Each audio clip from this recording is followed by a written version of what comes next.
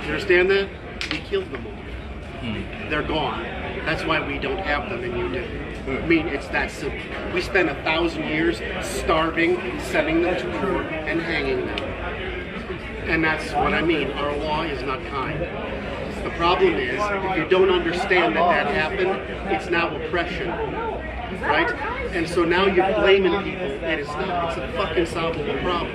It absolutely solvable. There is nothing wrong that can't be solved in your community or mine if we stop the fucking line and say, these people need this shit, these people need this shit, these people need this shit, instead of trying to make everybody a white middle class. Hello and welcome back to Week in Review with the one and only Doovid. Thank you so much, everyone, for joining today. I'm very excited to be here with my host. Sorry we're a day late and a buck short. We had a bit of a setback yesterday, but we are here and ready to go. So I will hand the floor over to my co-host, Doovid, for introductions. Thank you so much for being with us here today. Hey, Jennifer. Thanks. Yeah, good to be here. Pretty good week. I guess Jennifer had scheduling issues, so we just rescheduled for today. It's been a good week. I was on Luke Ford quite a few times. I didn't produce any streams, or other than that, we're going to talk about that quite a bit during on the show. But Luke Ford is whatever been sending me the link almost every night, so I was on his show just now. That's why we started later than had planned, and quite a few times last week. But it's open up with a chant and some good spiritual energy. And unfortunately, Bhakti Churu Swami passed away, the head of the Hare Krishna movement internationally for a period of time. And I had never met him. I listened to some of his lectures. Like, obviously, he's the head of he was the head of the board of directors international of the Hare Krishna movement a few years back. And I'm trying to look on Facebook right now to see if I think they may live stream his cremation even. I mean, it was saint. They might even live stream his funeral. Let me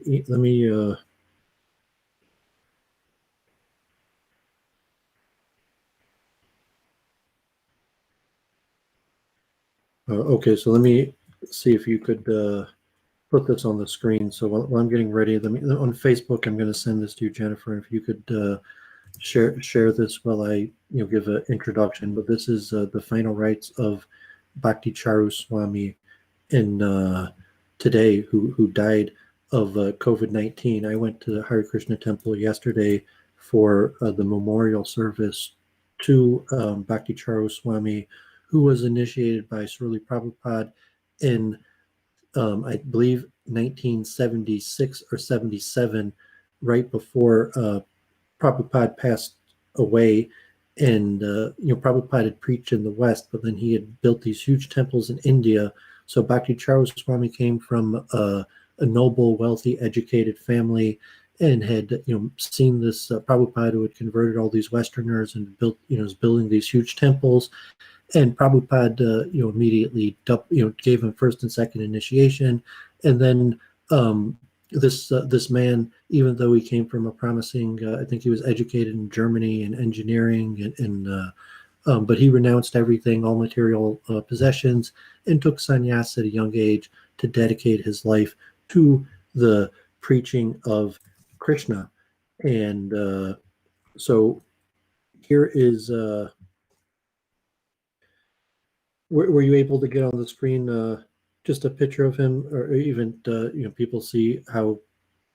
I've got the video playing right now with no sound. Okay, yeah, that's fine.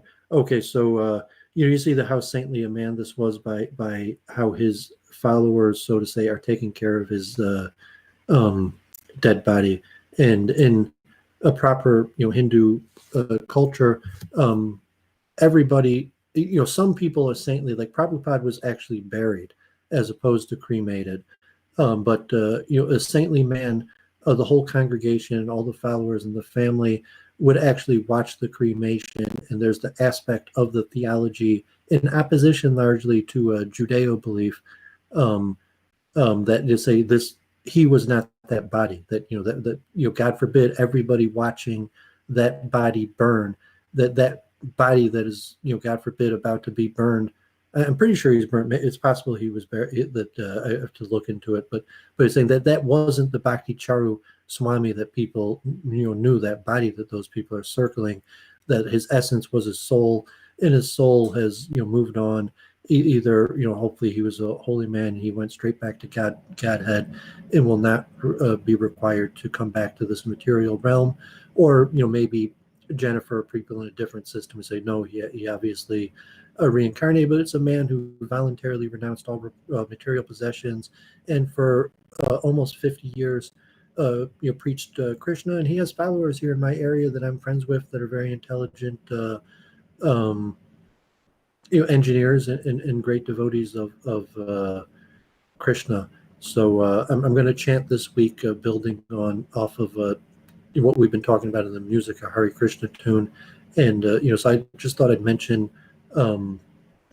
this man. So he's a great man. I never met him, but I've listened to his lectures, and certainly if a person believes in Lord Krishna, that this man was a great devotee of Lord Krishna.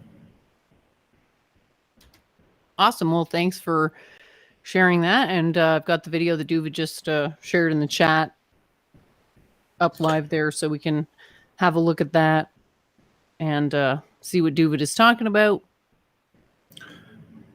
Okay, so I've been doing the last few weeks the for like the first year. I mean, thank God that we've been doing this for a while. I did largely Hebrew chants related to the calendar, and in the last few weeks, I switched to doing tunes, and I was mentioning how the Kabbalist designed and understood this meditative exercise of chanting melodies to be a meditation on the four-letter name of God, and therefore they're structured in a way that resembles the name of God, the Yod He Vav He, where you have like a kind of small imprint signature introduction of the theme, and then the second letter Vav is like representation of the connection, like me. The first letter Yod is a small dot, which represents more like me in my small place in the material realm, versus the Vav is the letter that connects to the heavenly realms. I mean, there's many ways to understand it, but for musically, there's also many patterns that would be represented musically. And then the Hey is could possibly be understood as some element in the higher realm, and then the Vav brings you back down to the material realm. So the musically structured is usually the second and fourth part are the same element that took the hero's introduction in part one, and then the element that takes the person from their introduction of theme to through dissonance or musical technique to the heavens, to the representation musically of what it's like for this hero to run in the heavens for one verse, to then bringing the person back down. And so it's a purpose to the chanting. It serves a purpose. It has a spiritual representation, and if a person understands music, that it could be understood in the music. So that Bhakti Charu Swami was the leader of the Hare Krishna movement. I mean, he's a great scholar and wrote many books. He lectured, but in essence, he spent hours and hours every day just chanting this Hare Krishna mantra, and at every festival or every gathering that he would partake in, certainly there would have been the chanting of Hare Krishna. And because it's a big institute in England, in India, and obviously there's over 100 million followers of Lord Krishna, that they have these beautiful melodies developed over centuries, possibly going back thousands of years, that have been developed, and they also have a similar. You could have much longer. We got Nick in the chat here who actually bought some CDs off me, and like sonatas, like Shostakovich's sonatas or something. And obviously music form could become much more complicated, and like theme and variation. A great example is Beethoven's Fourth Symphony, I think, which is like dun dun dun dun, dun dun dun dun. It's like a nice opening theme, and then within the first few minutes, it's like variations on the theme where you're basically like every single possible variation. I mean, you can't do every single possible variation because actually they're infinite. But a certain element of the variations of the theme, which is basically you would be moving a note higher or lower, or spacing it out shorter or longer distance, or the duration that you hold the beat. But I have slides, and I think it's a good thing to go over it. But I mean, there's an exact finite number of things that you could do to vary the theme. But then to have an effect of the story, and so I think these Hare Krishna tunes largely are very easy to understand in this three-part hero narrative, where you have the introduction of your warrior that is in the first section, and then you have the trials and tribulations of the hero, where it looks like they might lose, in the second section. And then the third section is the triumphant part where the hero wins. And so you have the introduction of the theme, then you have to have the building up of suspense that the hero might lose, and that's done through the dissonance in the second part to the triumph of the hero. And obviously,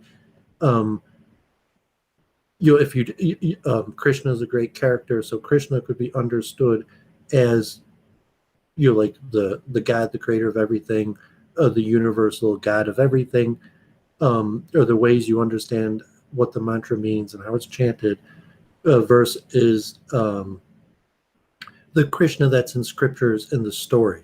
So like you're chanting, you could be calling out, like Krishna could be a reference to the great God, the creator of everything, who controls every aspect of the material and spiritual realm, or it could be this character that has personality traits where you could almost look at like Krishna as your friend that you could be playing with. And so that's not a Judeo perspective, that it's largely an impersonal relationship, and therefore the hero's journey within the Jewish Hasidic chants, you don't really have the same hero's journey type musical structure. So if that let's chant a 3-part one to this Hare Krishna part, and you'll see that the tune repeats. So it's a introduction of the tune and then a repetition. So the first tune will be the Hare Krishna, and the repetition of the part in the Hare Rama, and then to the second part. And just the first Hare Krishna introduces the basic hero's trademark musical musical signature, and then the second Hare Krishna is a repetition, and then some sort of ending, and there's different musical things. So hopefully I'll be able to teach Jennifer just relatively quickly enough about music where she'll be able to quickly understand this stuff. So with that, Hare Krishna. And this is actually a very popular tune that they chant this tune in both Detroit and Farmington Hills and Ann Arbor, and probably all around the world. I've seen videos that this is like a signature. I don't know the exact origins, who made the tune or how old it goes back. If it was a Hasidic tune, I usually know more information like that. Even just a tune, I could sometimes tell you the history of the tune. But this is a very popular tune that is sung in Hare Krishna temples all over the world.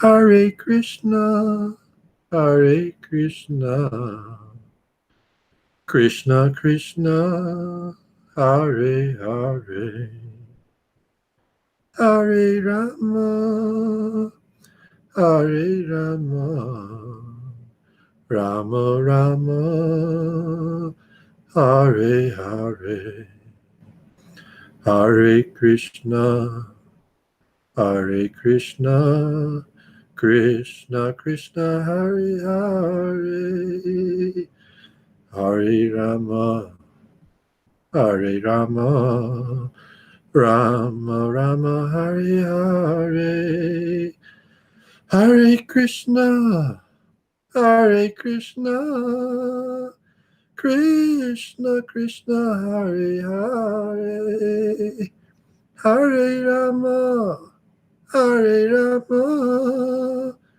Rama Rama, Hare Hare.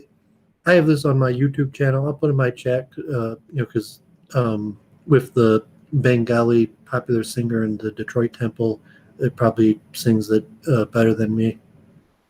And also a matter of pitch, but it's a very popular tune. I thought it's kind of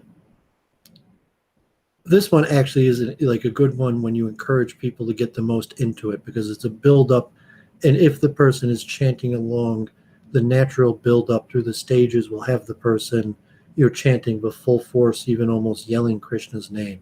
So just a person who's kind of singing along through the natural from the the hero's entry. Krishna comes, we're calling upon Krishna. Even if you look in an idealistic way, like it's a chant, like a summoning of Krishna, Hare Krishna, Hare Krishna.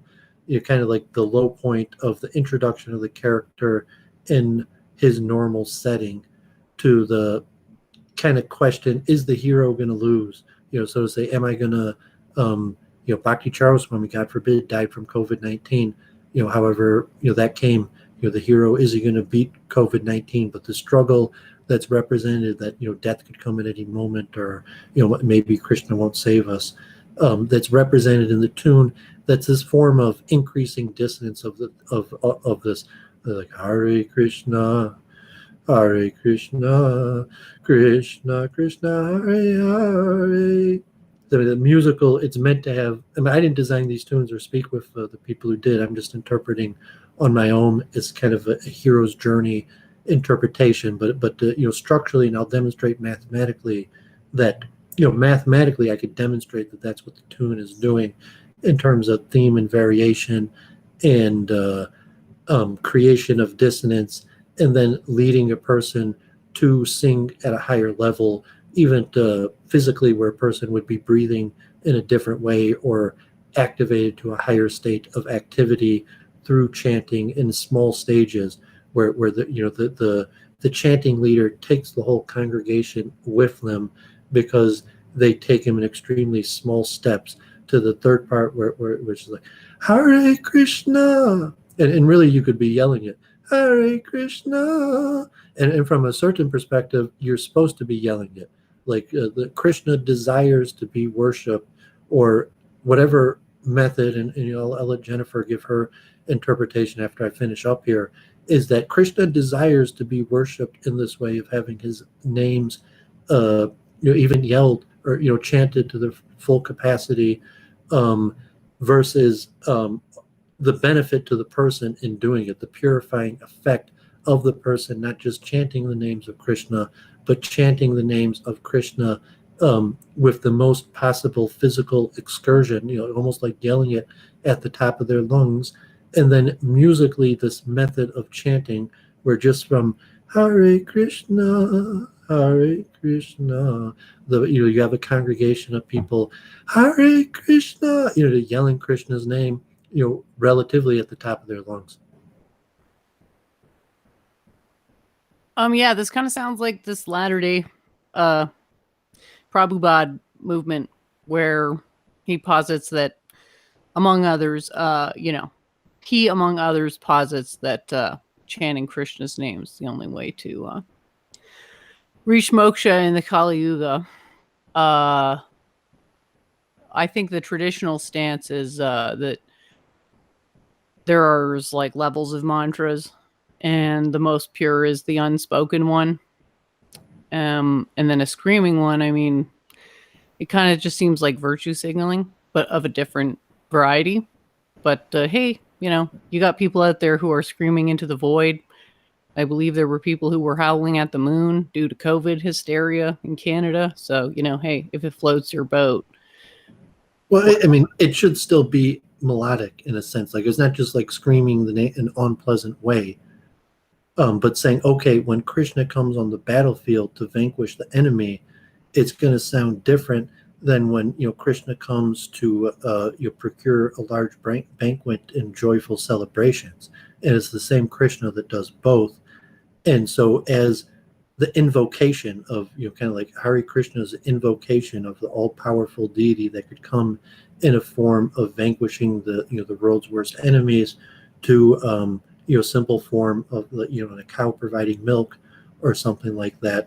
That the way of chanting that would match that, and in certain times, okay, the chant I did is more a battlefield chant, so to say, but saying like Krishna is certainly a god that is also on the battlefield, and Krishna, the names of Krishna are always being chanted when Krishna appears, so that would be more a chant representing Krishna the warrior, and you would have different, more melodic, pleasing chant for a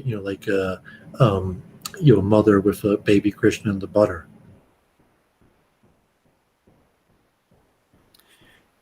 Very nice. I think it's more the perspective is like not that he wants to be chanted to, it's just that he makes himself available to be chanted to, because he knows that reciprocates, and saying the easiest form of saying just calling God's name, God will reciprocate. And in Judaism, I was just talking to Luke, would agree in essence that God reciprocates, and just calling to God, God will reciprocate.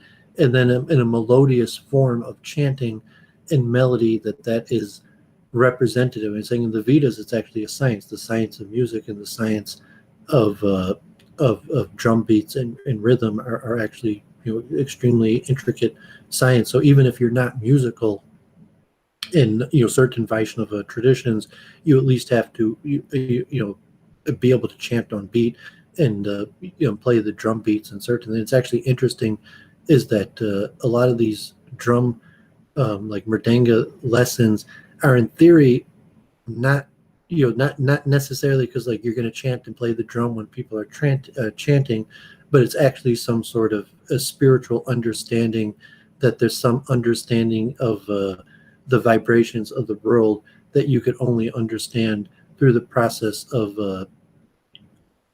playing these rhythm instruments. And you'll find that in Buddhism and Hinduism all over, the combination of rhythmic instruments with religious practice. well, I won't disagree that music is approached scientifically. Yeah, and saying that we'll get more into it in terms of the actual scientific demonstrations of the power of music and some of the studies.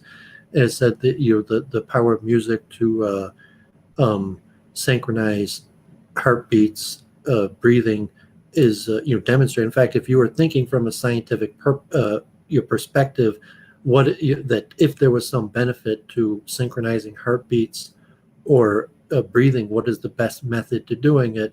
And you say, well, chanting. And I think scientists would probably agree that there's no easier or better method to synchronizing heartbeats. Well, there's certainly better methods, but that's the easiest one. No, I don't think so. I'm saying any yogic practice or nothing, that there is absolutely no better method of synchronizing heartbeats and breathing than group chanting, and maybe group chanting combined with possibly other forms of yoga. But what possible other method would be better for synchronizing breathing and heart rhythm than singing?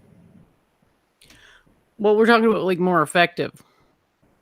There's lots more effective than singing. Singing's probably the least effective. Singing and chanting, but it's the easiest, and so it gets points for easiness. That's really all it has going for it. So it's the best in that sense. It's most practicable.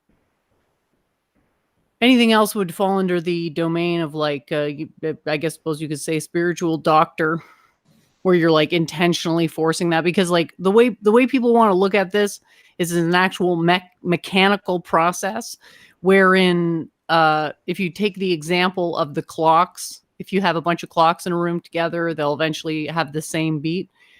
And that's because, or they'll synchronize to each other, and that's because everything's wave-like, the waveforms interfere with each other, and the maximum entropy state is the state where everything is synchronized, because any state that's not that requires work to be done when the waveforms are going in opposite directions. So if the waveforms are always going in the same direction, there's no work that needs to be done. Whereas if they're going sometimes in opposite directions, then there's work, which is tiring.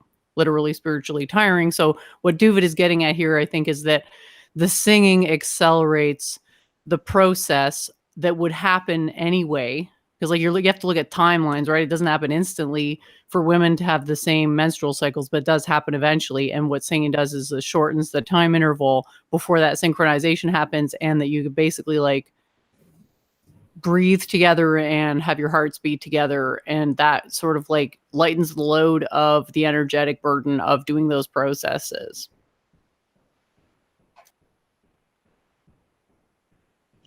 Yeah, and it's within, so to say, Hinduism as a group strategy. It's within the ritual, these beneficial group effects. So you say, okay, like Judaism is a group strategy that's good for banking or various being a minority in a host culture or something like that. These, so to say, things that Hinduism as a group strategy. There are countless things that you could just look from the natural Indian culture, Hindu teachings that have these practical benefits where, okay, it makes sense that there's hundreds of millions of people that follow these practices, and it's been able to successfully survive as a culture for substantial periods of time, because it works, so to say. So when you come in like that, a lot of these practices, that although like they just look like, why the hell are these people doing? They're sitting around like venerating some idol. You're saying that, well, even from a pure scientific perspective, sociological perspective, that there's countless benefits that could be observed from these practices, let alone the contemplations that the practices are actually true on some sort of metaphysical, spiritual level. It's literally true on a physical level, because it happens to clocks. I mean, they're not meditating, or are they?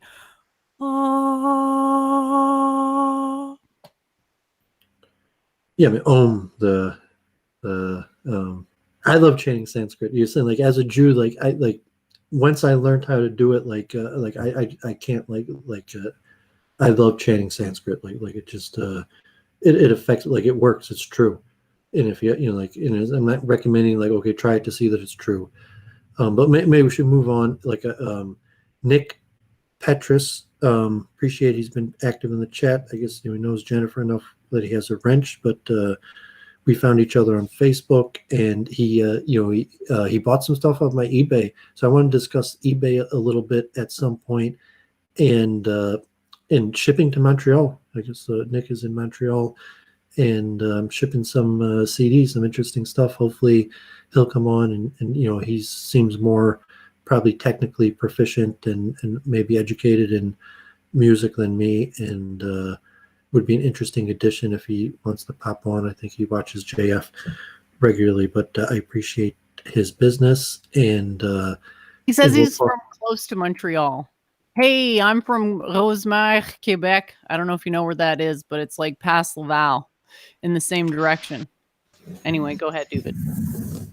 Yeah, so I'm glad he's here, and hopefully he'll join these circles pretty quickly. Let me put it on screen share, because I just opened up all I keep on sending Jennifer random things that I see during the week, and just to show. And so let me just, to get off my desktop, the ones that don't really need to be shown long. Just a quick idea. So if Jennifer has it clicked on me, she could give her commentary. So this was just something locally. I saw this, and I was thinking, like, the dissonance, God forbid, Romulus strip club linked to 13 COVID-19 cases. I think that Romulus is right outside of Metro Detroit. The actual Detroit's main airport might be in Romulus. And like, I remember going to the airport, like, God forbid, like out there, and they're mentioning that they want people to come, to quarantine. Those who visited both establishments between those dates, whether they're symptomatic or not, should get tested by a healthcare provider and self-quarantine at home for 14 days until their next COVID-19 test results are negative. And the governor, Whitmore, ordered indoor bars in most strip clubs and nightclubs to close throughout much of lower Michigan as cases of the coronavirus begin to spike. Whitner's order specifically closed dance and topless activities by suspending their permits. So, interesting, the dissonance and the greater perspective that contact tracing probably just will not work in the U.S. because it's like anybody who was at the strip club, like you have to quarantine. What's the guy going to say? He's going to say like, oh, I'm quarantining. Why are you quarantining? And so, and kind of the arbitrariness or the randomness of, okay, there's a breakout and now these places are closed and people want to get back to normal. So like, God forbid, Michigan just opened up and, the strip clubs are packed and now there's an outbreak of COVID-19. So I don't know if you have any comment on that, Jennifer. Just wondering what you thought of the screen share. Do you want me to try to make it bigger for this next one? Or are you going to have that one up on the screen for a while? Oh my God. Well, okay, let me just try to get these off sure. the desktop then. I mean, if you want to just completely, if it's easy just to, I guess it doesn't matter. I mean, I'll give the link, or if someone really cares, in the chat, the latest data, if someone see the map from the New York Times on racial disparity in COVID-19, and it's continuing to increase. And the increase of the new breakout in COVID-19 in the new areas that are different are also disproportionately Black and Hispanic. And the New York Times kind of has a crap explanation. I think the obvious is European culture naturally is more socially distant. The African American, Hispanic culture, just more Jewish culture, are social distancing is not natural to the culture and is difficult as we're white people. So to say naturally kind of keep far away from each other or have less small talk. God forbid.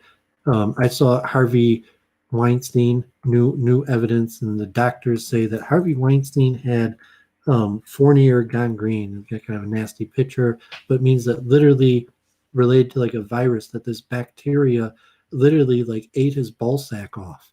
It had been thought that maybe he was intersexual, or that he was born with a vagina or something like that. But now it appears that he had this form of gangrene on his testicles that literally was like eaten away by a virus. And it wasn't that he had like both a vagina and a penis and no testicles. It was that his balls had been eaten away by this gangrene, and it left like a hole that looked like a vagina. So it's pretty nasty. But if anyone's curious about this gangrene, supposedly Herod in the Bible and some other famous characters, and you think even with this, like the dude's like a perfect, like he just needs to keep on continuing with his perverted sexual activity, even after like literally some bacteria like ate away his ball sack. So just pretty crazy karma there. Between that and the screen share giving me motion sickness, I'm at a bit of a loss for words. Yeah, you're welcome for the wrench, Nicholas, or Nikita, or whatever. Go ahead, Doovid. Sorry, I'm having trouble with the switching between the scenes. Getting that motion sickness. Okay, so I don't approve of doxing, but Norvin was doxed, and from the Antifa Sacramento, and a little interesting in reading about him, and it's saying like, I don't think Norvin was that bad, and it's saying like he's putting up these reject white guilt, it's okay to be white, Jews hate free speech, and I guess he does all these things are in like a few block radius of where he lives, so it was it was kind of obvious, and they found out who he is. So that was a little interesting, and I'm not sure if you have a comment on it, or we could talk about that more, or even Norvin is welcome to come on if someone knows Norvin and he wants to talk about being doxxed. Like, I'm not against Norvin, obviously I disagree with him, and even though he's shared some harsh opinions toward me, I don't have anything against Norvin besides disagreeing with him, and I'm not accusing him, as far as I know, of having committed any crimes other than having opinions I disagree with. So the last time we talked, he said that I'm actually an atheist who hates white people, so he was pretty it didn't go so good the last time we talked. So I don't think we'll be seeing him around for now. Well, he might. You never know. What I'm saying. If anyone knows him and he wants to come, it doesn't bother me. If it doesn't bother Jennifer, so I don't know if you had a comment on this. We could talk more about this on the show. Just this Justine Maxwell and Kevin Spacey sitting in the Buckingham Palace thrones. You know, I guess visiting, and they're buddies with King Andrew, and either he allowed them or they just were there and decided, let's do it. And we're sitting in the thrones, and if you say it's symbolic, you know, it's like, okay, whatever. But, you know, it's kind of symbolic of, you know, maybe the Jews' capture of the throne, or maybe the Jews have been running the throne the whole time, or the different ways to kind of interpret that. So we'll probably talk about, you know, Justine Maxwell more, and that's a, you know, caught up with Epstein. This wasn't that good. I guess the Royal Institute in London, I mean, I'll put in the thing anyways. I watched it. This woman is supposedly a great expert, and she wrote a new book on bias in neuroscience. It probably is for like within the systematic way of the official university science. She's probably, you know, top book. So, you know, anyone who is interested in the current developments within university halls, recommend that one from the Royal Institute in London. This is an interesting character, Roland McCready, who if anyone ever watches the Science in Non-Duality channel, I watch them, check them out frequently. Hopefully, you know, me and Jennifer, We Can Review, will at some point overlap with some of those people. And you can see he's published like well over 100 papers. Here's this thing on the coherent heart-brain interactions, psychophysiological coherence, and the emergence of system-wide order. It's over 100 pages. I didn't even really skim through it. But they're interested in kind of like the dissonance and studying brain from a neurological scientific basis, coherence, and then, you know, kind of preaching about it. So I'll put them out there, and it's interesting because I think what me and Jennifer are talking about, we'll see an overlap with you know, some of these things that are being done on things like, you know, the Royal Institute or Science and Non-Duality, and other things. So actually I have a few things on Hinduism. I might save those.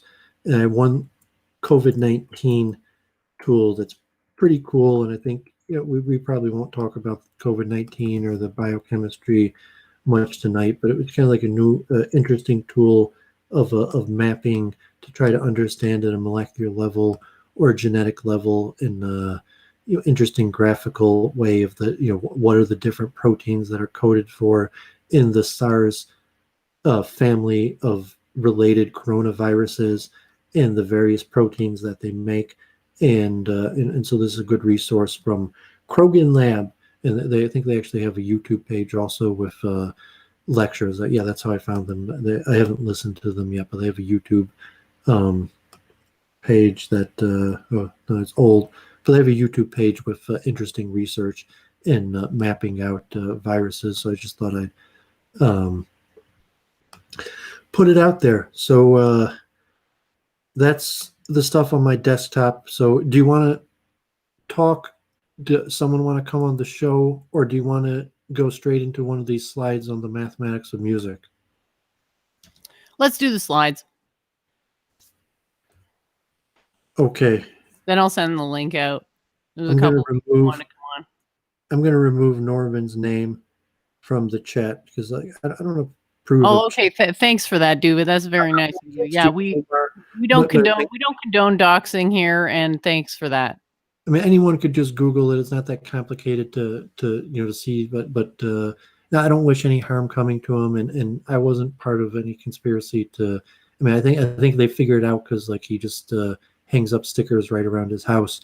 But yeah, so just no offense, Omar. Please be active in our chat. But like, no, we don't want to cause Norvin any problems. You know, he's simply a person we debated with that has ideas that are in serious disagreement with most of our ideas, but it doesn't mean it went any harm to come to him.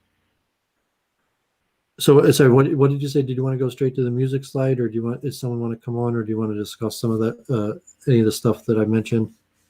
Let's do the music slide. I was excited about that. Doovid thinks he can teach me about music and that I'll understand in no time. So I'm very interested. Okay, so let me do the one that has. Okay, can you see the screen share? And can you give the full screen, I guess, so people will be able to see this as clear as possible? Sure. So these are slides I found from Berlin. I searched for a little bit. I could probably find better, but you see, like, someone from the Berlin School of Mathematics, some quotes from Helmholtz, Leibniz, one of my favorites. Music is a pleasure to the human soul experience from counting without being aware that it is counting.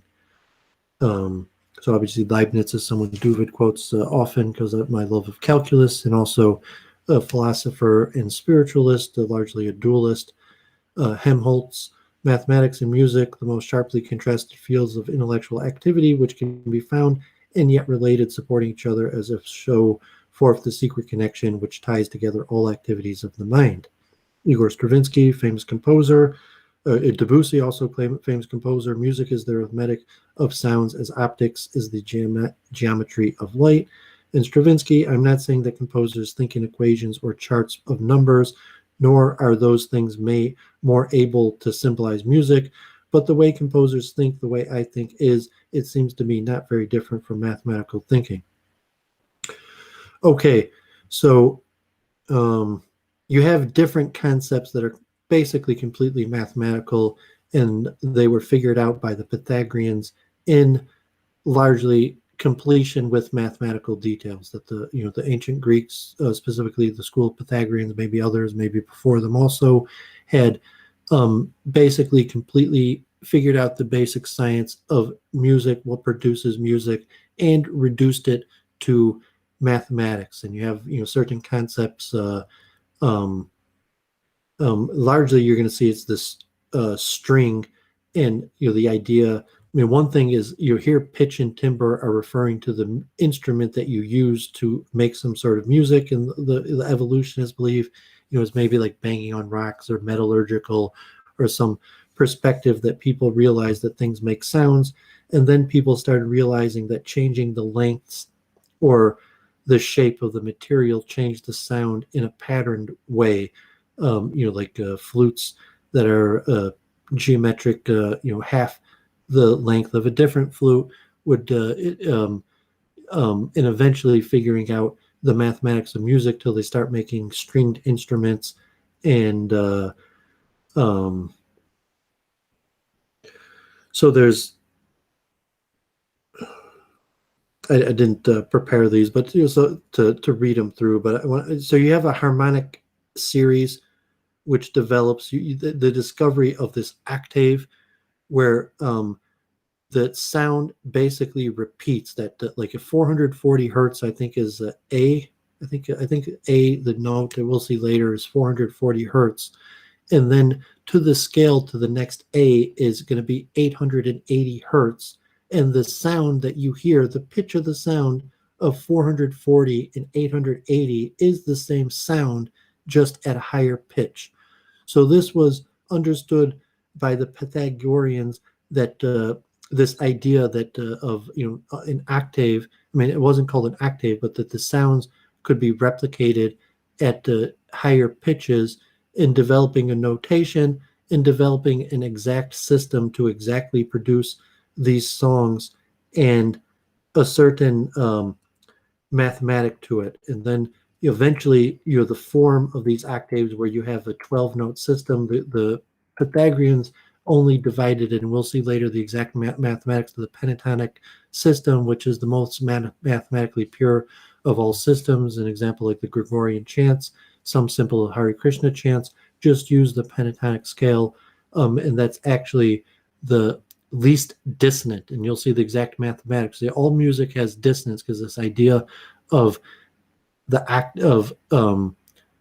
octave, and at the higher octave, the reproduction of the same sound. You'll see that with the concept and the structure that music looks, it's somewhat symmetric. And you're saying the hero's journey with the theme in variation, where you have to learn how to read musical notation, and you have to work with it. If you can, I would recommend it to, looking at these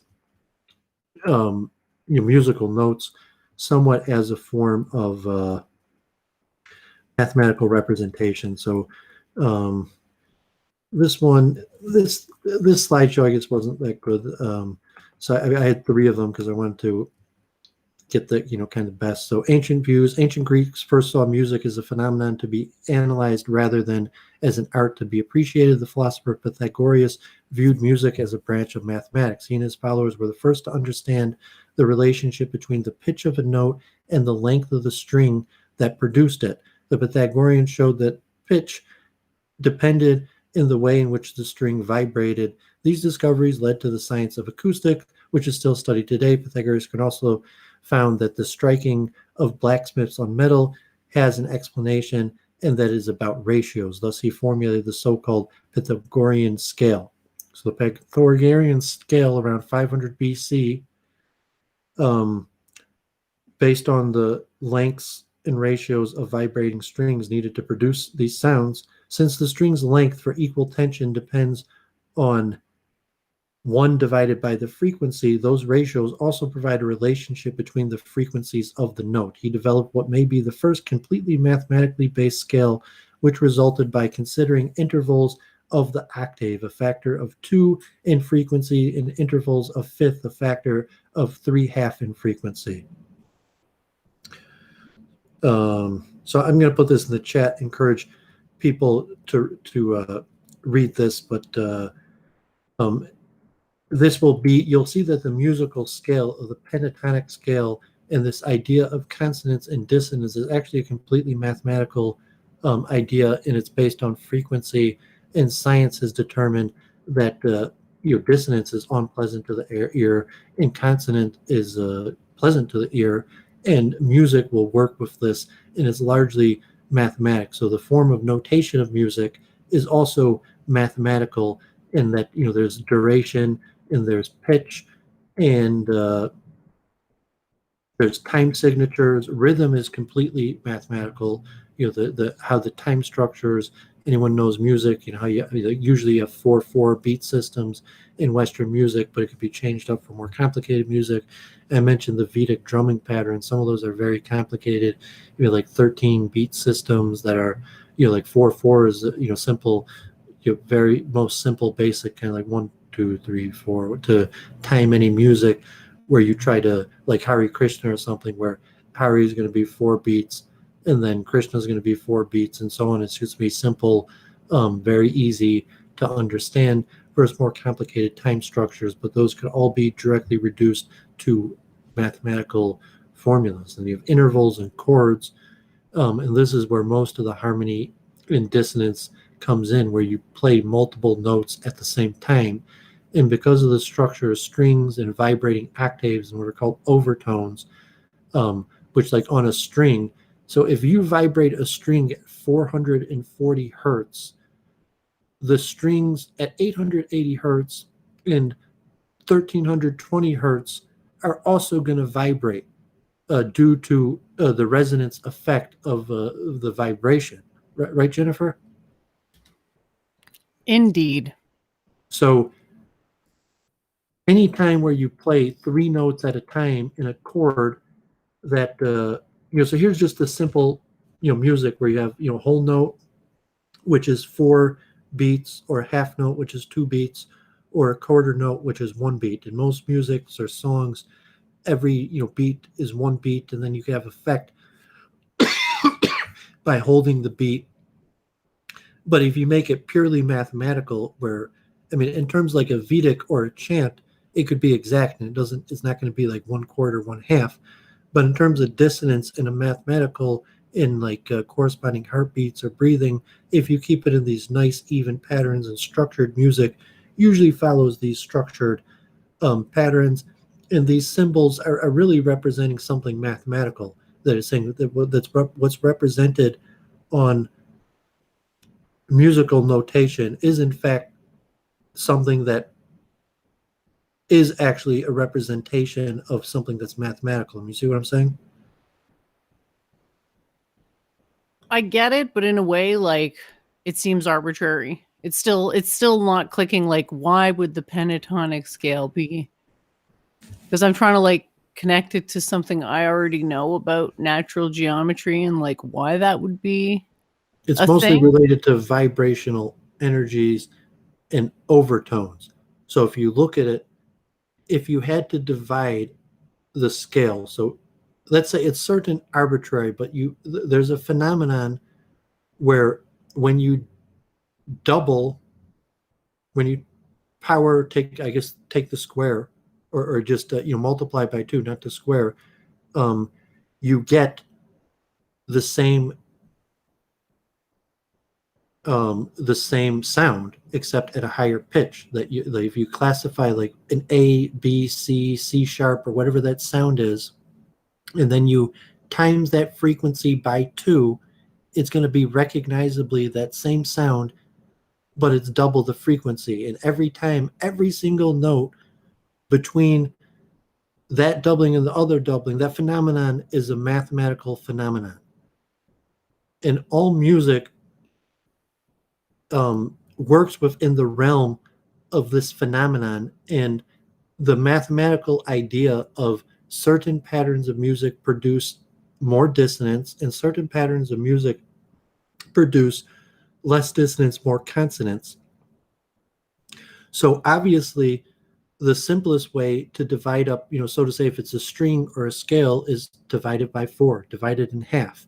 And so the sound, so to say, when you divide a scale into even, half, and quarters, is the most consonant producing sound. So it's like, okay, he sings on key, that he hits A and C in these numbers, and mathematically it sounds better when you hit the proper key. Like if you listen to someone who's in tune and he tunes his instrument, that's a mathematical element. And so here's more Nietzsche. Without music, life would be a mistake. Gottfried Leibniz, music is a secret arithmetic exercise, and the person who indulges in it does not realize that he's manipulating numbers. So I think this one is going to have an actual diagram of what I'm telling you. So it's the octave. For example, here it's saying how to make a different pitches on a stringed instrument by lengthening or shortening the strings by different proportions. So when they created music, when they recognized like a key signature, maybe when they sang and someone wanted to repeat the same key signature, or when they were like banging on metal or something and they recognized it came to sound, versus when they decided that it was worthwhile to produce some sort of instrument to make these sounds. And then the scientists used mathematics, the Pythagoreans specifically, to make these string instruments. So if you were to divide a string in half, the proportion of 2 to 1, you would have created a new tone that is an octave above the original tone. So let me just read a little bit more of this, and hopefully this will start clicking for Jennifer. Sound is produced by a kind of motion, the motion arising from a vibrating body. And this is going to be the same for wind instruments, you see, that like or banging on a drum. And there's actually videos, like you could probably video like they put powder on surfaces and show how drums work in terms of these vibration patterns, or like a string, where you could see like a string when it has its n equals 1, 2, 3, or 4, when it's vibrating in at a node as opposed to not a node.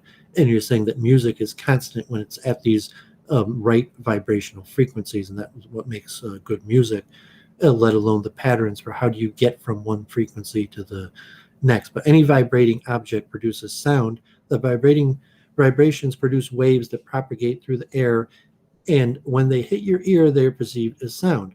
The speed of sound is approximately 1,100 feet per second, or 343 meters per second. The vibration is regular. The resulting sound is musical and represents a note of a different pitch. Here's the regular sound at the same frequency will be perceived as a musical note at a certain pitch. If it's irregularly, the result is noise. That's what he's saying. Dissonance. Consonance is the same frequency for enough of a period to recognize it as a musical note. If it's irregular, it can't be recognized as music. And so every sound has three basic characteristics that are all completely mathematical: volume, pitch, and quality. Volume of the note depends on the amplitude of the vibration. More intense vibration produces louder sounds. Less intense produces softer sounds. Pitch. Perception of pitch means the ability to distinguish between the highness and the lowness of a musical sound. Like it's in the hero's journey, all music is moving up or down. That's why it could represent some metaphorical hero's journey, because it's saying, is the hero, is he going up or is he going down? And it's saying musically, that's all you're doing. You're going up and down. That's pitch. So it depends on the frequency, the number of vibrations per second. What is going up or down? That means technically on the scientific level, it's the vibrations per second of the vibrating body. And if you're singing, that's your larynx, that's your throat, that's your body that's vibrating at that pitch. The higher the frequency of a sound, the higher its pitch. The lower the frequency, the lower its pitch. That's why singing is quite a difficult skill in some, so to say, perfect pitch, meaning to say that you could exactly control your larynx to vibrate at 440 times per second, to hit a note perfectly. So to say that takes quite a bit of training. So you got Galileo studied sounds, evaluated the study of vibrations, the correlation between pitch and frequency, the sound source, the scientific standards. So it doesn't cover the Greeks and the fractions, but the Greeks comprehensively divided up and created string instrument to like the harp and the multi and composed tunes and figured out the most consonant ratios to play music at. And then there's a progression. So here we have frequency. Plucking a string causes it to vibrate up or down along its length. A string vibrates up or down 100 times per second. Its frequency is 100 cycles per second, or hertz. Each cycle corresponds to one vibration up and down. If you hold the string down at its midpoint, the resulting wave is half as long as the original, and its frequency is twice as much. This is the chart I wanted you to see, which you would, I assume, instantly understand from your background in physics, and will go up, where you're saying that if you hold the string at certain places, not going to help, but if you hold it at the exact center, it'll actually double the frequency, and it's called a node. And you have the free, sure, in physics class, you probably, maybe even had like a teacher get up and like have a rope and two people create these frequencies, right? Yeah, like maybe in grade 2. Oh no, sorry, that was jump rope.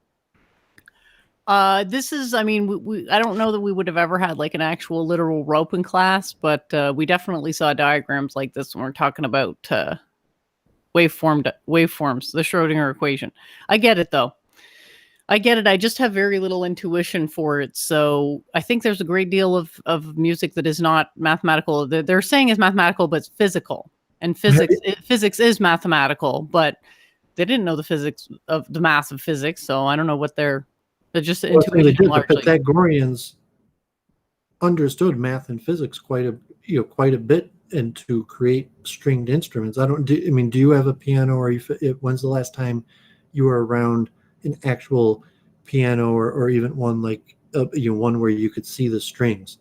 My sister played, so it was actually adjacent to my bedroom because I wanted to be cool and have the downstairs bedroom, which had the downside of having my sister's. Well, she had not a keyboard; she had a full piano. Yep, I have this distinct memory of us hiding empty beer bottles in it, and then someone trying to play, and it was just like clanking. So I mean, that when you hit the A, like the mid C or whatever, or I think it's A that's tuned to 440 usually in the tuning scale. But when you hit that note, that the string is designed in a way that what you're doing is you're hitting a hammer, you're hitting the key that causes a hammer to hit the string that vibrates at an exactly tuned frequency.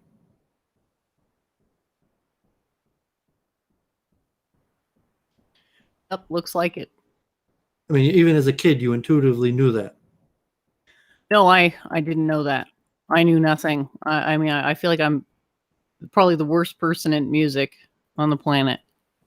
But I mean, you've seen a piano, and like now that I'm telling you, like it's obvious that that's what it is. That the piano in each thing that has a pitch has a corresponding string that has been exactly stretched into an exact length to produce an exact frequency. So what the piano does is it's basically a frequency producing machine.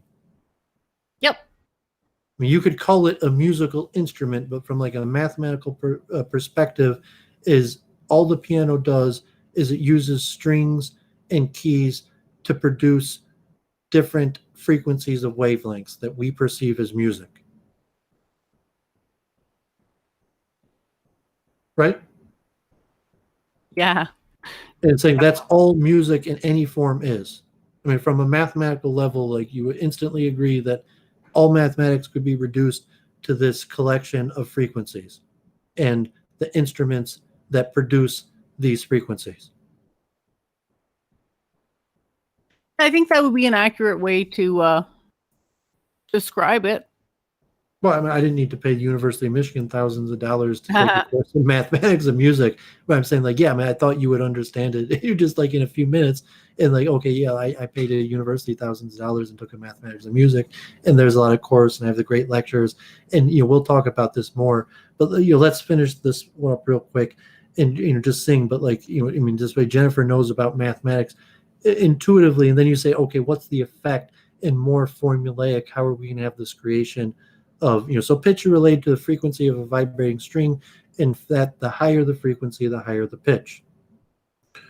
So ultrasonic and infrasonics, humans can hear from about 20,000 to 20 hertz. Frequencies above the audible range may be sensed, but humans are not heard. Bats can hear frequencies up to 100,000. Then you have very low ones, radio waves and whatever. The spectrum light is that to some extent frequencies that eventually go from sound to the visible light spectrum and other things that are related to frequencies that we talk about more, but just related to music, that music is usually in a range we'll see later of 200 to 1,000 hertz, but a piano contains more. So supersonic is sometimes substituted for ultrasonic, but that is the technically incorrect when referring to sound waves above the range of human hearing.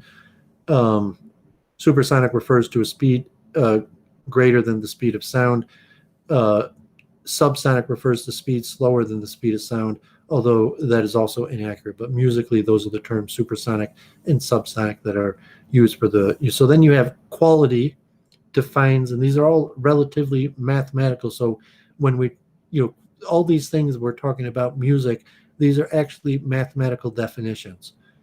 Quality, or sometimes referred to as timbre, defines the difference in tone color between a note played on different instruments or sung by different voices. And it's a completely mathematical, physical reason why two different people produce different sounds, or different instruments produce different sounds. Timbre, sometimes pronounced timbre or timbre, is the quality of a particular tone or tone color. Quality enables you to distinguish between various instruments playing the same tune.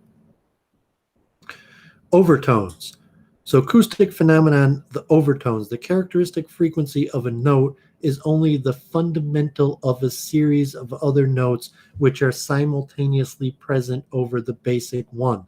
So you can say really music is infinite, and we only understand music at a level. But you're saying when you hear a note, really it's not just that note. When the note plays, it's the note, and all of its overtones are played at the same time.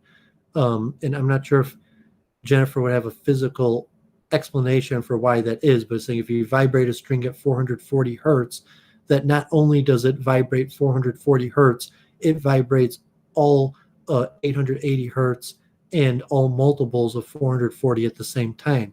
So if you have a string that is or other frequencies will be affected by its fundamental. That's I don't know if you've heard of that phenomenon or have a. It's definitional. Like all natural multiples of a natural frequency are also natural frequencies. That's just a rule of waveform mechanics. So the I don't reason know why what we should call it. Maybe we should give it a different name than waveform mechanics. Something shorter and sexier. Well, let's just finish the music part and we'll see the phenomenon. I just wanted to, for my own review and the people who watch this and specifically for Jennifer, that, yeah, I thought maybe these slides, and even just a few minutes would let her see, to intuitively understand, um, the mathematics of music. So the reason why overtones are not distinctly audible is that their intensity is less than that of the fundamental. Fundamental frequency. The initial vibration of sound is called the fundamental or fundamental frequency. In a purely physics-based sense, the fundamental is the lowest pitch of a sound. In its most real-world cases, this model holds true. A note played on a string has a fundamental frequency, which is lowest natural frequency. Additionally, the fundamental frequency is the strongest pitch we hear. So overtones, the note also has overtones at consecutive integer multiples of the fundamental frequency.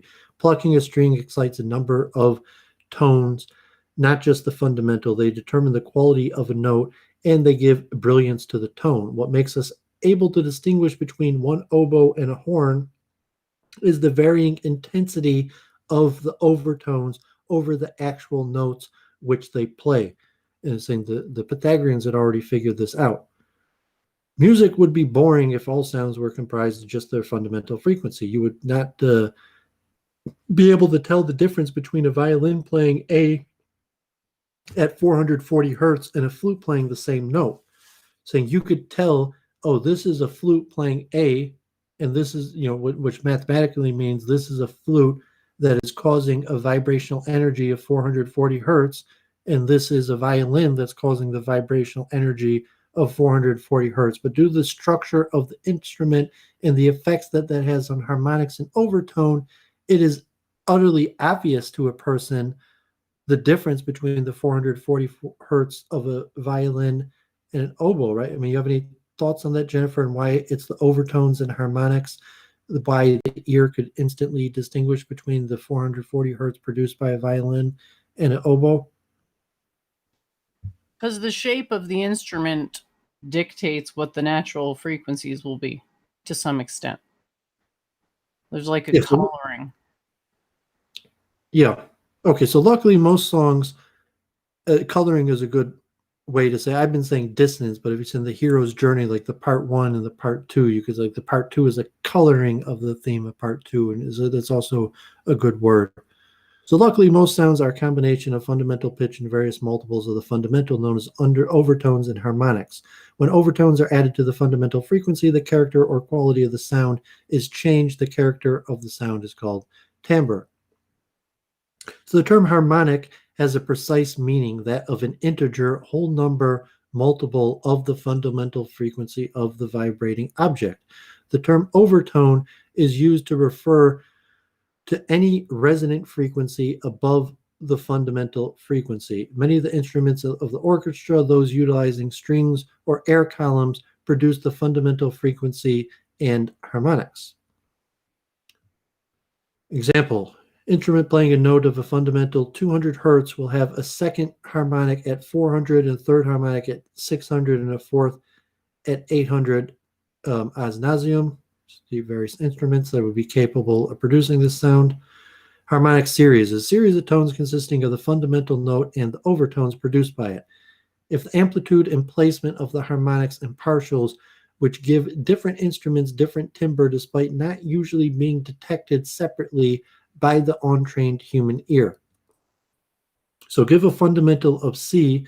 The first 6 harmonics are first C, the fundamental, second C, the first octave above, third G, which is 12 above, and then second C.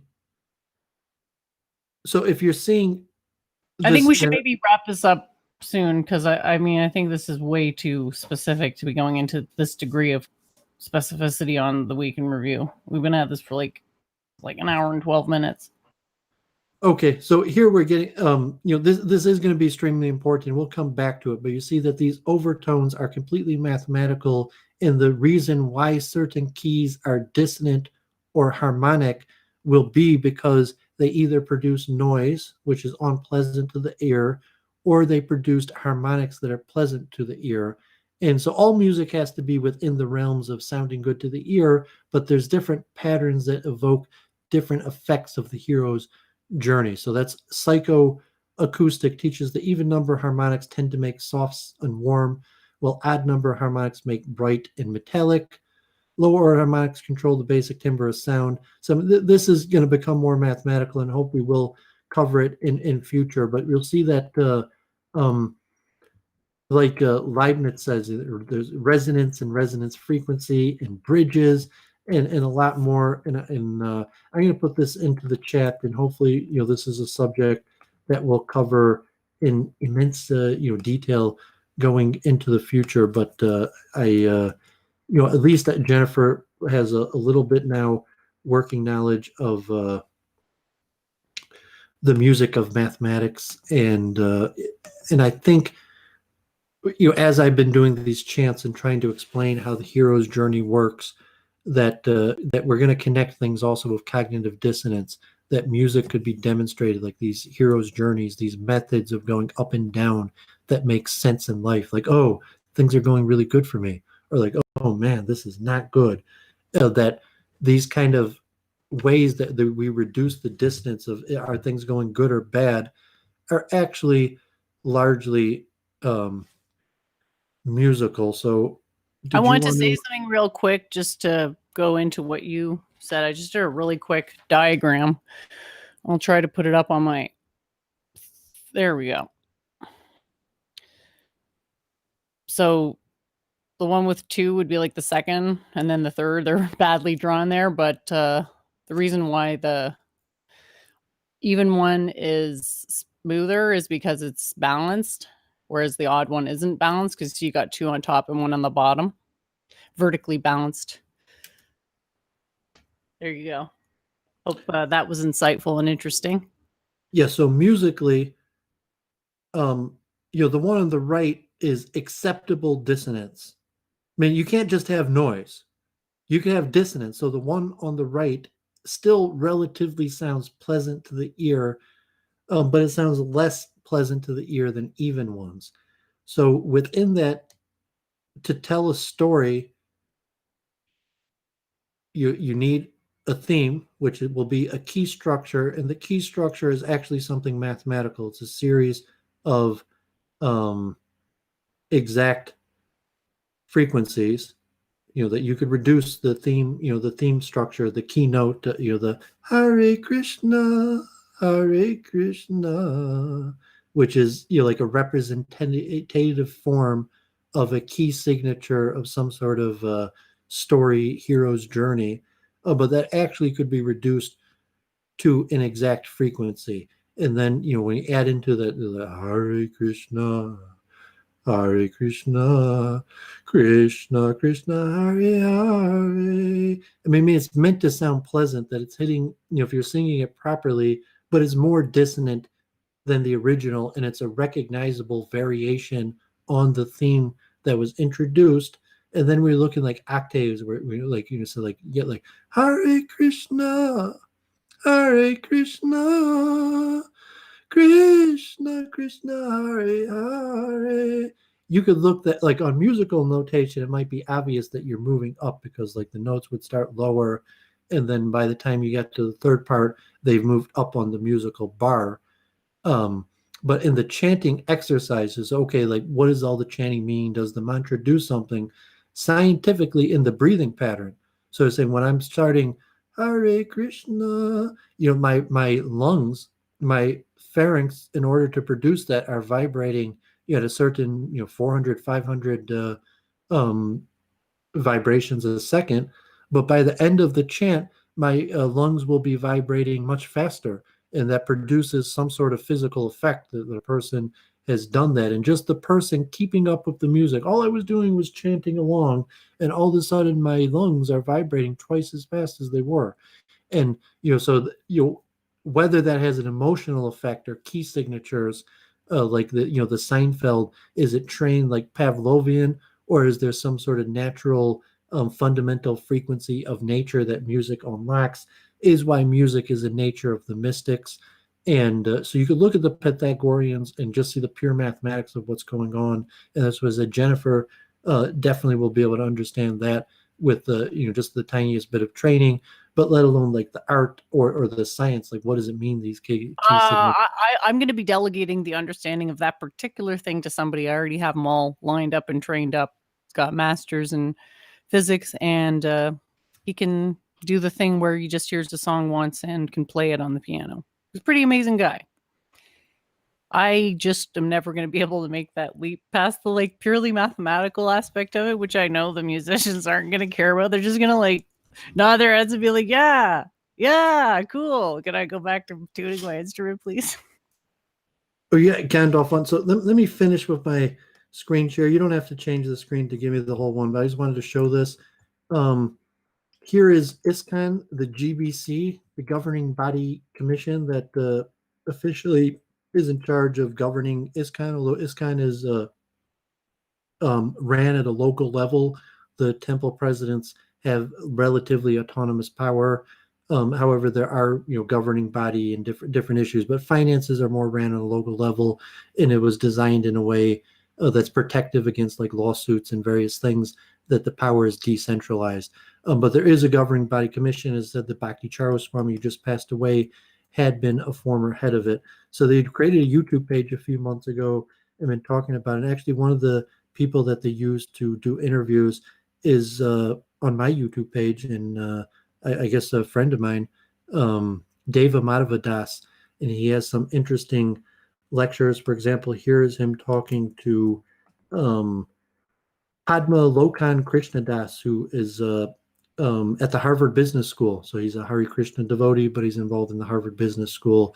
So, various things, but is actually someone I know from Metro Detroit that is streaming on that channel. So I thought I'd share that, and that's interesting advancement. Hopefully that will lead to better interviews. And I mentioned this paper to Jennifer. I'll just put in the chat. We could talk about it later or a different time. So this is someone that he interviewed on the channel, and he's not part of ISKCON, but he's actually like a Brahmin descendant from some of the earlier Vaishnavas that ISKCON is in the line of, and he has some original documents. And he's also studying in Michigan at a university here, in Abhishek Ghosh, and he wrote this innate intuition and intellectual history of Sahaja Jana and Sahaja Samadhi in Brahmoism and modern Vaishnavism. And he looks at this concept of Sahaja Jana, or what is called innate intuition. And it's kind of a Bengali, a very specific take on Vaishnava and Hinduism. It's pretty technical, and so we might save it for a different time. But I just wanted to put in the link and remind that at some point, me and Jennifer will be looking at this. This book I was talking about on Luke, Jewish Tradition and the Challenge of Darwinism. It was a pretty good book that I was just on Luke's show before, and why we started late. So that was the end of my screen share. So now we got Gandalf. So what do you want to do now? Should I want to hear about what happened on Luke's and what you think about like going forward, actually finishing that conversation, because I think it is an interesting one about the evolution versus creation thing. Well, I mean, Luke only has peripheral interest in it. So if you want like a deep dive, I mean, it's like Luke at a lower level, it's like, okay, oh, Fox News is doing a special on evolution tonight. It's like, do you really think, like, okay, like, millions of people are going to see it, but like, do you really think the Fox News special on evolution or like MSNBC special on evolution is going to be that good? Probably not. At best, they're going to have someone like Steven Pinker or some internal university government friendly type personality that you probably could get see their lecture on some other form that would be more indicative of the information, but gets it out to a better audience.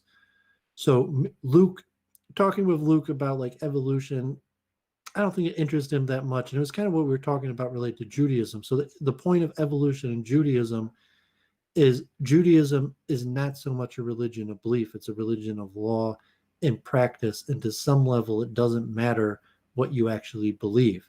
So from the practical level, whether evolution is true or not doesn't matter that much to Judaism. What matters is whether you do the law and obey the law, and what you believe or whether you're having doubts in your belief. It's like it's not good to have doubts in your belief, but it's okay to have doubts in your belief as long as you're still in obedience to the law, as opposed to maybe other systems like Christianity that might be more belief centric than practice centric. And so the role, how evolution comes on the periphery of Judaism only in relation to like laws, what law we should follow, and then what practical things like medical law or something or education, where evolution would have an effect, versus some like people who really you don't have to really want to understand how the world works and the nature of God to be a good Jew. And from a lot of perspective, you're even better off avoiding those things to be a good Jew. But certainly there's Kabbalistic literature. Oh, wait, just a second here. You don't need to know the nature of God to be a good Jew? That seems just like, what does that say about the authority of God within Judaism? That speaks pretty poorly for it, if you ask me. That comment just blew me out of the water. Well, because you have a framework that you're making a judgment, and even the fact that you're making a judgment, from my perspective, it means that you're operating within a framework. But no, I'm saying the nature of the Jewish God, it's mostly about action. It's mostly about following the law. So the point is, like, you have a whole bunch of laws you have to keep, and maybe one day you believe, maybe the next day you don't believe. But it's not a big deal if on both days you're in the same compliance of the law.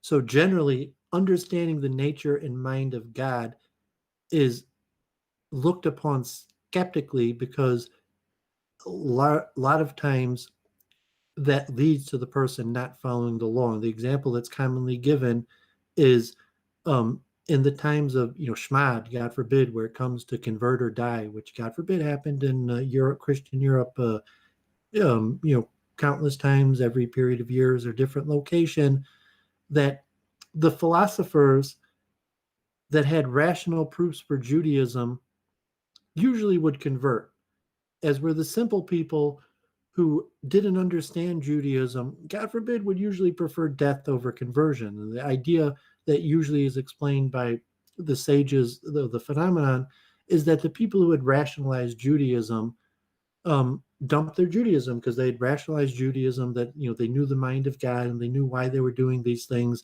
and these things are for the best of us. In this situation, it couldn't be that from a rational perspective that we're supposed to die. So therefore, the rationalists ended up converting to Christianity at a much higher rate than the simple believers. And Logos Rising? well, you can have multiple different interpretations. But saying from the Jewish perspective, the idea that trying to know the mind of God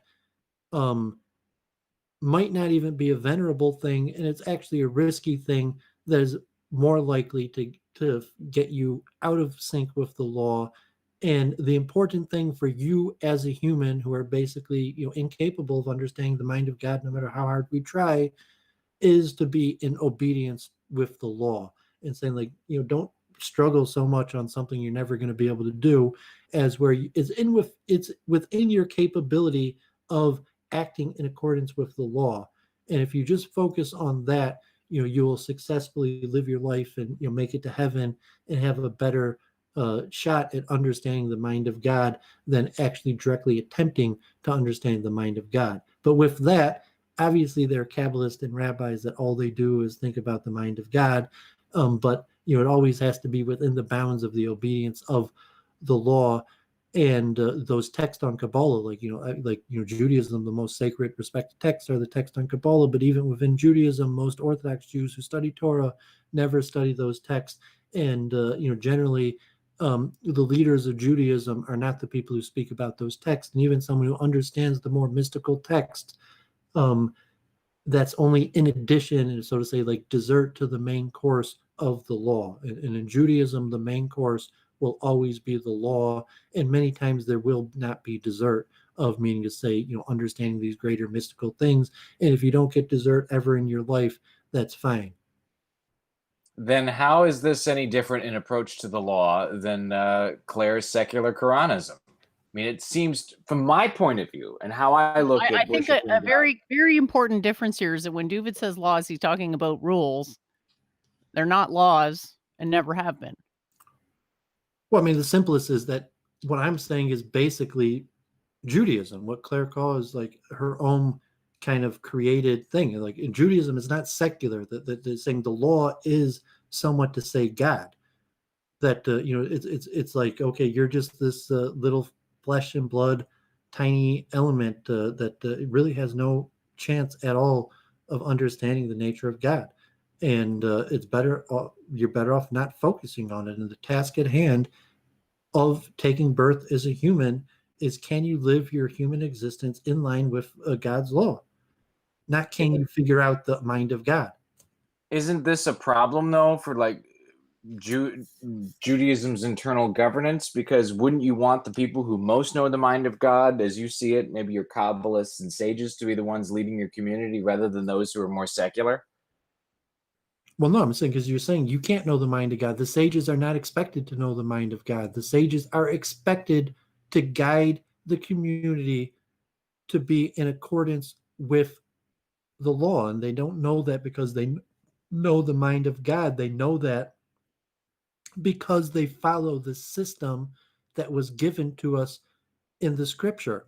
It's not like, oh, the Jewish sages know the mind of God. No, the Jewish sages, it's like, okay, Bhakti Charoswami was the head of ISKCON, the head of the Hare Krishna movement, not because he, magically, powerfully understood the mind of God and rose to power, but because he enslaved himself to the system and for decades worked within the system and never budged from it and never deviated from it. So if in Judaism, that's the key part. The key part is you live your life in subservience to the system, and you operate within the rules that the system gave you, and you believe that that system was divinely ordained by God, and that you're never really going to understand it. Well, does it matter if it's divinely ordained by God? Thanks, Well, Doovid. that's the difference between clerical and secular Quranism and saying, Judaism. Like, no, clerical doesn't have any followers, and you're saying, okay, Judaism obviously is a phenomenon of millions of people, and you could look, okay, I don't believe that their religion is true, but I believe that this is what their religion is. Yeah, that's what I was saying. It sounds really cool the way to hear you describe it, because I don't think I've ever heard anyone describe it like that, but it really does fit, and kind of cool to I thought I was coming to the West to learn about one new culture, but turns out I was coming to learn about two.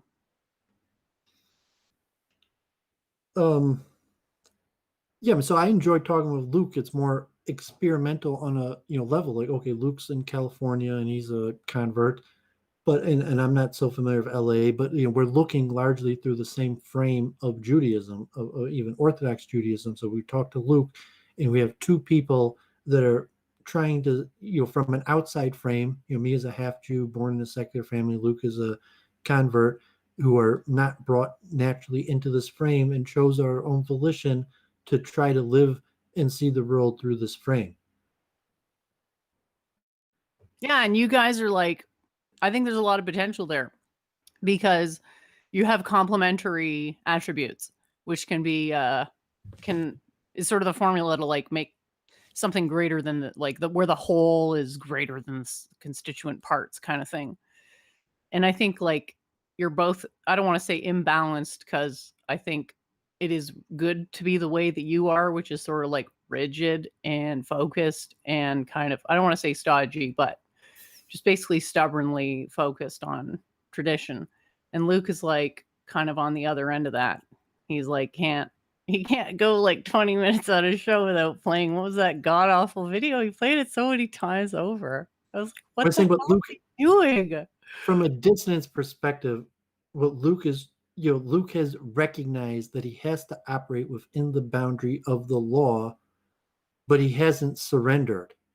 Meaning the Tanya, the holy book of the founder of the Chabad movement, describes it, as the righteous, the 5 levels of the wicked person with the wicked heart, to the wicked person with a good heart, to the average person, to the good person with a wicked heart, to the good person with a good heart. I mean, it's not the exact language or understanding, but the level of the person who realizes that they can't sin and get away with it, but their heart still desires to sin.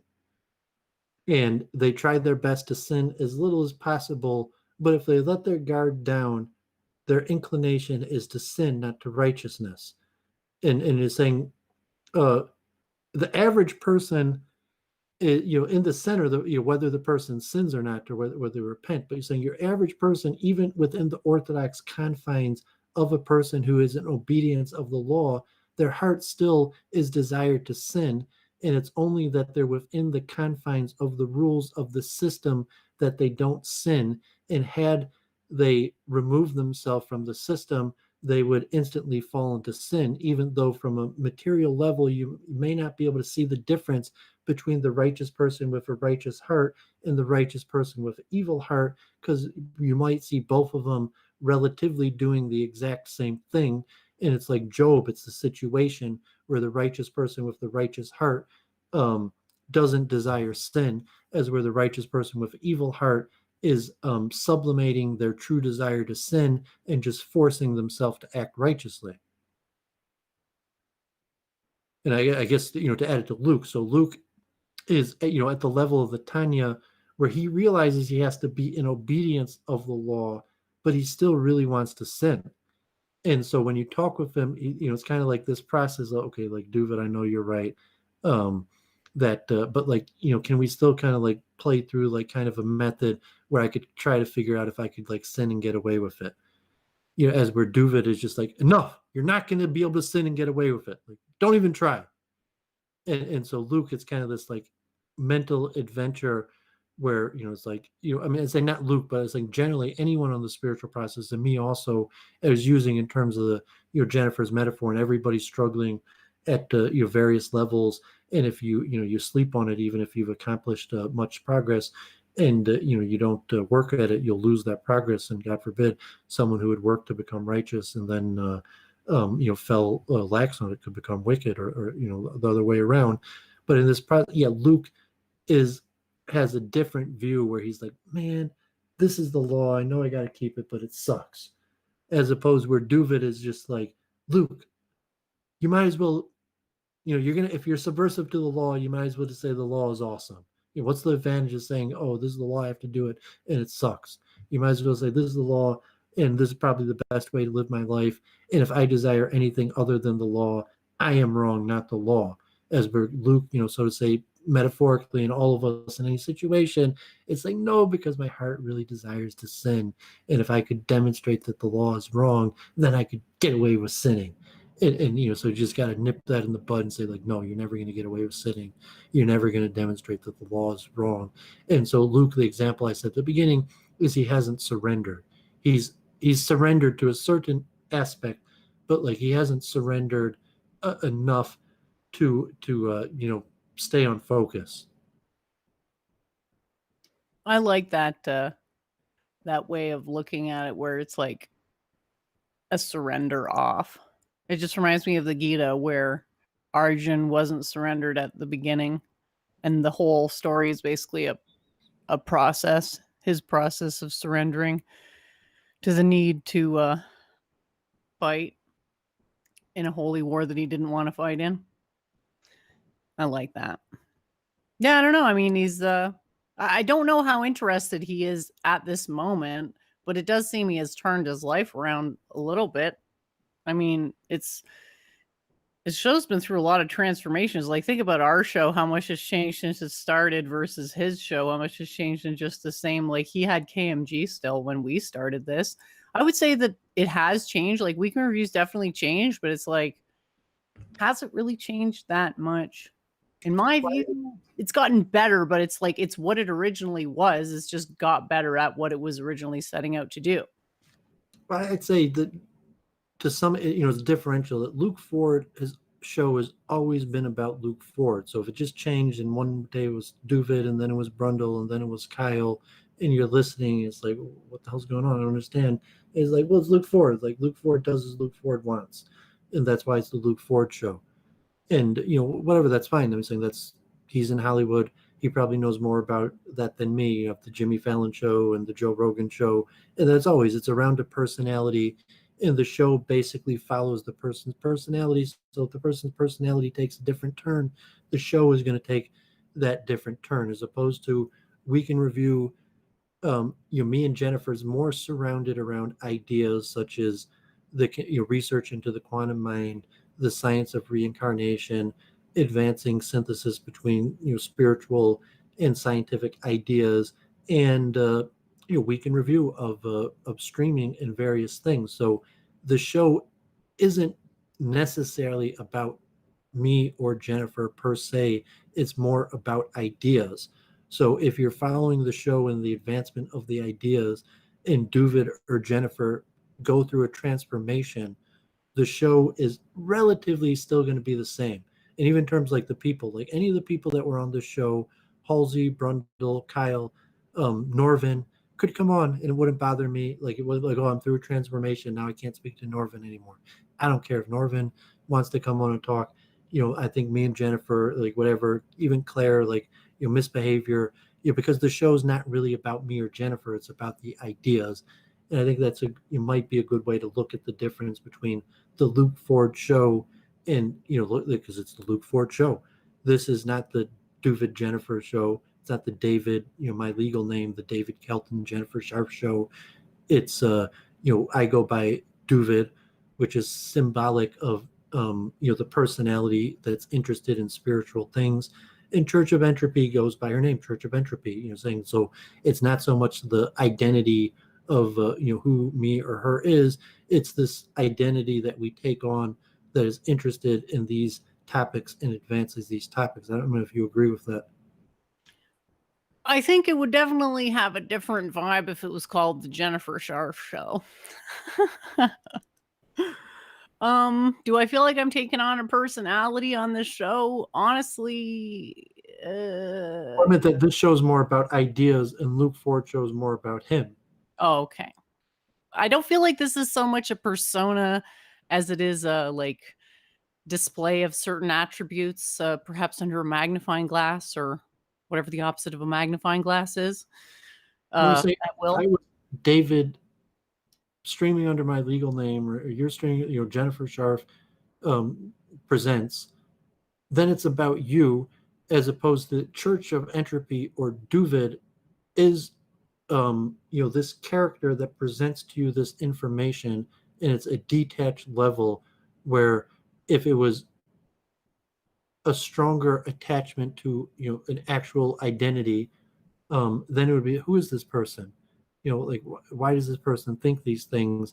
As opposed to, let's just delve into these ideas, and saying there's a reason of taking an identity, taking a meme, taking a moniker, whatever to call yourself, that Gandalf, that's meaningful. That when it's a personality he created to talk about certain ideas, and whoever the person is in real life, what's going on in his life, you could expect that this character that comes on is relatively going to be the same and talk about similar things in the same pattern, because it's like a LARP, it's a character.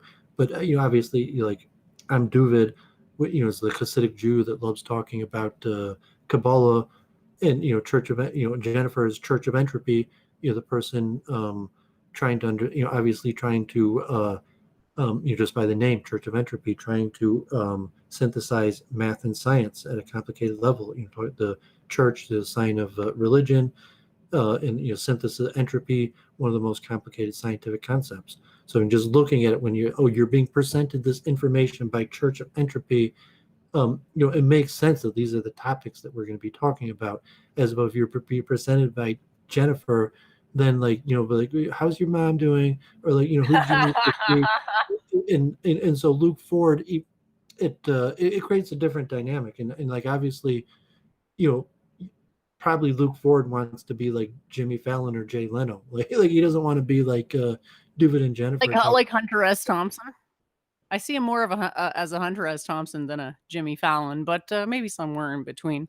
I'll tell the story of how I got the name, because for those of you who don't know me, when I was working on like back before the end of 2015, which is when I was in the media, I'd been working on this project for a while. Like I was basically just sort of trying to prove God using science. but I didn't know how I would do it.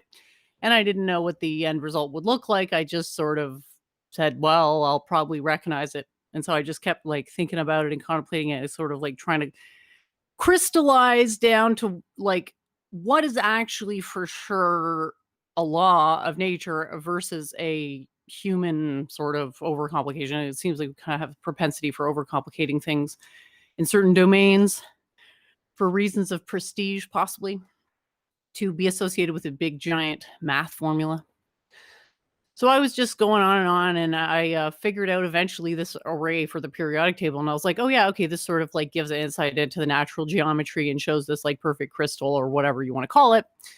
And then the name was just revealed to me from the spirits, Church of Entropy, and I was like, I gotta call it that, like I gotta start a blog and I gotta like spread the word or whatever, like have you heard the good news kind of thing. And then I just went with it, and it has a certain sing-songiness to it. Okay, Doooovid's walked away, but I was going to ask him about whether he thought the Church of Entropy has like a sing-song vibe to it. Did you want to say anything, Gandalf? My story is done. Thank you for listening. Well, it's interesting that you're telling that story because I kind of chose my name. Well, of course, we know how we all met, right? I mean, does everyone know the story? I mean, do people care about the story? Oh, you might as well. Who cares if they care? If we say it in a happy tone of voice, they'll care about whatever we want. So why don't you tell us about when we all met? Well, there's a certain man we all know and love, or in my case, love to hate, because he's a heretic, and I am a religious fanatic for God. Kurt Poolittle. Jen and Doovid and I both met on the Kurt Poolittle blog in posts that are now probably gone because I've tried to block him, but unfortunately he just can't block himself out of our public life, and now he's all over 4chan, pissing himself while talking about BBC. But anyway, we were debating. I made a couple stupid comments once about natural law, and I think I criticized you without really knowing who you were, but we kept talking for a while. And I don't know, Doovid and I had a discussion. I forget what it was about on his blog way back then, but that's kind of how we met. And little did I realize that Kurt was running a cult. And I know that your blog, Church of Entropy, has at least 5 or 6 posts talking about the art of cultcraft. One of whom is focused on Luke Ford, by the way. I challenged the cult leader when I saw some mistakes in his definition of sovereignty, because Kurt's promoting this very judicial, mercantilist, constitutionalist form of government. And I'm like, isn't that kind of how we got to where America's the Freemasonic shopping mall of Chinese shit? It was kind of what I was thinking in so many words, like 15 months ago when my big falling out with Kurt had happened. And I was stupid. Or not so much stupid, but naive. I endorsed some of Kurt's ideas on JF Gary Epi's show at one point. And, I started noticing all sorts of flaws in Kurt's behavior and like his repeated, fantastical approaches to violence when, talk to any martial arts expert or marksman and they don't talk about violence that way. So that kind of was a red flag. Then I noticed some flaws in his ideas, more red flags. Kurt was love bombing me to prevent me from kind of like putting it all together. But then I finally just, at some point, like his understanding of sovereignty was just plain wrong. And I said, you got to look at Carl Schmitt. I mean, if you're a scholar of, the entire history of Western law, I mean, shouldn't you know the most important jurist of the 20th century? Is that like a legitimate question? I think so. So I challenged him on his knowledge of Carl Schmitt, and he wrote some copy pasta blog post. And he didn't understand why Carl Schmitt didn't like constitutional governments. He thought that was insufficient to guard sovereign authority. And Carl Schmitt also said that there's a paradox in sovereignty. The sovereign can't be, like Kurt says, totally under the created law, because in order for that created law to work, the sovereign has to be an exception to that law. And that paradox is something that, quote unquote, Western governments weren't understanding. It was creating the crisis. Just to jump in, sorry, but it's not, there are no real paradoxes. It is what we call an apparent paradox, but it can be resolved provided we understand the architecture of logic sufficiently well. I think Carl Schmitt was moving in that direction, but he didn't totally get there. But I think it's a legitimate point in that Kurt Doolittle, the master of all logic, didn't want to dialogue with that, and he claims that he knows everything about the 2,000 previous years of Western history, and indeed all of natural law itself. I found that just flagrantly offensive. I just hate people promoting bullshit. And then when I beat him in a quote-unquote King of the Hill game, he decided to launch all of his goons after me in a full-out attack. And that started the feud. And I've despised him ever since, because it's like, that's not what you do. I mean, what was your kind of history with Kurt and his profanation of natural law? Well, can I add a quick point before you go on that, Jennifer? Just on that point where it seems that, like in Eastern systems, maybe more like Chinese, the divine right of kings, or certain even other systems, you're supposed to worship your guru like your guru is God. And like even in Judaism, you're supposed to serve your rabbi, even if you're in some podunk town and have some second-rate rabbi. You should still serve your rabbi like your rabbi is capable of redeeming the whole world.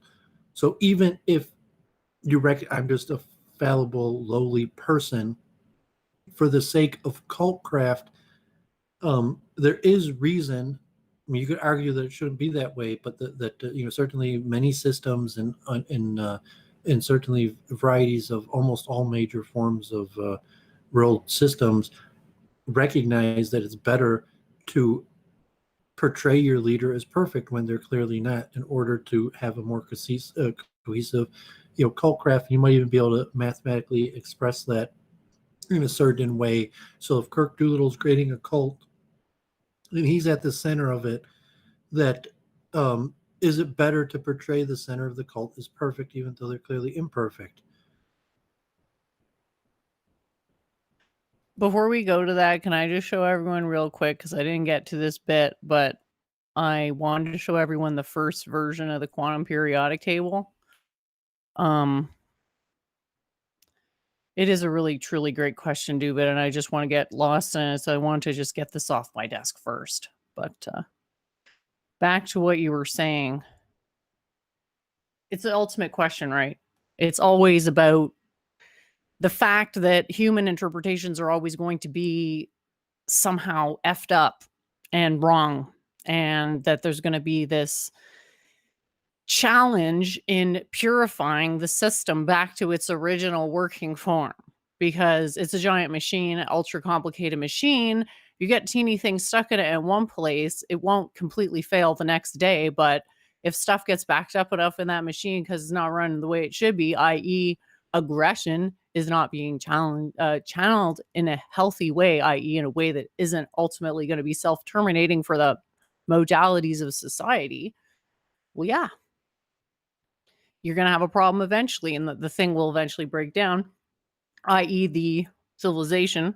So the key core concept for me is when you're talking about a state, you're talking about a monopoly on violence.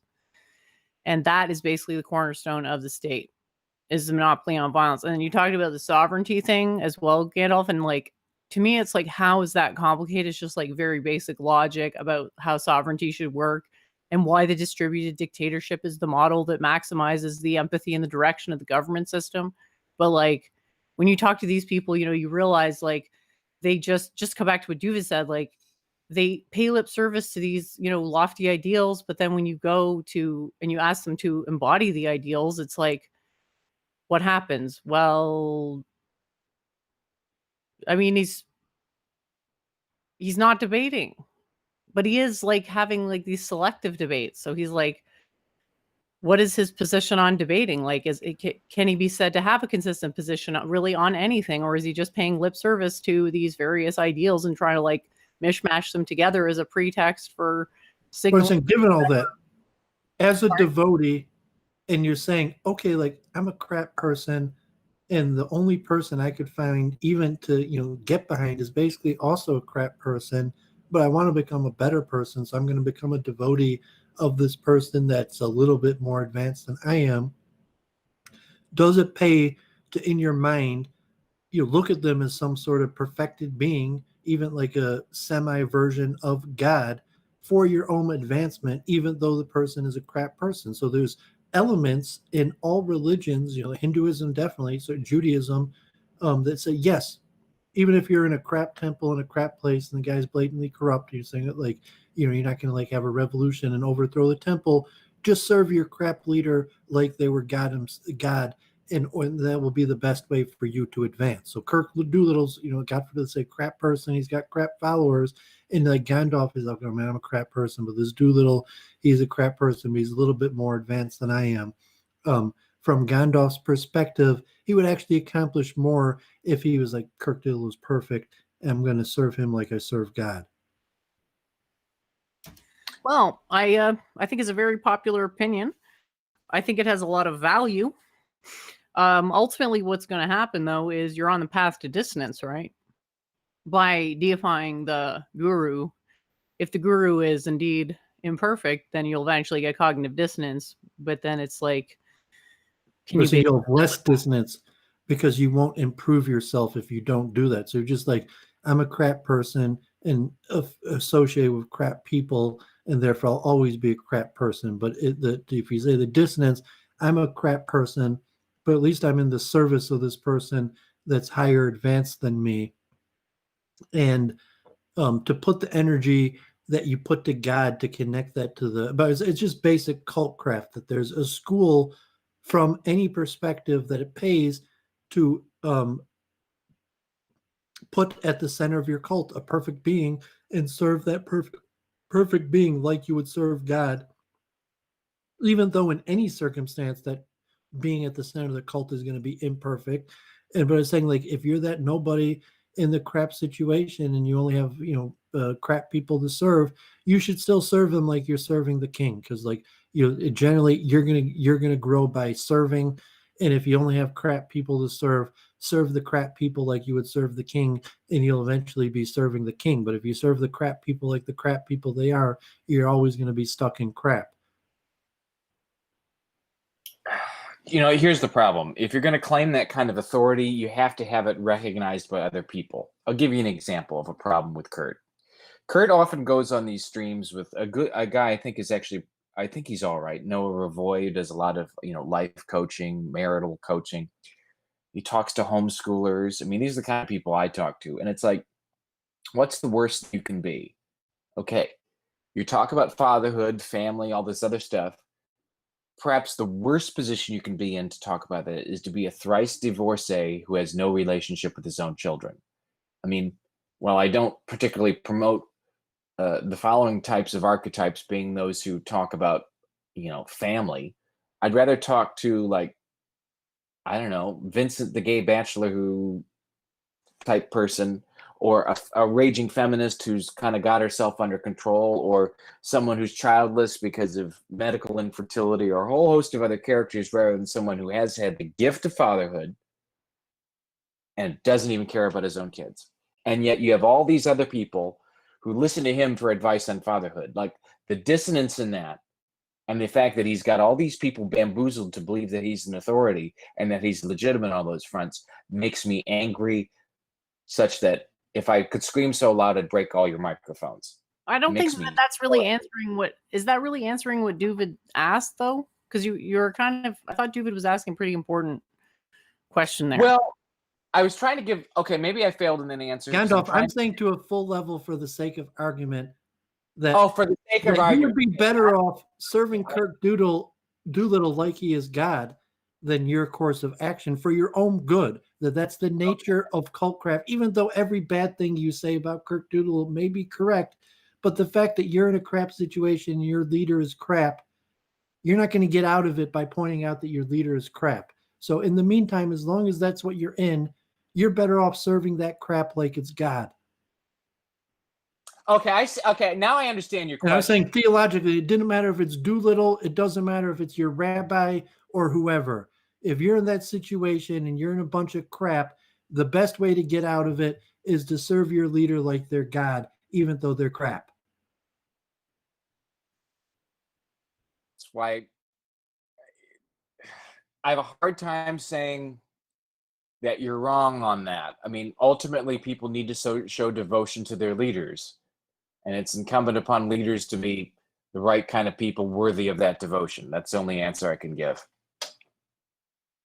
I say from the outside perspective, like if you're bashing your own leader, you suck.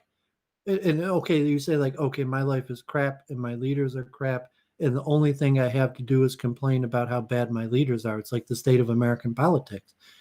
And I mean, there's a lot of ask not what your country could do for you, but what you do for your country. But I mean, it's the venue of the Hinduism, like serve your guru like you would serve God, and the personification where you have an idol form of God that you serve, and you might even have a human form at the middle of the cult that needs to be served like God in order for the ritual to work. So it's like your throne worm. There's going to be a throne worm, and in order for the ritual to work, someone's got to sit on the throne. And yeah, what Doovid is talking about here, Gandalf, is something that's well known in Hinduism called bhakti, which is just the idea of like loving service. Oh, I see. I was conflating it too much with Kurt personally, and that's why I misunderstood the question.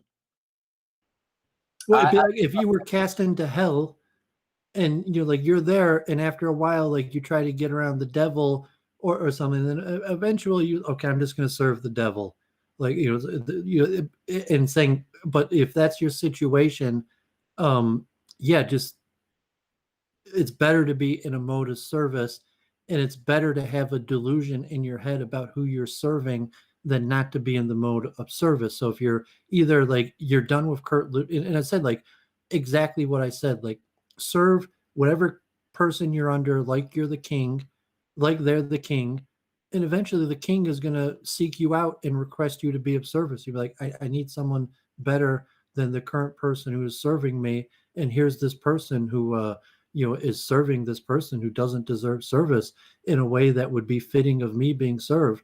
So that's kind of the Hindu type progression story model, saying like the story I've mentioned on Week in Review that Jennifer liked quite a bit, of the guy who gets enlightened by going to his town and finding the most powerful person in his town and bowing to him and like, please let me be your servant.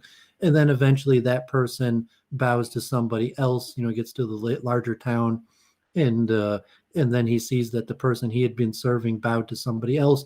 So he leaves that person, asks, can I be your servant, until he eventually gets to the king himself, and the king takes him on as his personal servant. I mean, the purpose of this story, it's largely from Krishna consciousness, is that eventually the king bows to the sadhu, and the person becomes enlightened that that he got to the service of the king, and then the king himself bowed to the sadhu. But that progression is well known in Hinduism, that like that's what you got to do.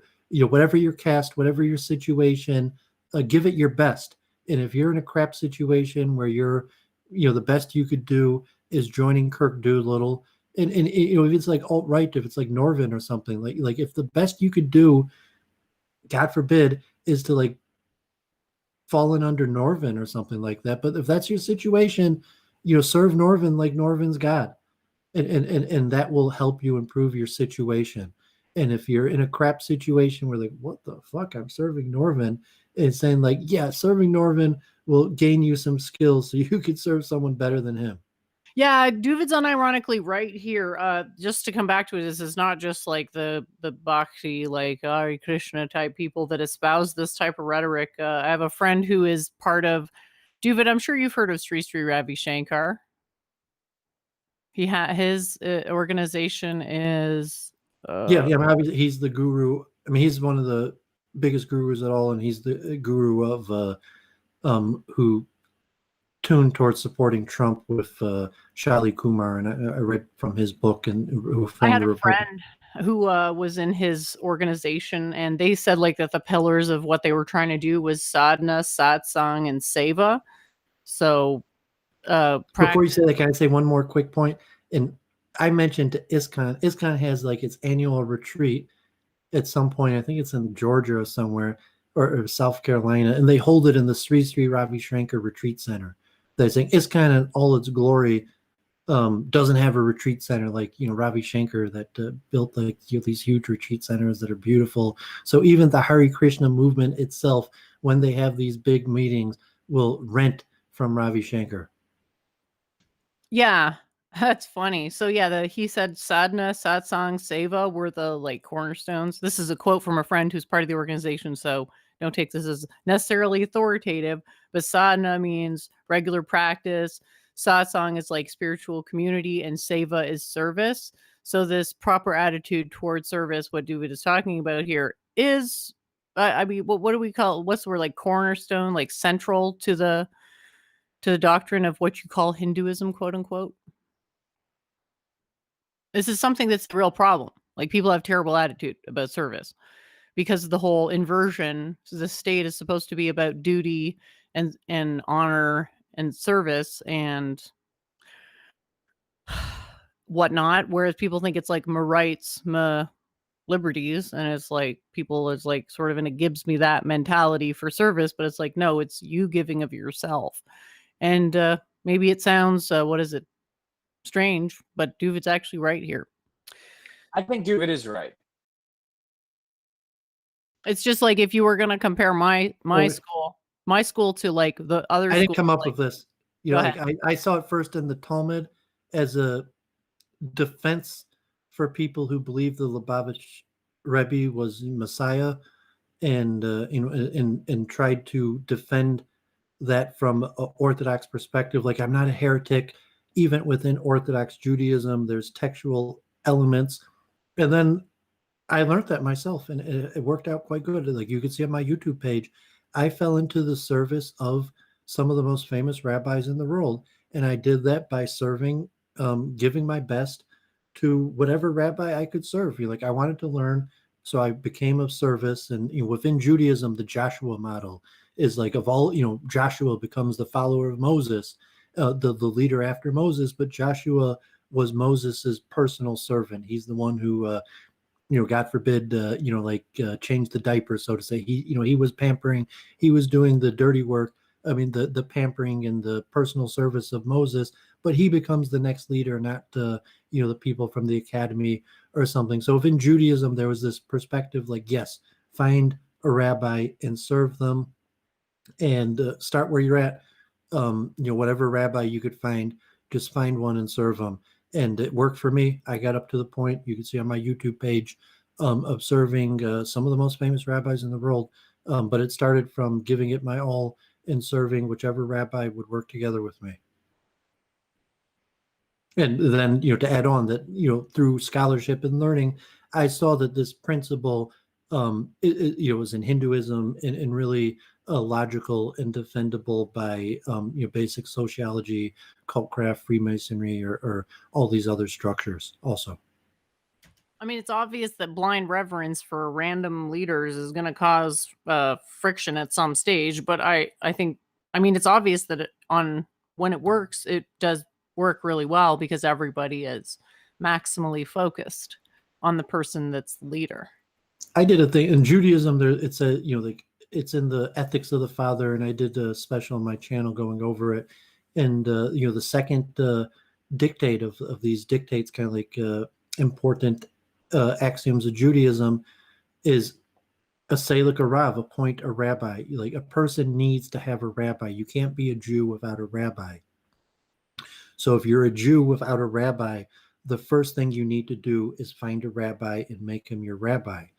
And once you have done that, you should start serving that rabbi, and you should start serving that rabbi like that rabbi has the potential to be Messiah, like they could redeem the whole world.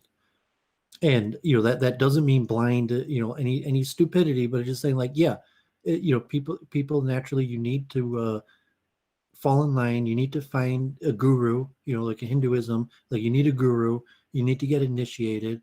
And then once you're within the system, you could advance within the system. But without a guru, without a rabbi, you can't make any progress. And the progress that you make under that guru or that rabbi is completely reciprocal. And the situation, it's not necessarily how great of a guru or rabbi you have. It's how much service you put in, the effort you put in there. Even if you have a bad rabbi and you serve that bad rabbi really well, you will gain from it. Yes, I like that formulation. Well, everything is an act of service when you're looking at it properly. I mean, even at the top, I'm sure the best rabbis feel that they have a tremendous duty to be of service to their community. So it's like a reciprocal service because it feels good to get served. It's a little bit counterintuitive to live a service-oriented lifestyle, but if you have the right ideals, it does work. If you choose human ideals, you're always going to be bounded to cognitive dissonance, setbacks, but as Doovid said, it does help. Like, I was thinking of a good metaphor, and like you think of a religion as set of beliefs that manifests particular results, and so it's like a machine that exports civilization. And so believing that way is sort of like engine lube. Because if you're more fervently devoted, then you'll produce better results because you'll genuinely believe in the product. That's really hammered out of people, though. It's seen as weakness to be submissive that way. It's like been reverse engineered out of culture, the service/duty oriented lifestyle, which is a real shame because it's a very wonderful way to perceive things.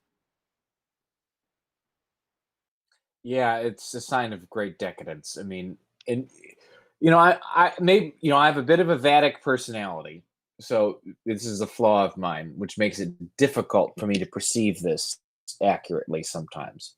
And maybe it's just the nature of the culture of which I've lived in, and that we don't have a godly culture. It's partly why I am this way, and so it feeds in its own Gandalfian feedback loop. So I just want to issue that rejoinder that what I could say might be influenced by that.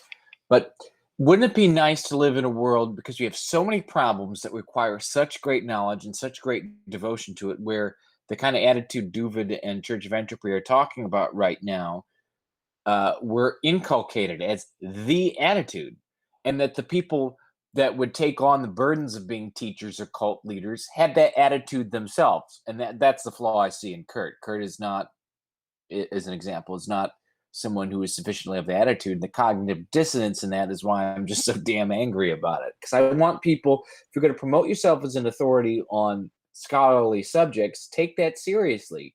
Because you want people who are scholarly authorities to have devotees who are totally invested in following them up until death. I mean, because if you have that, you can create and maintain schools of knowledge, and those schools of knowledge can in turn build a civilization worthy of living and even dying for dutifully. At least that's my approach. I could give you an exact example regarding Kirk Doolittle. Let's say you're in the situation where Kirk Doolittle is your rabbi and you're not getting a promotion until you make his shit work. And so you're sitting there like, oh, fuck, this guy's fucked up. How the hell am I going to get anywhere under this guy? So you start to try to make him better.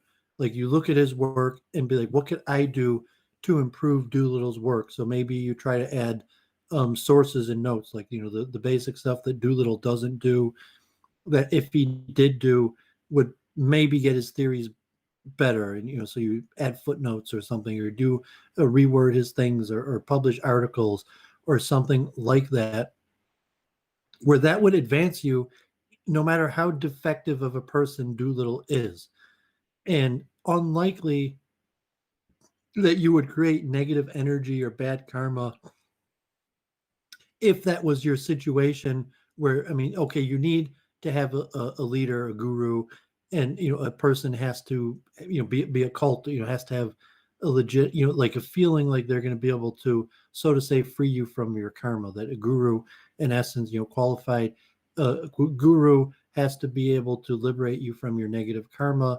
And you say, okay, Kirk Doolittle is not a bona fide guru who's going to be able to liberate you from your negative karma. In fact, he might increase your negative karma.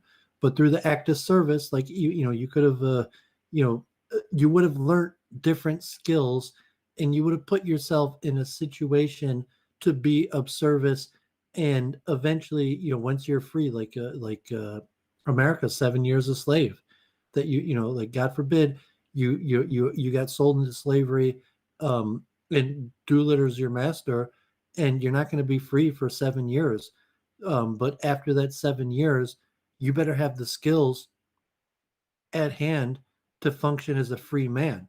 So you're looking like, unfortunately, no, Gandalf, you're still in slavery, and you got another 2 years, and Doolittle's still your legal master. And from the hardcore spiritualist perspective, like, yeah, you're better off looking at it in terms of slave master, from the spiritual perspective, to phrase it in such a way. But like, yeah, when you're finally freed, you want to make sure that you have the functioning skills to act as a free man. And if unfortunately you're a slave to Doolittle and he's still got 2 more years on the contract, he's your only source to learn those skills that you're going to need to survive when you're eventually freed. And so that's you have to make the best of the situation. And when you are eventually freed, what you did during that time of your unfortunate situation of slavery will determine what happens to you when you're eventually released.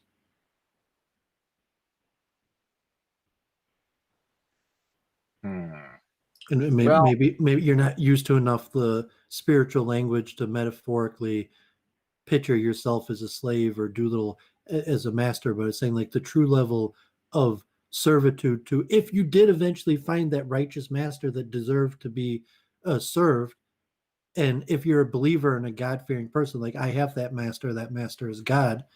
I haven't found that. I found a rabbi to serve and a guru to serve, but I always, I had found God long ago, and I already was in, I voluntarily recognized that I'm a slave to God, and submitted to that. So it's easier to look at myself as a slave to an institution or to a guru or a cult. And like we showed the video of Bhakti Charvaswami at the beginning, even his dead body, that people were in the service of his dead body, that is saying that they serve this man like they would serve God.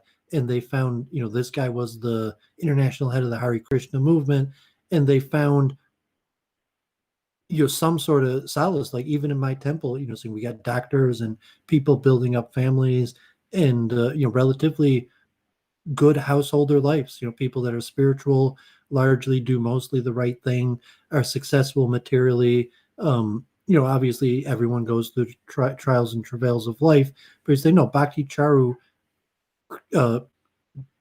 by being a guru and having devotees, there are thousands of devotees that had a pretty good outcome from finding his service. As where he's saying, Kirk Doodle, no, that's a disaster. You don't know any real success stories. Like John Mark, maybe, but like generally, like no, like even John Mark doesn't appear to be a Kirk Doodle success story. But for whatever your situation is, like, fuck, how did I end up being a slave to this guy? And how the hell am I in a situation where I'm not going to be free for another period of time? So after you eventually get your freedom, you'll have a better chance of serving a better master, or eventually when you become, so to say, a master, that you'll treat your slaves better than Kirk Doolittle treated you. Well, I mean, if I were a master and make had the final point is people like you become horrible slave masters, God forbid, because you eventually achieve your freedom and you eventually get your own slaves, and then you horribly treat your slaves because, well, that's the way Kirk Doolittle treated me when I was a slave. Yeah, the cycle of abuse is heartbreaking, especially when you can see it and you see the people who are quote unquote victims, the role they play in it. It's heartbreaking, isn't it? You just like wish you could intervene and be like, but it's like wishing you could intervene is a form of narcissism. It's like all you can really do is hope that they come to the right conclusion as quickly as possible. And sometimes that does involve shooting yourself in the foot, so to speak. Like I'd rather make one really big mistake early on and then fix it than sort of be constantly beset by a bunch of errors that come out of a mistaken belief. It's going to be part of you for the rest of your life. Like your affiliation with Kirk Doolittle is never going to go away. Like it's an imprint in the material realm. It's a history with social media or even your own personal life, even if no one else knew about it. The imprint, that you spent with Kirk Doolittle, whatever percent of your life and influence, that you're going to have to justify that to yourself and others for the rest of your life. And so, you put it like, okay, like, I was young and naive and I had certain inclinations that led me to Kirk. And Kirk, has good and bad qualities and helped me out in these ways and led me astray in these ways. And from a perspective like, okay, you're just recently been freed from Kirk and now going on to 10, 20 years later, where you might be able to look at it like, okay, like Kirk helped me out improving these skills and that helped me out down the way. And Kirk led me off the path in certain ways. And it took me, a certain number of years or adjustments to eventually correct on that. But like a perspective that say, like Kirk was one of your teachers. And why was it your karma that Kirk was your teacher? That's your duty to figure out, not my duty to figure out. But when you sit there and say, like I had crap teachers and crap leaders, it's going to be hard. And therefore, like you're crap. I'm supposed to believe that crap produced diamonds. So if you're telling me like your leaders are crap, I'm going to assume that you're crap because, crap usually produces crap. It's not likely that crap produced diamonds. So if you tell me like, yeah, like I had crap leaders, but I worked really hard and like I'm a diamond, I'm not crap, even though I came from crap leaders. Well, I can tell you what attracted me to Kurt and propertarianism was, I kind of started noticing all the insane cultural Marxist pseudo-intellectualism going through the culture. I mean, the war that cultural Marxism had declared on all different realms of science, it's, on a number of different fronts, I mean, that are innumerable. And, and I'm kind of, in my own experience, kind of studying like limits to growth and nature, it's like, oh, someone's talking natural law and government, and he's the biggest fish in the pond in normie book land, and he sounds so different than the more cucked out institutions that don't respect that stuff. And I was new to this whole game and found that the people surrounding him were pretty nice and interesting and funny. And I didn't realize what was going on, and that's I fell into it. And I was writing on the same subject, and I kept being reposted. And so I thought, hey, these are people to ally with because they seem to care about natural law and truth. And then I started finding out that they weren't who they said they were, and I was really angered by that. And I guess the question I want to ask then, because of that, is, I'm a fairly Vedic person, and I was in the mode of wanting to collaborate and be of service, and I was screwed. And so it makes it so hard for me to get back into the mode of service again. And it's not that I'm a rebellious person to be rebellious. I'm rebellious because I've lived an entire life where there's nothing worthy of service to. You remember the advice I gave you on Facebook regarding this? What was your advice? That was 15, 16 months ago. So help steer jog my memory, please. What was your advice? Because it was on Kurt's blog, probably. No, I mean, it was privately on Facebook messages. And when I say it should be obvious, but I told you, okay, you're just, you were serving someone that didn't deserve to be served, and you need to serve, and you don't know who to serve. So I said, in the meantime, serve your father. That was the advice I told you, when we first started talking on Facebook about this. I said, serve your father. In terms like wealth, we were talking about wealth, that usually you could only create wealth for yourself by creating wealth for the person you serve, because you need initial capital. So like for you to make $1 million, your first $1 million, you might be making someone else or companies as much as $5 million. But the point is, you need to be in service to benefit yourself. And if you're in a situation where you don't know who to serve, the best person to serve in the meantime is your father. I recognize that advice, and in general, I think that's the right way to go. It's just at this point, though, in order so that more people can become fathers and have families and children and have a safe society they can be proud of, we have to figure out, I think, another path to develop a much bigger culture of service, because the problems we face are so massive. And I mean, to put yourself in the mode of service, I mean, so, okay, you're not you just got out of following a crap leader. So you're not about to save the world. You need to readjust. and you need to either, you're probably not ready to be a leader yourself, so you need to fall in under another leader. And it's okay, maybe you're not going to be able to find a leader, so you could, have camaraderies or associates like me and Jennifer, and fall in under a system, but you need to be in the mode of service to be productive.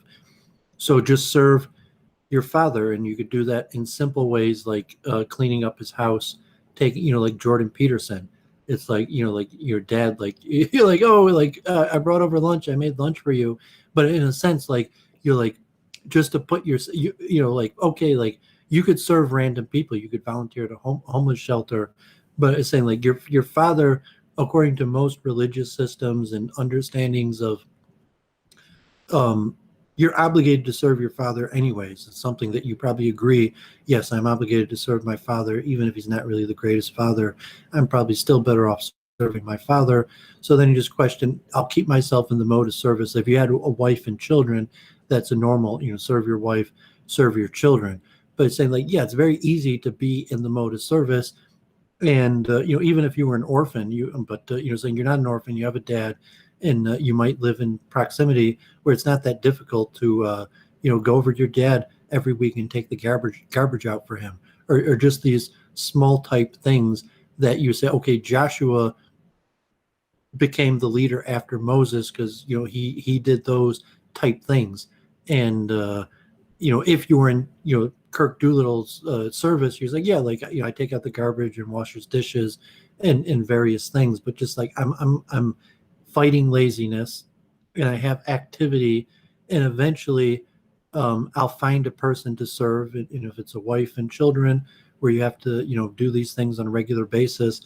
But yeah, I mean, the logic is your relationship, and even within Judaism, there's that aspect, serve your parents like you serve God, that there's an element of the commandments of honor your parents, that your connection to God is related to the connection to your parents and related to your connection to your rabbi and leader. But I just want to jump in with a quick derivation here.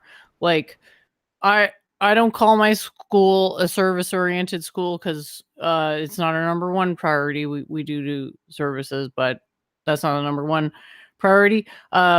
The way that I get to service, though, from the causality chain, is that the way I look at it is you have to have the attitude of total submission to the forces of nature.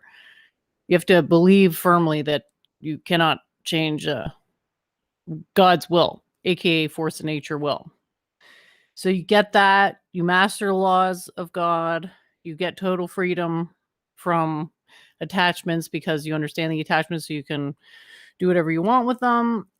Then you realize that you want everyone else to be as happy as you are. And so you do service for them.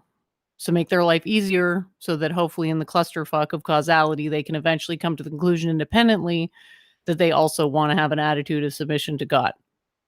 So like, that's how I would situate service. Great to have, but it's about attitude. Like if you want to serve imperfect beings without getting cognitive dissonance, you have to accept that that's what you're doing, is that the serving of the imperfect being is practice for the serving of the perfect being. And so if your teacher or master or whatever lets you down, then it's like you can get past the dissonance because you didn't expect them to be perfect in the first place. They were just a tool for you to realize or perfect your own service. It's better than being idle. Yeah, Yes. exactly. Like, what's the alternative? Your people want to sit around and like worship their own ego with this like asinine spiritual narcissism where it just limits you really to worship your own ego. Like, that's not a thing. Unless you go to a new age bookstore, and then pretty much every book is about worshiping your own ego and how damn compassionate you are, and then all those people be upper middle class peoples. Speaking of Vata, like, did you know that 70% of imbalances are Vatic imbalances? 70%? Is it that high? Explain that. Well, 70% of diseases are something that should be moving that isn't, or something that should be still and is moving. And anything concerning motion is essentially Vatic. So if you have this like ego worshipping thing, you're focusing on your own mind. The mind is predominantly Vata. So you're going to actually possibly make things worse to do these, like, I'm going to go meditate, but it actually like exacerbates the nervous breakdown that eventually ensues when anyone undertakes a path of self. I guess you could call it like self deception or mesmerism or something. I agree with you, Aiken Drum, that service is not submission. All I was trying to do is lay a foundation of my own beliefs and the path that I get to service, and why I don't consider my school to be the service-oriented school or knowledge-oriented school, but we still, accept the value of service. So I just want to connect it to my own beliefs that it's like, yeah, there's that out to not serve people who are not worthy, basically, because you're trying to perfect your service, and part of that includes withdrawing from serving people who are not reciprocal in good intention. Yes, I like your formulation. It makes sense to me. It's the way that it really works. Like, if you just stubbornly submit to the law of nature and refuse to submit to anything else, like, you'll never get cognitive dissonance. How are you gonna, unless the laws of nature are breakable. First time for everything. That's why Dattatreya is seen as such a great sage, because his gurus were the forces of nature. And that doesn't mean you can like be a, self-enlightened by worshiping your own ego. No, it's a lesson about the importance of the guru tradition, and even in the absence of an actual human guru, that there's still a reverence for that ideal. I used to be a school teacher, and that's not the same as a guru, but I think I was always pretty careful. And ironically, this made it hard for me to stay employed as a public school teacher. It speaks ill of the school system. It's like I was always pretty aware to not steer kids the wrong way and to tell them that they need to learn. And I was much more Vedic and blue-pilled back then, so this wasn't advice I'd give now. But question what you're told, search for knowledge, try and find the truth. And ultimately, it'd be better if you didn't leave people looking back now, in such a position where they had such lack of confidence and knowledge. Like, it's so important we bring back gurus and good teachers, because we can't be leading people astray. Like, we live in a society that's just a goddamn hall of mirrors. Instead of living in a hall of mirrors, we need to live in a hall where we're bathed in real light that reflects real truths, and that people can have scientific knowledge and philosophical wisdom and cultural beauty again. Instead, we're living in the Matrix, and it's really oppressive to live in the Matrix, if you ask me. And I've been trying to get out of it for all my life. That's funny, because that does Doooovid. Doesn't that remind you of Maya? Yeah, I think like about joking, or if it was in a synagogue, but I've joked on Babs. It's like, repent, start now. And saying, okay, well, the answer is obvious, Gandalf, and the answer is start with yourself, start now. And okay, you could have your opinions about other people, but like at a certain point, you're going to look in the mirror and recognize, I should start with myself, and I should start immediately. And beyond that, there's really not that much to discover besides start now, and start with yourself and start now. That you put into like repent, start now. Now is the right time to repent. But like in a non-religious term, like, yeah, all those prescriptions you're giving, start with yourself, and you probably should start immediately. I try awfully hard. I consider myself, in my own way, albeit polluted with my own Vata, because it is my personality. Anyone who's heard me on streams and know how I act can tell. I think I consider myself a very godly person, or at least it's my intention to be oriented that way, is artful and articulate, and as inarticulate as that might be at times, in part because I'm struggling against the the darkness of an absolutely insane time to be alive. I mean, we've had it ever since I've been in Week in Review. We've had everything from what economic calamity, pandemics, and race riots, and constant social hysteria. I mean, all in the last several months. It's like God is like sending some sort of message or something. I mean, it's been the absolute most insane year of my life, and living through it has just been surreal. When you and Jennifer are done with this topic, or a new one, I actually had something more on economics, even related to the virus and replication. Off of what we talked about last week in terms of price discovery. That might be interesting. I just had one other question, because like if we look at because in your article on Cultcraft, you talk about how difficult a subject it is, right? And there is a sense in which the guru leads a cult. I mean, what have you learned, discovered, relearned about just the Propertarian cult in general? Because they claim to be a natural law cult. So, I mean, what has been kind of the arc of your knowledge and interaction with them, and what in that has been instructive for what happened in my interaction with them, if that's a question that's understandable? Well, I had pretty much nothing to do with Poopertarianism, except that I got annoyed that he was claiming to represent natural law, so I made it clear that he did not have my endorsement. And as regards you, it was probably like the lowest point of my entire career when I was talking to you, or right around that point. If you want to have like a locus of 3 months on either side, but it was definitely nice to see you weren't beyond saving. And I don't know off the bat, but maybe it is worth going into like looking at your reaction to Kurt and asking, is it some type of projection of your own shortcomings, or more like something else?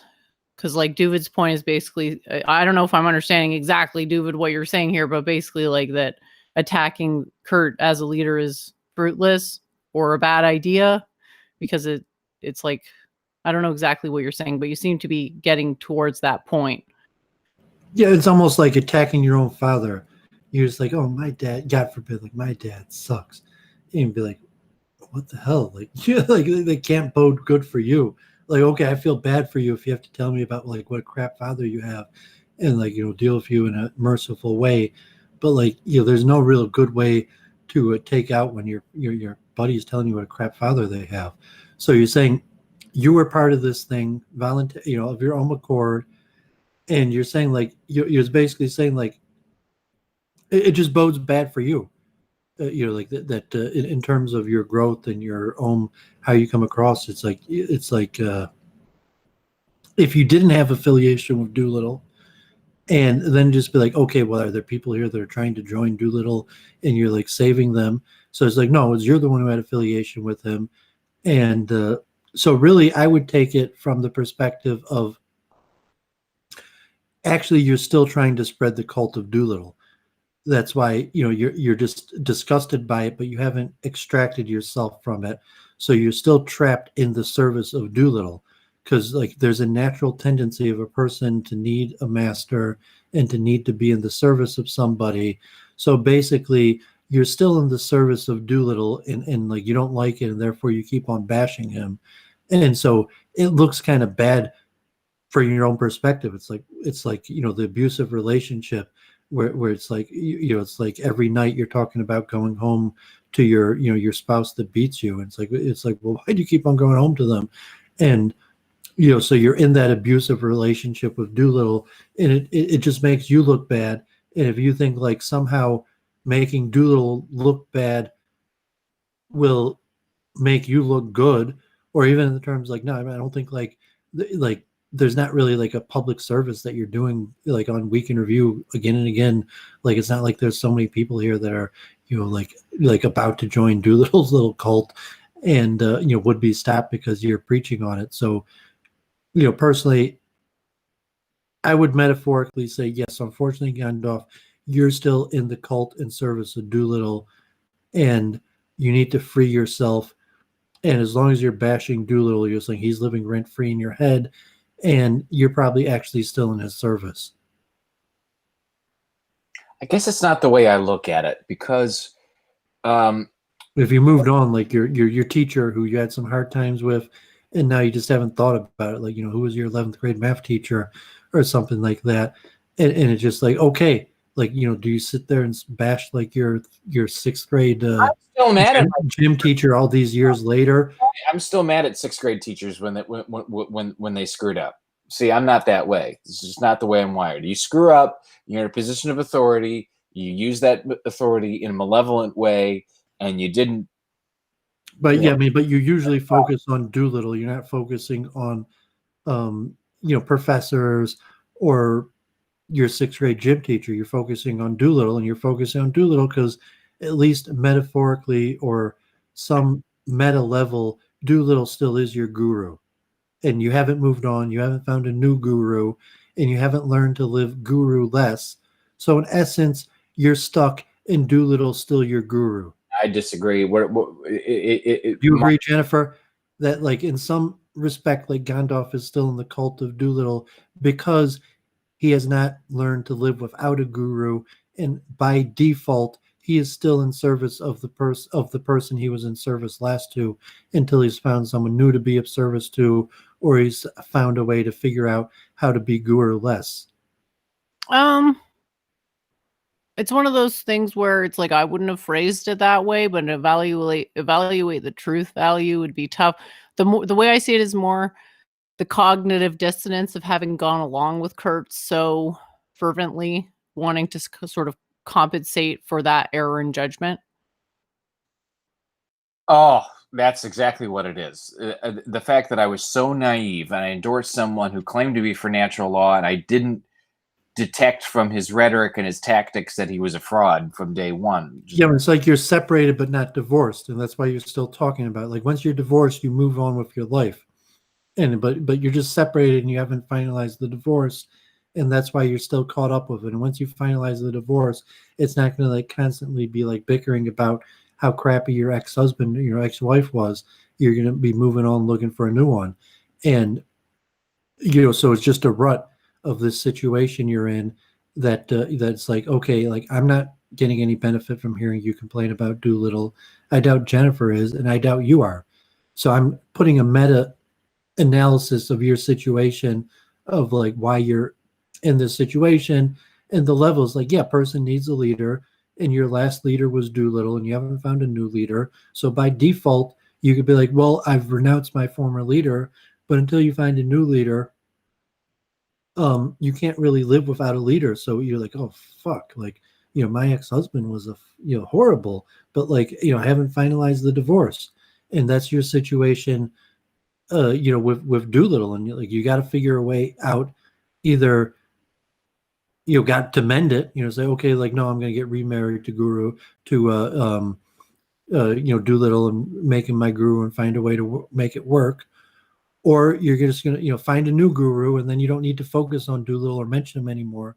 You'll be talking about your new guru, or you know, possibly you find a way to live leaderless, although that's very difficult. So even I 10 don't years honestly, from now, I don't think that's even well, I possible. would say even 10 years from now, if you haven't found a new leader to serve, you might still be in this situation where 10 years from now, you're kind of by default still following Doolittle, you know, telling these people about like, you know, what crap Doolittle is. And they're like, who the hell is Doolittle? Why the hell are you telling me this?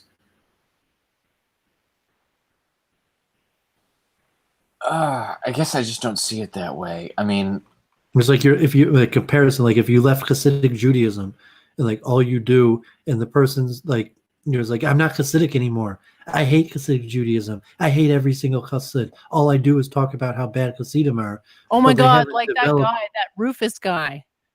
who always Oh how yes. much he hates the Abrahamic religion. He's like, look at this stuff. How could anyone think that it's real? And then But he's like still 2 seconds trapped later, in it. yeah, he's blabbering about astrotheology like 2 seconds later. I'm like, there's your truth, bucko. Well, I was saying he okay, that's where he came from, and he tried to leave it, but like no, I mean you're still really part of that cult. It's very difficult to extract yourself from a cult, and you can say okay, it's like denouncing your U.S. citizenship. You're like from a meta level, like you were part of a cult, and you can't just you could join a new cult or something, but like you can't just erase your relationship to Doolittle. And the fact that you're bashing him, I don't see how it bodes well for you. I don't see any circumstance where anyone watching this show or anybody who knows you, has anything good to think about Gandalf, because Gandalf has done a really good job of bashing Kirk Doolittle. Well, that's not what the issue is. The issue is like, he trying to make some sort of national public event. He does something that very few other people do, which is, I'm going to write a constitution. He doesn't have a large band of followers, but he has got an extremely devoted band of followers that spread. Like someone like okay, like I don't believe in Orthodox Judaism anymore, but I used to, so I could tell you about the mindset of an Orthodox Jew. So you're still in the Doolittle cult. You're like, I could tell you the mindset of Doolittle and his followers. And it's like, well, what the hell is that information useful to me? It's useful to you because that's where you're coming out of. He's the propertarian. He's the propertarian equivalent of Rufus, so it's good for archetypal enlightenment. Go ahead, Gandalf. Well, Doolittle speaks to a lot of the kind of people I want to speak to, and he claims authority, and actually he's a total fraud, and that really bothers me. Like fraudulent leaders, when I find them out, it really and they steer people who just don't have the ability to detect frauds. And I'm pretty good at detecting frauds when I tune my mind to it. Let me put it on stronger, Gandalf, before you continue along the exact same path. Like, God forbid, you're like the dude who slept with the tranny and didn't realize it. And then, like, just suppose, like, what? Well, I'm saying Doolittle is like the tranny that he slept with and didn't realize was a tranny. I just really don't. I don't want to get the stream in trouble. God forbid, God forbid. Yeah, I mean any way in that sense. But you're looking at it like, oh my God, what did I just do? So you either embrace it and be like, maybe I'm gay, or you keep on harping how that person fooled you, and like 10 years later, so like 10 years later, you're still like, oh man, like that person fooled me, and the person like, I think maybe you're gay. And you're saying, well, why you keep on telling me this story? Like, I don't care about this story about the time that by accident you slept with a tranny or whatever, God forbid. And I don't mean any derogatory comment or anything, but just a social circumstance where you didn't know what you were getting involved in. And then like, you're looking at like, I did not mean to do it. I'm not gay. And then on the sideline, the person's looking at it like, yeah, well, if you did it, you're probably gay. Why else would you have done it? Like, maybe you're fooled, maybe you're not. And then like, certainly if you keep on bringing it up and talking about it, it's just like, I'm not gay. I'm not gay. If you're not gay, how can you keep on talking about your only gay experience? So it's like, oh my God. Just to come back to what Gandalf was rambling about before with the Vada thing, I thought I would display the 3 Dojic archetypes. This isn't the greatest image, but it's sort of the simplest one I thought would be best for display. But basically, it's a good, if you're actually interested in archetypes, a good starting point, because it's linking body to mind type. So it's very helpful for self-insight. So when Gandalf says being Vadic, he's talking about the archetype in the center, like high-strung, artistic sort of neurotic type. I tend to be a bit neurotic on certain things and a bit obsessive about certain things. Like, I'm very fanatical that if I follow a knowledge system, like I want to know everything in it that I can. I want to be able to be free to devote all my effort to understanding every last little bit of it, and to read or learn or digest every last bit of knowledge necessary about it. I mean, like when I was I don't know, like maybe you discover your archetypes when you're young. Like when I was like, I don't know if you had a scientific experience like this, but by the time I was like 6 or 7, I could go and describe tornado genesis pretty accurately. Like a top level meteorologist could have been impressed with me at Gandalf at 7 or 8 talking about that. And I'm that kind of person. I mean, that's an example of how I want to approach things. So if I'm following someone and they don't live up to that standard, the cognitive dissonance in it makes me extremely angry. I don't think that has anything to do with like, oh, I slept with a prostitute of gender dysphoria or whatever the example was. It's got nothing to do with that. I think it's just sort of like, I just want knowledge and I want to disseminate it and I want to learn it exactly and accurately. Like inaccuracies in it and people misrepresenting themselves, it just, the cognitive dissonance in it just makes me angry for a very long period of time, and it's just so hard to get rid of it. I mean, is there something in the Vedic archetype that just makes me just like, or people like me when I've been screwed or treated fraudulently, I just can't let it go? Like if I'm screwed over, I can never let it go. I don't know why. I don't know if that's a Vedic thing or not. It's not. It's more of a. It's actually not a Vedic thing because you're not purely Vedic. Like I would say in your case, more of a Pittic thing because I think Pittism and Kappas kind of hold grudges for different reasons. Because Kappas, because they have really good memory or whatever, so they never forget anything, including slights.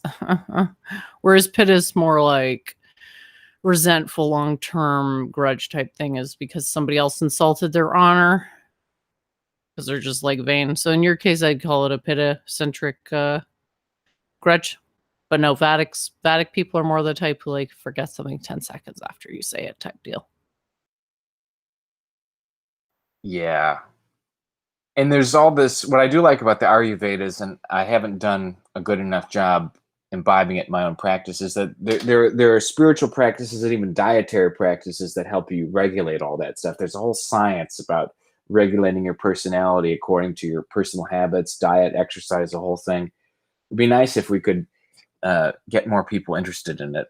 I myself could be a better devotee of that stuff. There's just such great knowledge based on that. So why all the people bashing, oh, India, it's just a savage place of street shitters. I mean, God damn it. It just makes me so angry when people talk like that. Thanks. I mean, India's not without its problems, but yeah.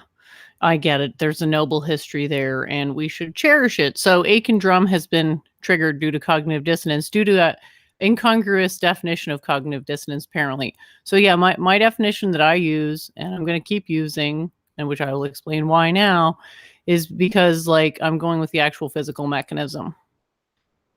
So the question is it beliefs or what is it? So I'm using it in the literal physical definition. So I've got a diagram. I don't know if it's really visible. It's a pretty long diagram because it's like an actual to almost like quantum mind pseudocode. So I probably have to work on tightening it up a little bit because it's so incredibly long. But we are looking at a difference between expectation and reality when we're talking about cognitive dissonance. And then it's a question of like, well, what is it that generates expectations in the first place? And then we're kind of looking at like hammering it down to what's the most fundamental foundational attributes of consciousness. And yeah, the cognitive dissonance is good because everybody can understand what it is because everybody's experienced it. I think the easiest way to point to what cognitive dissonance is like, let's say if you peed your pants in public and you are like aware of it, you'd be like blushing red. So there's like cognitive dissonance, and the blushing red is because there's been a transition to the mind. There's been an associated transition to the body. So this diagram here is basically going into your full, I'm trying to basically like talk about every single computation that has to happen within this range of time. And yeah, if anyone wants to see that diagram, I can send it over to you. But I do apologize for the confusion, but it's really hard to understand this stuff. So you got to kind of come into it expecting to be challenged. And as I always say, it's good to feel mentally challenged. Yeah. From a cognitive level, I mean, from the cognitive neurosciences, they have similar ideas to what you're charting. And it'd probably be some form of what they call Bayesian analysis that would say you're really on a level that there's countless interactions like that happening at the same time, and you need to do some form of Bayesian analysis to take that to a meta level from all the smaller levels of that process happens. Does the arc of cognitive dissonance, if that time is extended or compressed, how does that affect the impact of cognitive dissonance according to that model? Because I'm just looking at like time kind of like as an x-axis, so maybe I'm taking it in too much of a planar way, but like if you compress the cognitive dissonance, meaning that line is shorter, what happens versus if you extend and lengthen that line of cognitive dissonance that is the axis of time?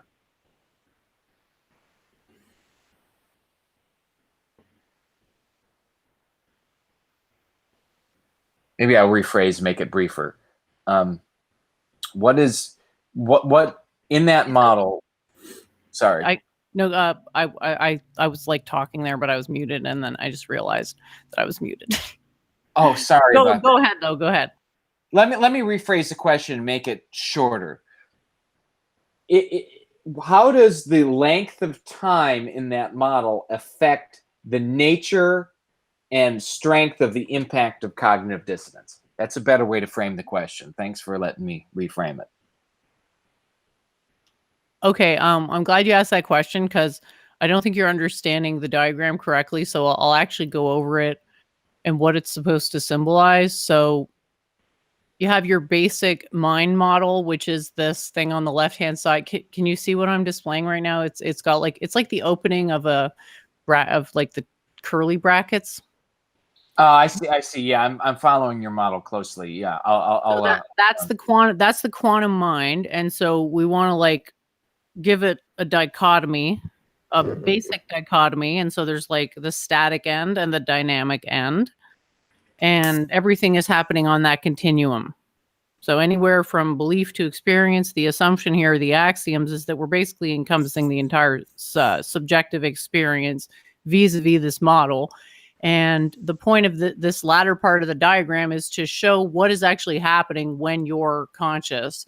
So you have your cognitive imperatives being simulated at all times, unless something happens. So there's like a basic run, whatever, consciousness.exe. That process can get interrupted, but if it's not being interrupted, it's gone. You've got your standard trifold, I am safe, I am worthy imperatives.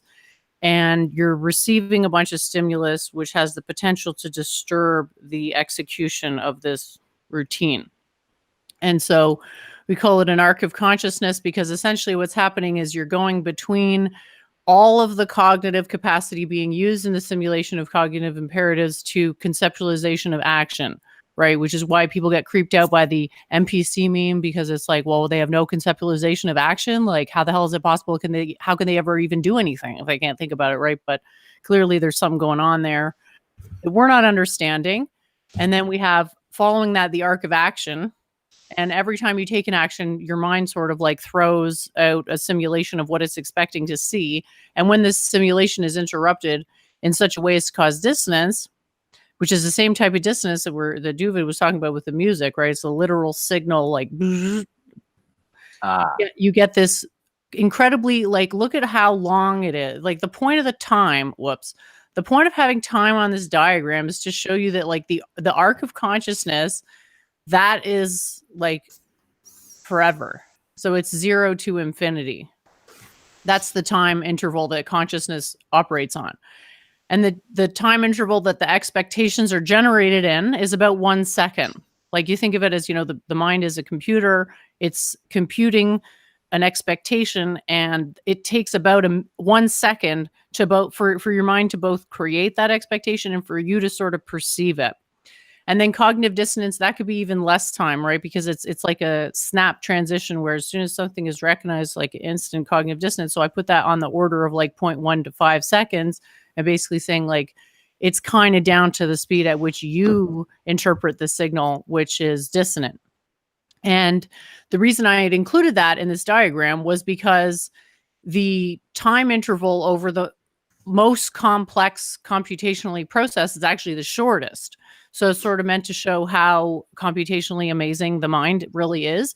But I think the question you're actually asking is like, what are the consequences of carrying cognitive dissonance long term? Yes.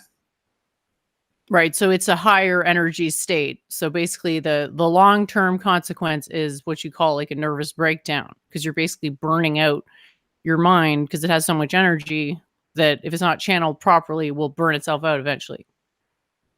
Well, you could take it to a deeper level. That's why we're talking about the Bayesian analysis of some level of a neurological basis for consciousness, or even the same Bayesian analysis would probably be applied to quantum consciousness.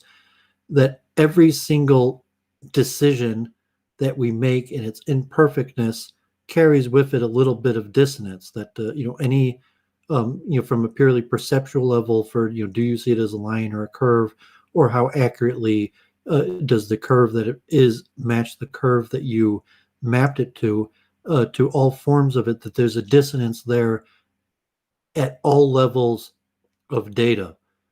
And that dissonance will stay with you until it was corrected. So from that perspective of the current state of understanding of neuroscience and the different ways you could look at it. No, I mean, every single, like I was talking, like Doolittle is your default guru until you find a new guru. But any form of dissonance where meaning there's a mismatch between the picture of the world you have in your consciousness and the way the world actually is a form of dissonance. But from the second you appeared in the world till today, every single time that you have incorrectly assigned a pattern to reality, that dissonance is with you until you correct that. And the majority of patterns that people have in them are at most partially correct. So in that perspective, the majority of dissonance goes with you your whole life. And on the Freudian level, like the subconscious, like if you're, God forbid, like Freud, the pure like sexual type thing, the first time you saw your father naked, or the first time you had desires towards your mother or something, the Freudian level. But whatever that Freudian level, it could be interpreted. I mean, dissonance comes after Freud, but the Freud model could be in the term of dissonance. So that time that traumatic childhood memory happened to you, you will carry that dissonance the rest of your life.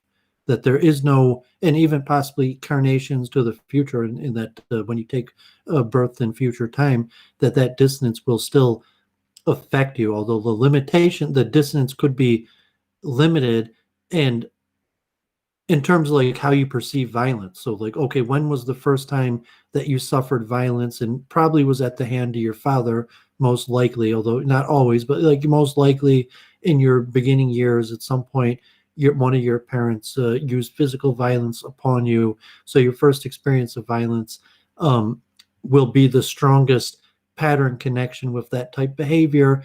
And whatever that pattern behavior is largely an incorrect pattern. And over your life, you will readjust and correct the pattern from the initial experience. But it's saying like, yes, all dissonance, there is no such thing as the elimination of dissonance in the material realm. And generally dissonance increases, not decreases. And I mean, generally, most people never correct the initial patterns that they have. So most of the dissonance will be carried with you the rest of your life. You agree, Jennifer? I'm just thinking. We just think like dissonance is caused when you incorrectly assess a pattern, believing that the pattern in your head is a match for the external world. So as you're a young child and you're born, you need to make patterns. And the majority of the patterns that you make as a kid will be the patterns that you keep with you the rest of your life. And the default that you will have is largely the first pattern that you decipher. And most of the patterns that you decipher when you're young and intellectually weak, and are therefore incorrect. So in that sense, make patterns or decipher patterns that actually are there. I think that's either way, there's going to be dissonance because you can't actually correctly decipher the pattern. The problem of science, that can you really have deciphered the correct interpretation of what actually is. And you're saying, no, I mean, presumably that you're never going to actually eliminate dissonance. You're not going to actually have in your head a correct picture of what actually is. So, like, no, there's no life without dissonance. And the reality is, we don't really even decipher. We probably don't internally use the scientific method to decipher patterns. We just assess patterns, and most of the patterns we assess are completely incorrect. But we have internally, within neuroscience, possibly mechanisms for self-correction. But this dissonance is from the second you take birth and make your first pattern, you have your dissonance, and that dissonance increases because of the amount of information that you receive versus the ability to process that information is always asymmetrical. There's always going to be a significantly larger amount of information than your ability to perceive, and therefore you're going to have to make best fit patterns in order to handle that information, but those best fit patterns are almost always incorrect. And the likelihood that you're going to self-correct those patterns is actually quite small. You might self-correct some patterns, and the dissonance, you could argue, I've mentioned to Jennifer a few times, that dissonance will eventually cause sickness and death. And it's in fact dissonance that is the cause of sickness and death from that level.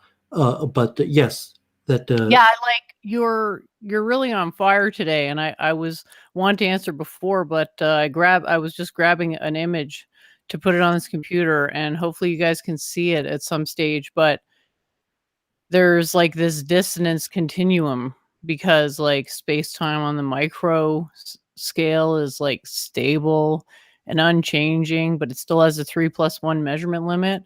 And then there's like a dissonance with that on our level, where the measurement limit becomes like entangled. So the doubleness of the periodic table transforms into the doubleness of our bodies, where we have like, two eyes and stuff. So there's like, in order to not have dissonance, we would have to experience the world the way the periodic table does. But because we don't, we are dissonant from that original prime form. And so all of our experiences are based on dissonance. And this is actually a rewording of the Copenhagen interpretation number 3, which states that all waveform reductions, all instances of observation are equivalent to waveform reductions. Yeah, the multiple truth hypothesis will hopefully frame all of these various connected wisdoms. Maybe this is an emotional and not a logical response, so please correct me. But isn't it, in some sense, that kind of a curse that all waveform reductions end up with a kind of dissonance? If that's it proves that there's no way to observe a perfect sphere. Well, you're saying, what is the correct interpretation of reality versus what is a maintainable reality in our own head? So saying what Jennifer is saying is the scientific best explanation for what reality actually is. And then you're thinking like, well, how the hell is that going to fit in my head in my day-to-day life? And it's like, it's not, because there's a dissonance between consciousness and the material reality that we dwell in. And this thing, so dissonance is a fact, and the fact that dissonance increases is a fact. And no, it's Doovid, it's consonance that increases within the parameters of dissonance, because the dissonance came about because we're alive and we're sort of like conjugate to this periodic table that's not alive. And then it's still entropy, though, pushing you towards a maximum stability state. So what it's seeking is consonance. Just remember the clocks always getting the same frequency, but it's within an architecture of dissonance. Yeah, and so when people change their minds, what they're doing is they're changing a dissonant structure as a result of dissonance and turning it into a more consonant structure, but it still has its own residual dissonance, because the whole basis of consciousness is dissonance, i.e. Copenhagen number 3. Yeah, that's even because the reality is science can't explain what happens when a person changes their mind. I mean, science knows quite a bit, quality of the things, but you need to solve the hard problem of consciousness to even explain a simple phenomenon like what happens when a person changes their mind. And the best, one of the better, dissonance is a known phenomenon. Whether dissonance could solve the whole production of consciousness from micro to macro level is unclear, but we've been working with it. And then, the true scientific explanation will have to be formulaic and physical. So even if we do, so to say, eventually produce a theory that is mathematically and physically sound, that doesn't mean like, Gandalf is all of a sudden going to be able to reduce his dissonance because like just a few equations and explanations, it's going to be a more narrative style explanation for these ideas that help a person live a better life. And then it's possible to say, no, we're just producing a scientific theory. And unfortunately, the science predicts that you can't actually use the theory to have a better life. And actually, unfortunately, no matter what you do, suffering will increase. I'm sorry. Luckily, the science doesn't predict that. So it actually predicts that eventually everyone will get enlightenment because it's just a matter of the quantum states being filled. Because it's like more and more argue light. that out as time goes on, but the productive, like, what is your benefit to studying reality? And it's possible that you say there is no benefit to studying in terms of that meaning or answering these questions, because the actual study I of think reality, winning every argument is a pretty good benefit, don't you? no, I mean, it's the JF nihilism point, that when JF wins the debate, he loses because he was arguing in favor of nihilism. So if you say that JF is right and nihilism is the reality, that scientific investigation is going to lead to increasing dissonance, because scientific investigation is not going to lead to the production of meaning. Scientific investigation is going to lead to the demonstration that there is no such thing as meaning.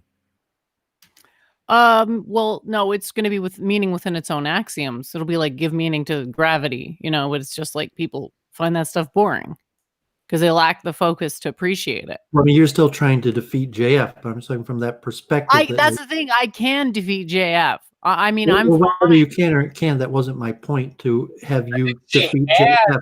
My point was from JF's framework of nihilism. I didn't mean to like open the door for you to you give all your argument points for why your system is better than JF. I was just making that point from the perspective of certain aspects of science, which is probably mainstream science, is that actually you can't expect science to decrease your suffering, and science may in fact well tell you that I'm sorry, you're going to die, you're going to increase your suffering, and and there is nothing good out there for you. And now that you've studied science, you can stop looking for something good out there, because you conclusively know that there is nothing good out there. Everything is shit. Have a quantum periodic table. Yeah, enjoy. Have a nice day. As the start. We take that as the starting point. We consider believing anything other than that would just be cowardly, and it's eventually going to create cognitive dissonance to impose any type of meaning. But it doesn't matter, because the self-created meaning is far more scientific.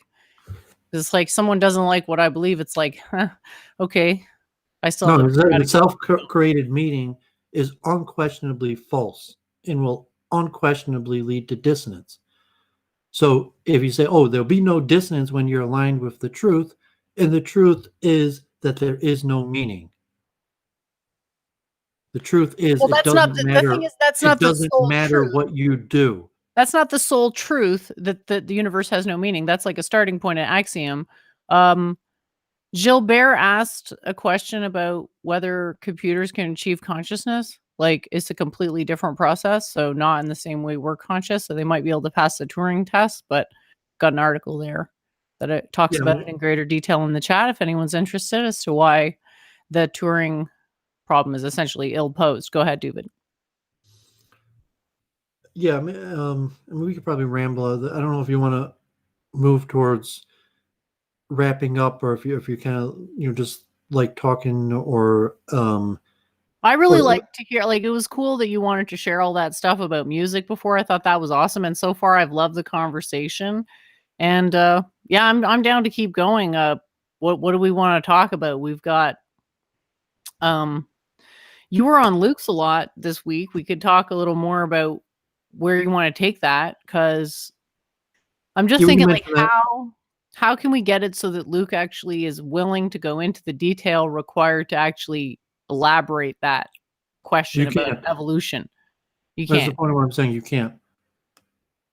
I mean, you could work within the system. It's like, okay, like, like Gandalf, saying like, how far could you advance as a follower of Doolittle? And saying, well, you can't. But I'm saying Luke isn't Doolittle, but it's like, no, I mean, you can't advance within. And saying Luke has certain characteristics, and no, I mean, Luke is a grown man and been doing this for years. And I would say the chance of changing Luke to be more amenable towards is almost zero. However, in the system of Luke, you could affect some benefit. And I wanted one thing. I'm Thursday night. I reached out Ethos Anandos, who if people are familiar, he's the Hare Krishna guy who's in China, who did a few streams with E. Michael Jones and wrote a book on ethos. So I commented on that video, and we finally got in touch, and he's going to be on my channel Thursday night at 9, which him in China now is 9 in the morning, talking about the Hare Krishna and specifically his book on ethos. So I wanted to mention that. And I also wanted to throw out this idea that we talked a little bit about price discovery. And last time, I think it was Jennifer's birthday stream, we mentioned this concept where I was saying you can't make money off of just being smart. You need a mechanism that derives profit, an interaction that derives profit to make money. And so just being smart, you can't get paid. You could tutor someone, you could advise a person, you could consult a person, you could write and sell books. But you can't just make money off of being smart. You have to have some sort of interaction that you could get paid for. And then in terms of, well, how do you make extreme amounts of wealth?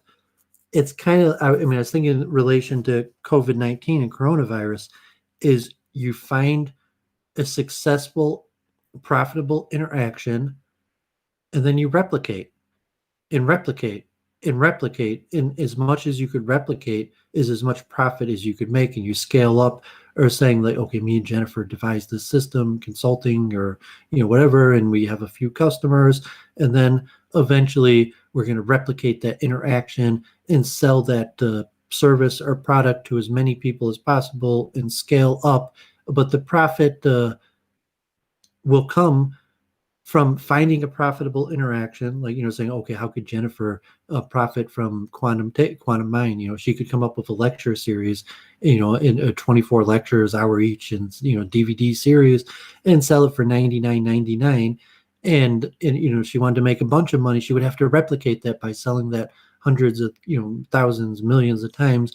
As much as she could replicate that interaction is as much profit as she could make. So I wanted to bring together some of those price type economic things. That profit only comes from a mechanism that you need to offer a service or a product in order to make profit. You can't just get profit without an interaction. And the interaction is a handing over of a good or a service, and like a good you have to make and whatever. And then this concept like the virus, that what you want to do once you find a profitable mechanism is to replicate it as many times as possible. Very interesting theory. There was a question in the chat. Talk about the importance of hidden variables and why Bohmian economics is ignored. How am I supposed to know exactly why? I am trying to be as amenable as possible. So I'm trying to go with whatever's correct out of the Copenhagen interpretation. It does have some good contributions. So there are no hidden parameters according to Copenhagen interpretation postulate number 1. So I don't really worry about hidden variables. And it's a huge problem because you have to be able to encompass the entire system. So your model has to itself exclude the possibility of hidden variables, which is why coming up with these basic models is not something everybody can do. But essentially, you can't really derive any information of any kind without some type of architecture. And so you can, drive your own architecture, which is like a bit of a tough one, or you can go with mine, or you can do a comparative study between architectures. But there aren't really there's no need for hidden variables, but you need to accept the fact that you may have left something out of your analysis. Like if your model doesn't make the predictions, that means you've got a hidden variable, which means you're going against the axiom, which means that the predictions won't be correct within that axiom system. And so you have to correct your model in a course so that it matches up with the axiom again. Bohmian mechanics, I've got that as well somewhere. That's an important one. Go ahead. Well, I'm going to take 5 and some medicine, and maybe when I come back, we'll discuss Luke and the psychoanalysis of Luke and the current state of streaming, and try to keep the directed on kind of the psychoanalysis of Luke and best streaming practices. So you could go on your explanation or talk with Gandalf. Let me do a few things. I'll be back in like 5 minutes. Cool. Yeah, so Bohmian mechanics is pretty good. Matter waves, which I come back to a lot on the show, which is this idea that everything has what you call a natural frequency, because everything's wavelength, and waveforms all have this natural frequency of vibration, and this additional thing of all the other harmonics existing in potential and being natural multiples of the original frequency. So this is essentially true, and is a very good starting point for understanding things. So I can't really speculate as to why it's ignored, but it wouldn't be the first time, because you can sort of see, like, even as far back as Plato, it was starting to get onto the track of the value of the ideal forms, the notion of ideal forms, but it sort of backs off before it actually gets to anything practical. And it's pretty much like that with all the quantum physics stuff. Like the best stuff you could see is electric universe, which is, I mean, people should really know better. Like, if you hear about a theory, research it. Research the history, the political affiliations of the people involved. It paints a certain picture, and it's like, you got to take that into consideration when you're considering a source. You there, Gandalf? Where do you want to take the convo before Doovid gets back? Yeah, just a quick question. Sorry about that. I just had to step away from my computer. I was wondering in the chat, do you know Aiken is asking, do you know the history of why Bohm's theories were dropped at the Copenhagen conference? I think you would be shocked as to understand why. I don't really know the politics behind that. And, I think your point, by the way, just as an aside, that knowing, the politics and money behind why people make certain scientific discussions is just so extremely important. But what's the politics of why Bohm's theories actually were dropped at Copenhagen? Does it? Do you know, or does anyone in the chat know? Well, Aiken's saying that it was Oppenheimer who created a group to dismiss him. So this is the first time hearing about it. Let's just say, not much would surprise me at this point. Ahem. So the real nobleman will stand the test of time.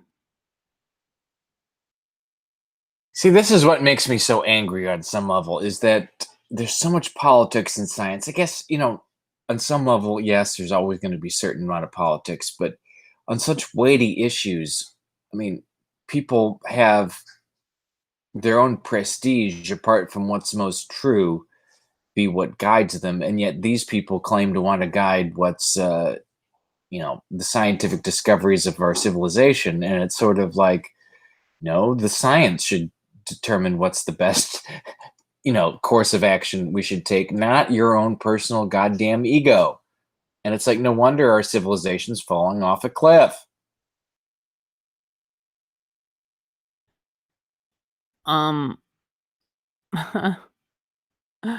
Well, if you have a link, Aiken Drum, I'd love to see it. This is the first I've heard of it. I mean, I don't make a habit of researching these things. It's just too black filling, but yeah. Nothing would surprise me at this point. I mean, it's obvious there's been campaigns to direct it in a particular direction, whether it's a cover up or just I don't know, to just be natural inclination. But I mean, a campaign to actively dismiss someone's work seems politically motivated. Well, I've experienced that firsthand because I've told the story multiple times. I don't know if Aiken's heard it on the stream. I tried to to question the sustainability paradigms in my climate change policy program like 10 years ago. I wanted to bring back limits to growth, and I was impolitic and pushing it because I said we can't have infinite growth of money on a finite planet. And people were like, this isn't the way to go. I mean, you need to just put development everywhere and make it sustainable. And, I'm like, no, that's not the correct axiomatic framework for approaching these policy questions if we actually care about sustainability. And I wouldn't get off that tack, and I lost my graduate school career.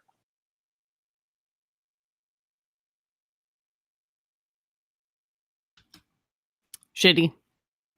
Yeah, very shitty. Makes me so disappointed. We need a better scientific establishment.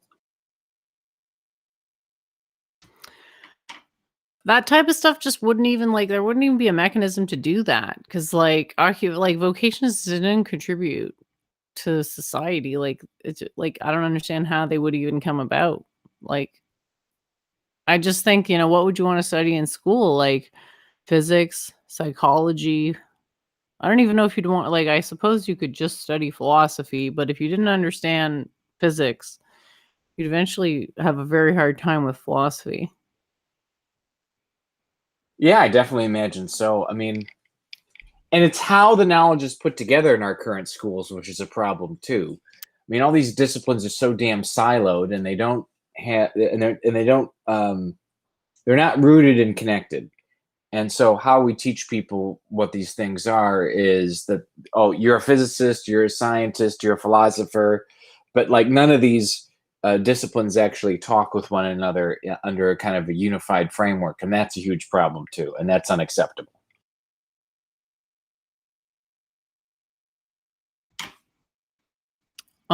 Yeah, I don't know why I don't know more about Bohm, but I basically I don't want to say that I'm lazy, but I don't really go too deep into certain things. I kind of just learned as much as I needed to figure out, what was actually going on, because I have an intuition for how complex any computation should be, because there's a computational limit, and it's a computer marga, the root of all computations. So if you can kind of understand this idea that there is a computational limit, then certain computations, I don't know. It just made me, I don't know. I could never really read physics just for the pleasure of it, because I was always not sure if it was bullshit or not. So I didn't really take the time to study the history of physics. But I am glad that you're telling me about them, because that means something. So that's, basically the people in history I care about are the ones that other people have told me about, not super much that I read about. Obviously, there's some scientists that, because their work overlaps with my own theory, I do acknowledge them. And I have acknowledged matter waves numerous times as being something that's foundational both to Vedic philosophy and certain aspects of quantum physics, and the Bohm interpretation is certainly one of these. I'm interested in it. The matter waveforms is what it is, and I'm giving a matter waveforms archetype system unified field model. So I think Bohm would approve of the quantum PT. But you know what I mean? How much am I supposed to know about any of it? If they didn't actually solve the problem of consciousness, then whatever it is they came up with is not going to be as useful to the actual problem of consciousness solution. So Gandalf, the diagram I showed before, did it make sense? Was it clear, or is it still require more going over? I think it was clear in part because I think we clarified what my question was, and I appreciate you going through the diagram again, because, and then when you connected it back to the nature of just what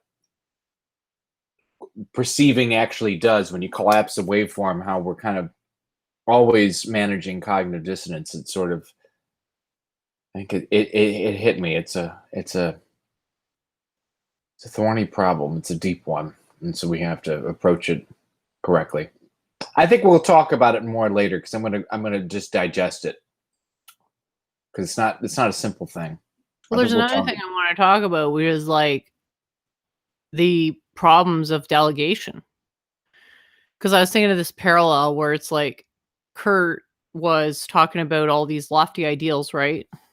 And so you delegated that hyper refined, precise knowledge of lawcraft to him because, you know, being naive and placing faith in him and being, what's the word?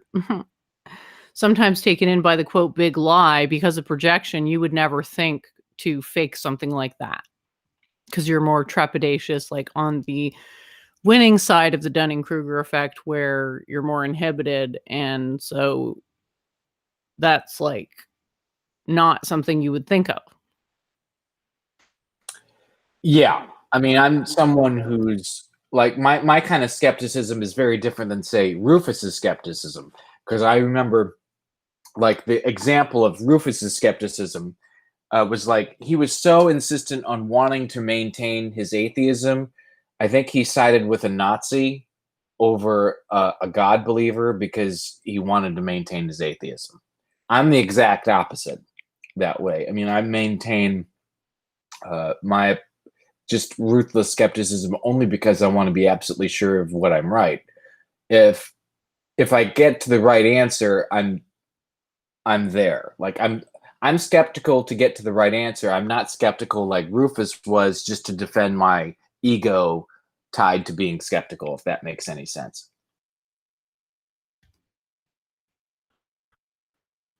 Yeah, coming back to this idea of delegation, like if you don't understand what you're trying to do well enough, you're essentially delegating tasks of greater complexity to people where you have no means of evaluating like their capacity. Like, what did you do to verify in your mind that Kurt knew what he was talking about? I think I was naive and was really attracted to the rhetoric because he got just enough things right and he put them together in just an exciting enough way that I guess I had faith that I could delegate to him aspects of knowing natural law. Because and it only was after like I started noticing certain things that weren't right and they just kept adding up real quickly that I just had an explosion of like, you don't understand sovereignty at all. So let's test you on the greatest jurist of the 20th century, Carl Schmitt. And well, Kurt failed that test completely because he, instead of showing that he understood the ideas and could work through them, i.e., why Schmitt was right about the failure of constitutional governments and why the sovereign exception is an apparent paradox that needs to be dealt with very carefully, Kurt just decided to attack me instead and use guilting, shaming, rallying, ridiculing, and moralizing, as opposed to actually doing ideas, in which case he cucks himself by his own standards.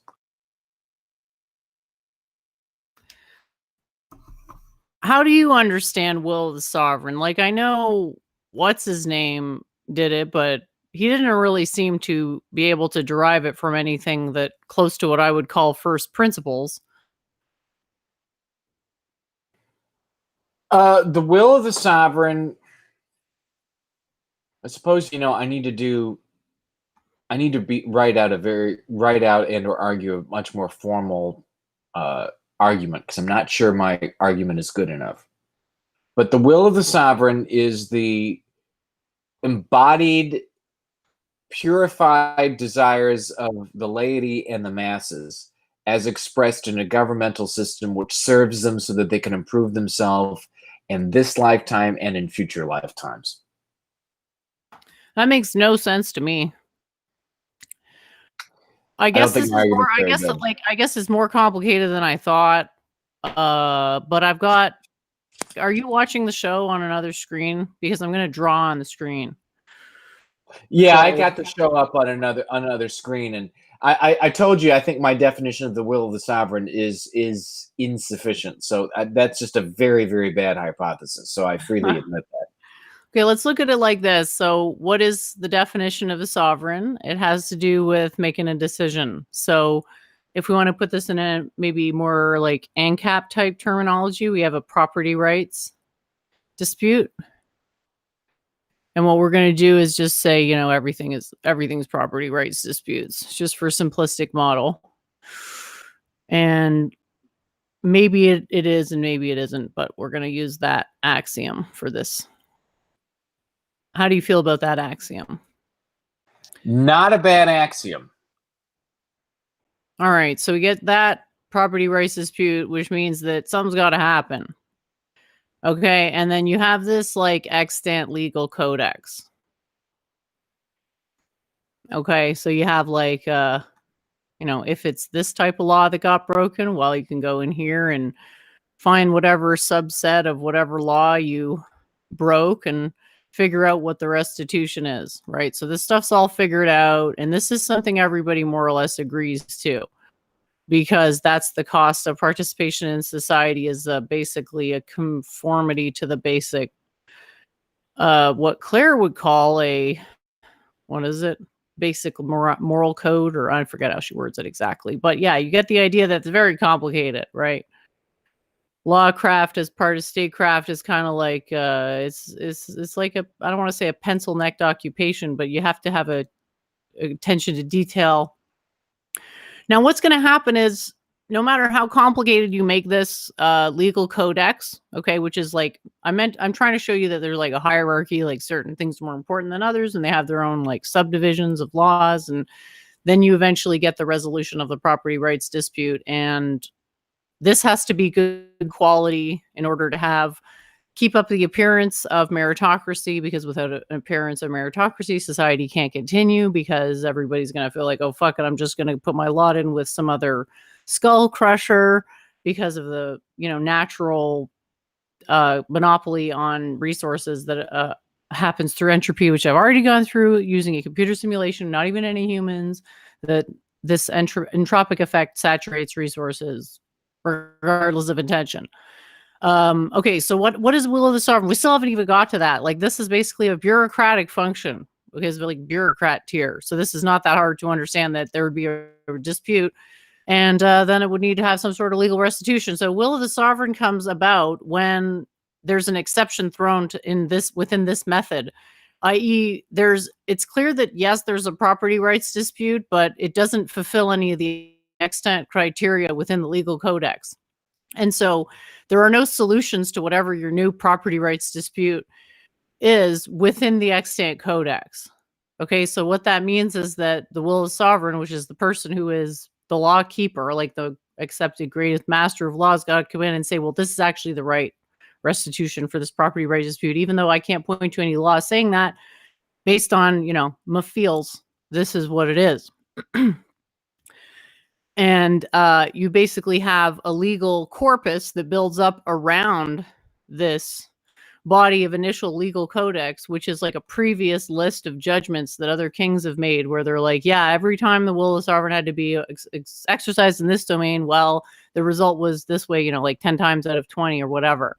And then that becomes its own domain of legal analysis. Sorry. Is this the study of legal precedents we're talking about?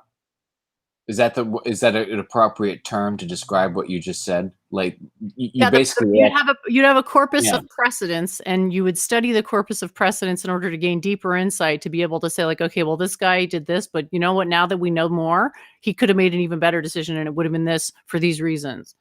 So you can improve the corpus, but generally you don't want to be adding stuff to the corpus that comes out of the what did you call it? Legal review? Legal precedents. You don't want to be updating the corpus with precedents, because then it can become overly bureaucratic. The point of the corpus versus the precedents is to situate that, so like cultural wise, society wise, that the corpus is what binds people together. The precedents are on top of the corpus. Okay. And it like enshrines the value of the will of the sovereign, which is what do you do when you are acting outside of the core of the codex. And this is where I come in with this idea of a distributed dictatorship, right? Because the idea is to make that like when there's a property rights dispute outside of the extant corpus, the idea is to resolve it at the lowest level possible, so it doesn't get kicked up to the next level of discernment until both parties agree that it's a irreconcilable difference. So the point of understanding things that way is that you can always kick it up and kick it up and kick it up. If both of the parties are unsatisfied with the proposal, then you kick it up all the way to the supreme sovereign, who is the person who's basically like got the supreme duty towards everybody else to be that tiebreaker when there's something just so complicated outside of the extant codex that basically nobody can agree. How's that? Like, That was better, because I think my definition, which was crappy, was more about the nature of sovereignty and not the will of the sovereign itself. So that's why it was so wrong. And I appreciate you also going through this, because this is also why, like, at least in my arguments about, what would a monarchy look like, it's like outside of a very few areas, we want to make it so that as many decisions as possible made at the lowest possible level, because that way, people have the most interaction with the will of the sovereign actually working. I mean, we don't want to be just living in a cloud making random decisions for people that have nothing to do with their local conditions either, because that would lead to a very chaotic and tyrannical state, which would rapidly lose legitimacy.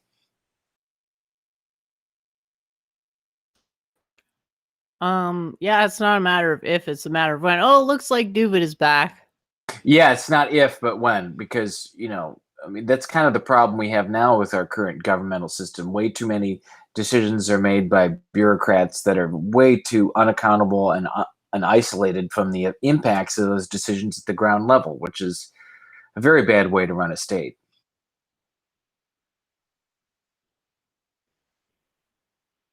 So I like this distributed model. I mean, I think it appeals to people too. I mean, people don't want a state, taking a truncheon and bludgeoning them over the head with everything. I think that is viewed as an imposition and very violent by a lot of people. Welcome back, Doovid. Are you there? Yeah. Did you hear what we were talking about? No, I was taking my medicine upstairs because I don't like my whole house to be affected by the smell of my medicine, so I usually do it in upstairs. But I had one quick thought that, if you don't mind, I'll say over, and then if you want, like my commentary on what you're talking about, or we could just go straight into talking about Luke. But just while I was taking my medicine, I was thinking the metaphor of like Gandalf, like as a slave to Doolittle or something like that, and that it's actually from a severe spiritual seeker. The metaphor is useful, and you say, okay, the Bible uses the language of slavery, and you said that that's a correct description of reality if you believe in the scripture. So you have, so to say, God forbid, modern day spiritual dynamics that are the equivalent of what's described in terms of slavery in the Bible. So the commentary and certain non-politically correct commentary, it would use that language. And I thought I think I've mentioned this on Week in Review quite a few times now. I volunteered at a friend who worked at Maimonides Hospital in Brooklyn Borough Park, and I used to hang out there quite often. And the doctors, their uniforms said property of Maimonides Hospital. And the reason their uniforms said that was because the scrubs were property not of the doctor, but of the hospital. I mean, so the scrubs, that when you're looking at the doctor, they had scrubs on, and the scrubs had property of Maimonides Hospital. So I always used to joke, like one guy I knew I was studied with in Israel eventually went to medical school, and then he eventually did his internship at Maimonides Hospital, and he would always be walking around in these scrubs that said property of Maimonides Hospital. And it's the joke, like he sold himself into slavery. And in many ways, like a contract could be looked at as selling yourself into slavery. It's a useful way of especially if you study the Bible and take it seriously and want to understand the lessons of the Bible when it speaks in those terminology, that it's good to place yourself in that terminology, saying like metaphorically, it was like, because Gandalf took low birth and didn't have enough money after finishing his education, he had to sell himself into slavery to Kirk Doolittle. And now, he's finishing the period of the bonds of his service. From saying from a modern day perspective, that's not what happened, but possibly from like this biblical narrative, like, yeah, you could read it that way. And really, when you enter these contracts, going to university or school or jobs or any contract in general, it might be useful to look at it in terms of the slave metaphor, and in terms of you're really trying to understand what it means to have a spiritual master, what it means to have a guru, to think in terms of the slave metaphor, because the scriptures use the slave metaphor.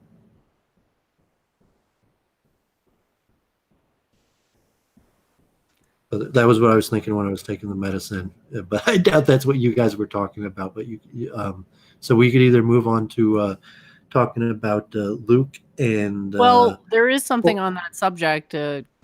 Gandalf just had Claire propose to be his rabbi. Yes, that is true. Claire said, basically, ask me for advice for a month. We'll see if it goes. I mean, should I accept Claire as my rabbi? Press 1 for yes, press 2 for no. I'm just interested in people. Well, you should make a rabbi, and you could try one out and switch. And I was listening to these teaching company lectures, and I was thinking Arbeck or something, this professor on military in ancient Rome, and he was mentioning certain ones of these customs go back to Rome, and saying so like a lot of the these are probably endemic of human organization, and certain things like having bars or sports teams or certain things that have largely emerged out of all Western or all societies in totality, and that's the the benefit of scholarship, the benefit of conversations like this to give people deeper understandings of their own ideas, like crowdsourcing is a factual element when we're streaming, talking to other people, or making use of the technology in the way that best value proposition to us as streamers and to the people listening, and just superior methods of communicating and understanding things ourselves, and then how we present that. And these things are all within the realms of the scientific method. So okay, it took Church of Entropy the first time she explained her theory to somebody, and it took X amount of time, and then maybe the second time it took a shorter period of time or whatever, that after a period of time you could draw a trend, and that scholarship from trial and error produces a better person that's better functioning. It's like, well, how did you become so high functioning? Is like, well, basically trial and error. Yeah, nature thrusts us into a trial and error because it's like a trial for what's the best suited for the environment, and the error is the death of the organism. You would assume like making Claire your rabbi will be like trial and error that probably won't take even a full month to realize, but it's possible. Anything's possible. So you're saying like it seemed weird. I guess if you're listening to me now, and Doovid is saying like, oh, you should make yourself a rabbi, and then just when Doovid is like, yes, Judaism says you should make yourself a rabbi, and Claire at the same time is like, Gandalf, I'll be your rabbi. So you think there's some sort of providence that just when you were thinking you should make yourself a rabbi, Claire offers to be your rabbi. So that might be some sort of message from divine sources that maybe Claire is in fact the person you should make your rabbi. And then through the process of trial and error, you could see, or you could predict, like no, this isn't even worth the trial because it's basically guaranteed to result in error. Yeah, I mean, I'm kind of touched in a certain way that Claire thinks she can be my rabbi. In a certain way, pulls at my heartstrings.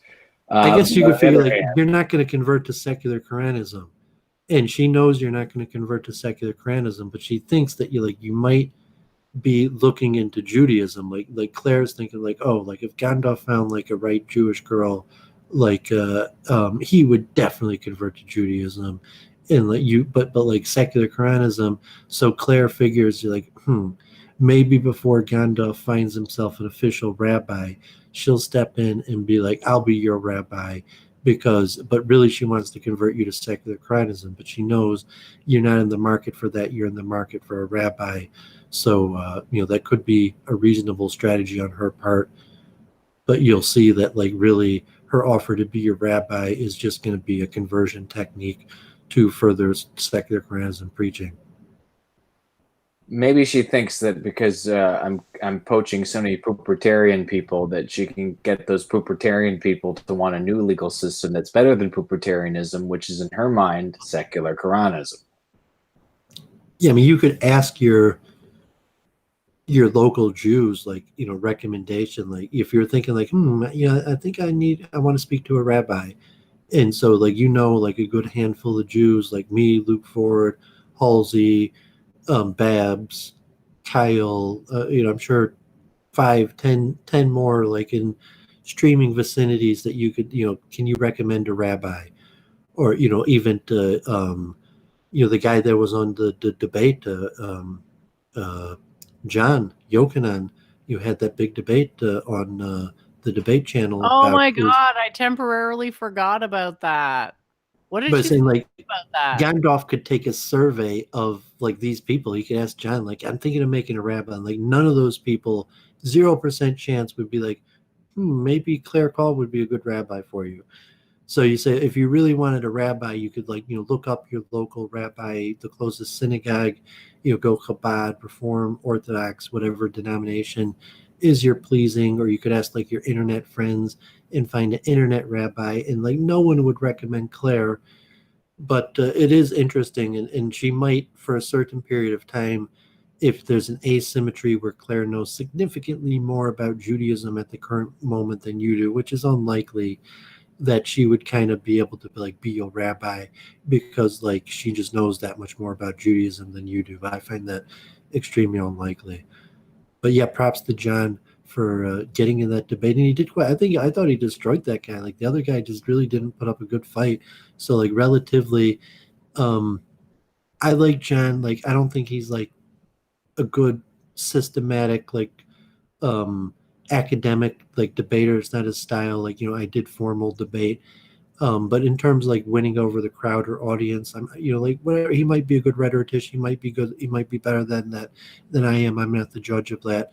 But in terms of that specific debate, I thought he really crushed the other guy. It wasn't even close. Which debate was that again? I'm sorry.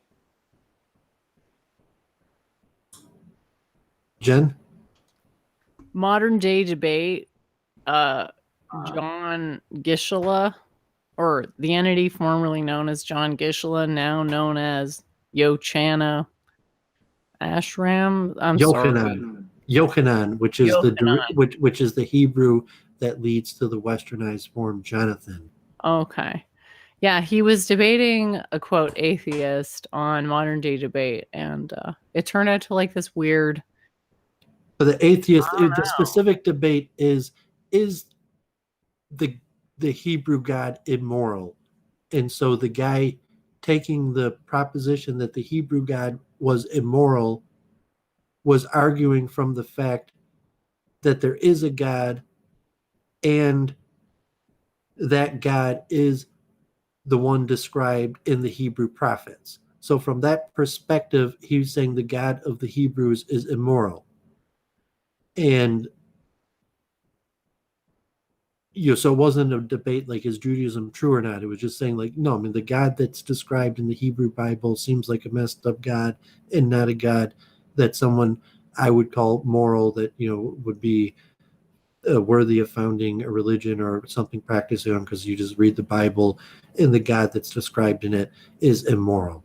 And, he opens up his first argument is the first like thing that they argue about is like David in his affair with Bathsheba, which was like an odd starting point.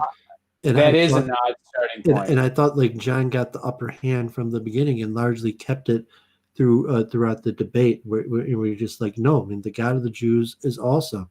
There's a few things, like a few verses of questionable things, but the overall arching message of the God of the Hebrew Bible is morality, ethics, and excellence. Even if you could find a whole host of cases of that you think, oh, like no moral God would act in this way from this section in the Bible, the overall picture of the God of the Hebrews is this upright moral God. And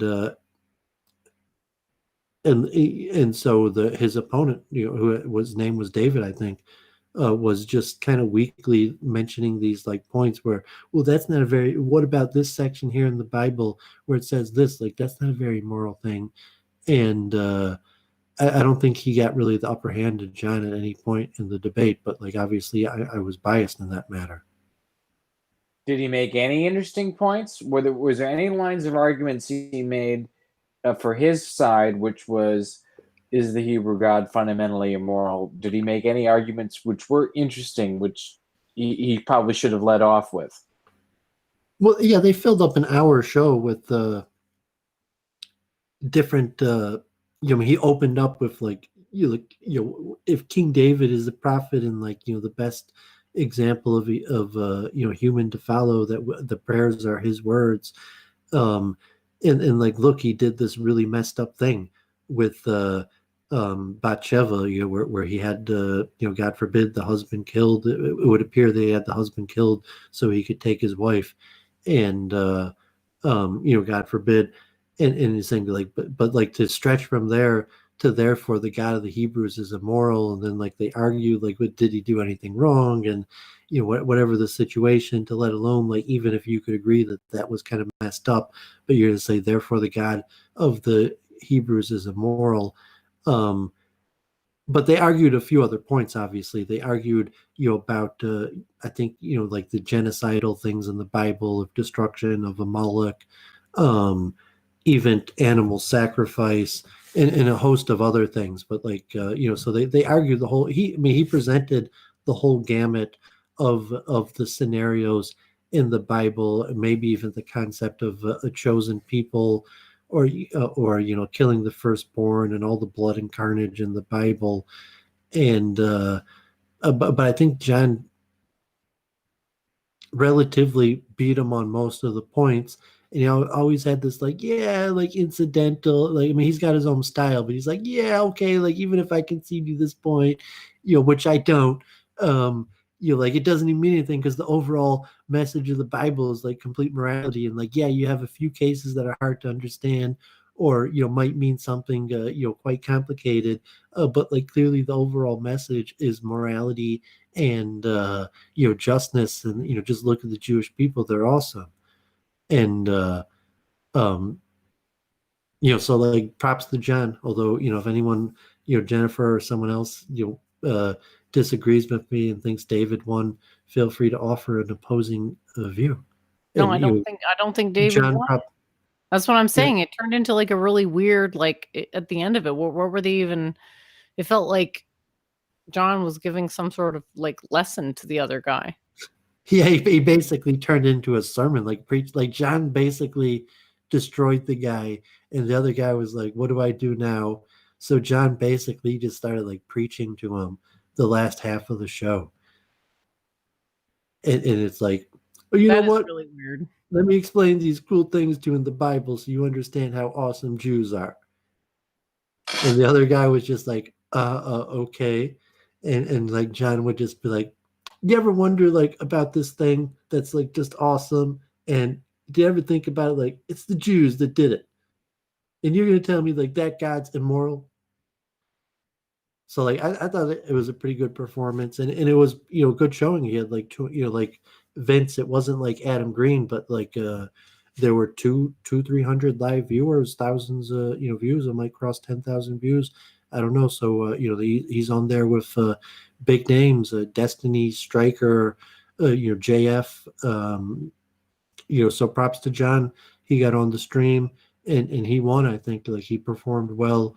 And maybe we see him again. He's been on Weekend Review many times, and he's welcome to come back. I'm pretty sure he's got a wrench on both me and Jennifer's channel.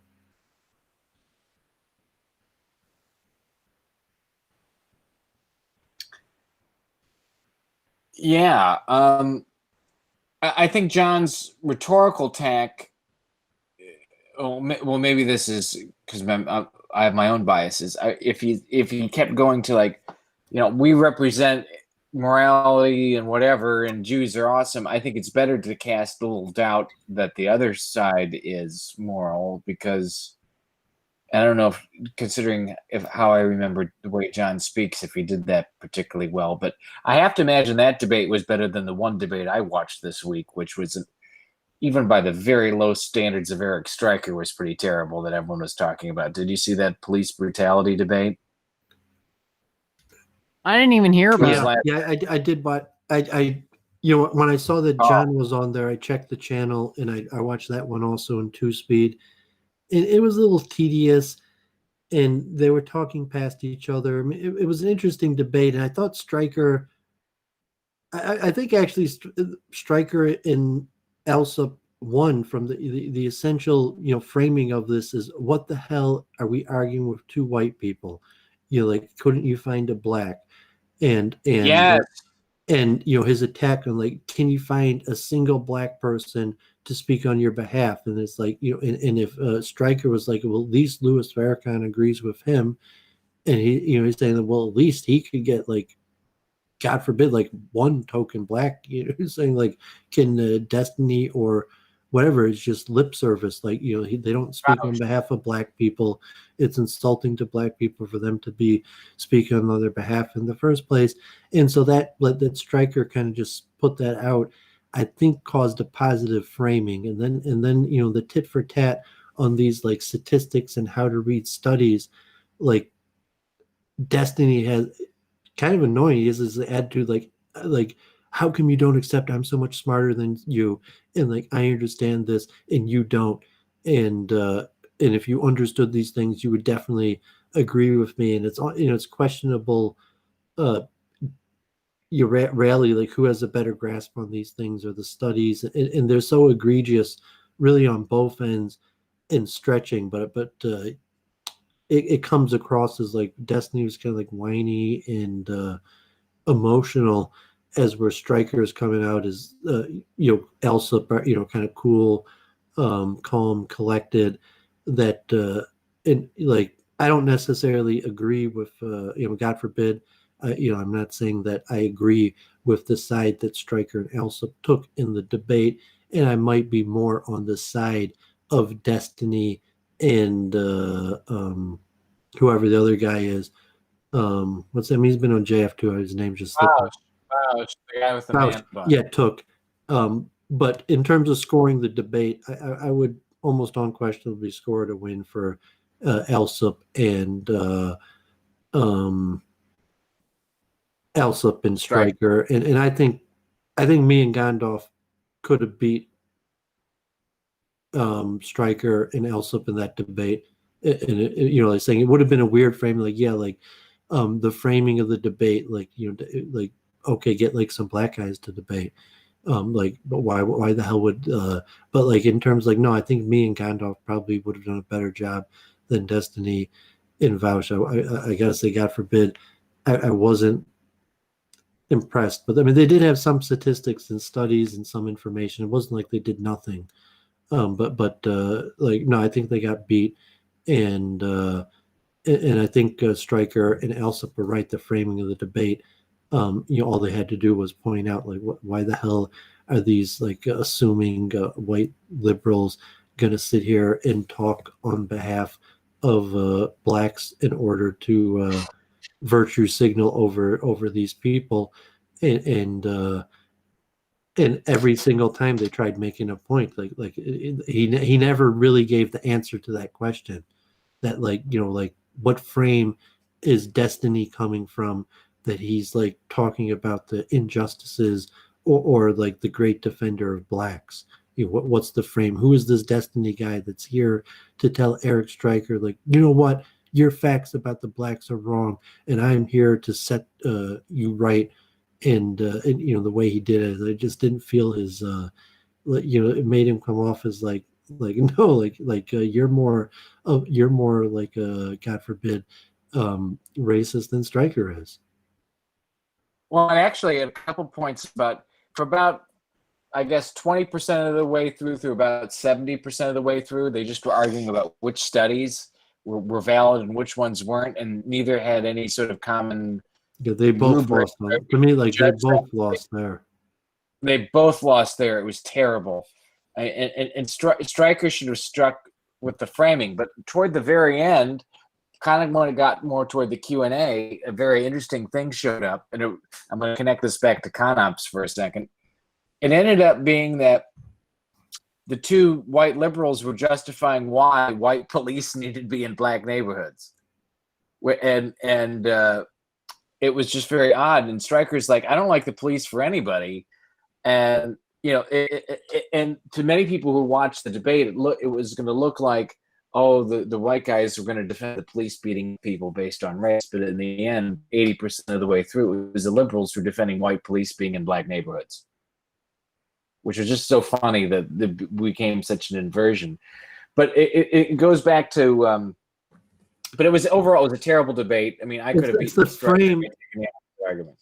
It's this fundamentally flawed frame of this liberal mindset is saying, like, admit it, God forbid, denounce. Like, I don't mean any hate speech. It's just like a dissonance model for what happens in the mindset where it's trying to understand why people form patterns in the way they do, or view things like integration, multiculturalism, or even just dealing with how they deal with it. It's a situation that has to be adapted to, and people will struggle with methods to do that. But within that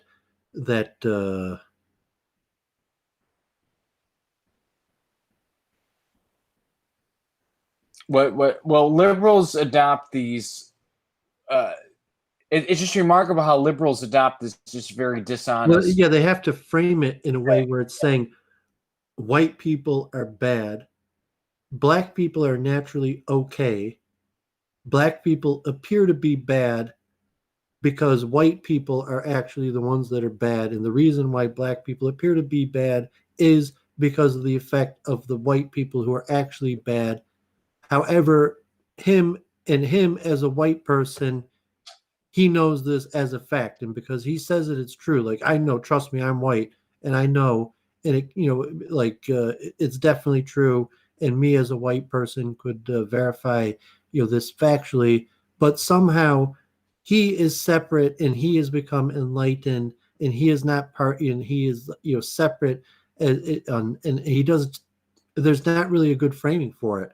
So for him to be defending his viewpoint, where he's pushing, or whatever narrative he feels he's trapped in, where it's like, unfortunately, like, he's discovered that God forbid, his people aren't really that good, and I don't know how he frames it, and he doesn't frame it. The reality is, so he's kind of the person like Adam Green, God forbid, and I mean Adam Green in a different way, where he's like, it's not about me. Like, I'm pointing out these problems, and I might have problems or not, and don't disturb the facts. But for him, so it might be just similar to that in terms like Adam Green. It's just like well, Destiny's like, it's not about me. I know this to be true, but for him it's different, because part of the proof that he knows is true is because it is about him, and as a white person, he knows it to be. So, like, that's the fundamental flaw, I think, in his framing, because he's saying just not about me. I'm just telling you the facts. But at the same time, the proof that he knows what he's saying is true is because it's about him and he's a white guy and therefore he knows. I think that's by and large correct. And so in the end, by arguing against the supposed supremacist position, they end up taking the supremacist position. So I mean, that's anti-racists are the real white supremacists? Is that the conclusion? That's actually how the debate turned out. Or at least that's the arguments Vaush and Destiny used to boost their own egos, which is similar I think to me and Gandalf, in terms of what the debate was supposed to be about, like if me and Gandalf did our research, I think we would have beat Stryker and Elsa. But the way it went, Vaush and Destiny ended up arguing about something a little bit different and relatively ended up getting beat pretty badly, I think. And related to the fact about what police brutality, like they did land a few points and mention a few important facts. Like it wasn't like they were completely useless, but just the overall score of the debate, they lost pretty badly. But I don't think it was because they had the poor end of the debate. It was because they didn't have a good framing to what they were talking about, and their virtue signal really countered. Like Stryker basically just busted him in round one, and every single time he tried to virtue signal, Stryker just busted him. He's like, what the hell? Like, you are not going to virtue signal at my expense as some fake white savior for the black race. Like, no one's buying that crap. Well, Destiny is, apparently. It was always his destiny. Well, it could be a LARP, and it could have a followers. Like, okay, he's got a following. He might make a living off of it. He might have, he might. I mean, say, okay, but maybe factually he's, cult. He's there's a cult of him, and there's a following, and he's got enough of an element where he is, at some level self-sustaining cult. I mean, it's not like a culture, but it was saying that he's doing enough creation of good karma, or however you want to understand the calculation, that he has a self-sustaining cult, even though there's these fundamental flaws. It's like Kirk Doolittle saying like probably even in relativity, like Destiny's more like a gamer. So like in terms of cult and Doolittle, I don't even think Destiny's as good as Doolittle.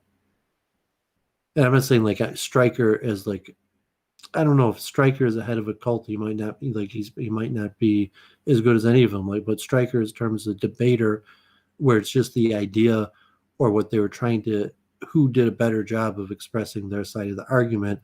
That Stryker in terms like he wasn't playing both sides, where he's like, it's about me and then it's not about me, because Stryker was relatively not personable in the way, like it was never about him. He was just making factual sides of arguments and not trying to virtue signal, and just give a general framing and understanding of the issue, and did a significantly better job of doing that. And from my perspective, like Destiny largely just made himself look bad with whatever he was trying to do. It didn't really make sense, and to probably backfired, and that's about it. But at least it was a good thing that they debated, and saying that, and they both did the enough homework to have put a performance where someone would have gained a decent amount of factual information. Like like if they're going to do these studies and stuff, they got to get better tech. Like they got to pop on screen datas. Vince Red Elephants is better. Adam Green is good like that. That's why I like Adam Green. Like he's got his graphics down. Jennifer's pretty good like that.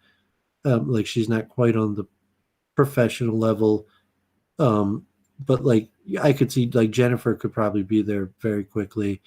Saying where those like charts were on the screen instantly. So I was saying like they weren't even close to that to like fact check. So it was just nonsense BS. Like the other time Destiny, and just like they can't waste this time bickering on fact checking. They just got to move on. And if the tech guy there was quick enough to be like, no, I'm going to fact check you instantly, and as they're talking, these things are appearing on the screen. So if if the station itself were at that level, and we still haven't even talked about Luke Ford and the streaming, and we can or we can't. We've been going on a long time, but that's related to saying like, yeah, there's a lot of things that the channel could have done that would have made it better, and there's a lot of things that Destiny or whatever could have done to make it a better performance. But like relatively, it was a pretty good performance on all parts, and I gave a scoring of who won, but no, it was a pretty good program. I'm glad they're doing it, but there's a lot of for the future of internet debates, you got to be able to crowdsource information and put it forward to the people on the screen instantly. Otherwise, it turns into the whole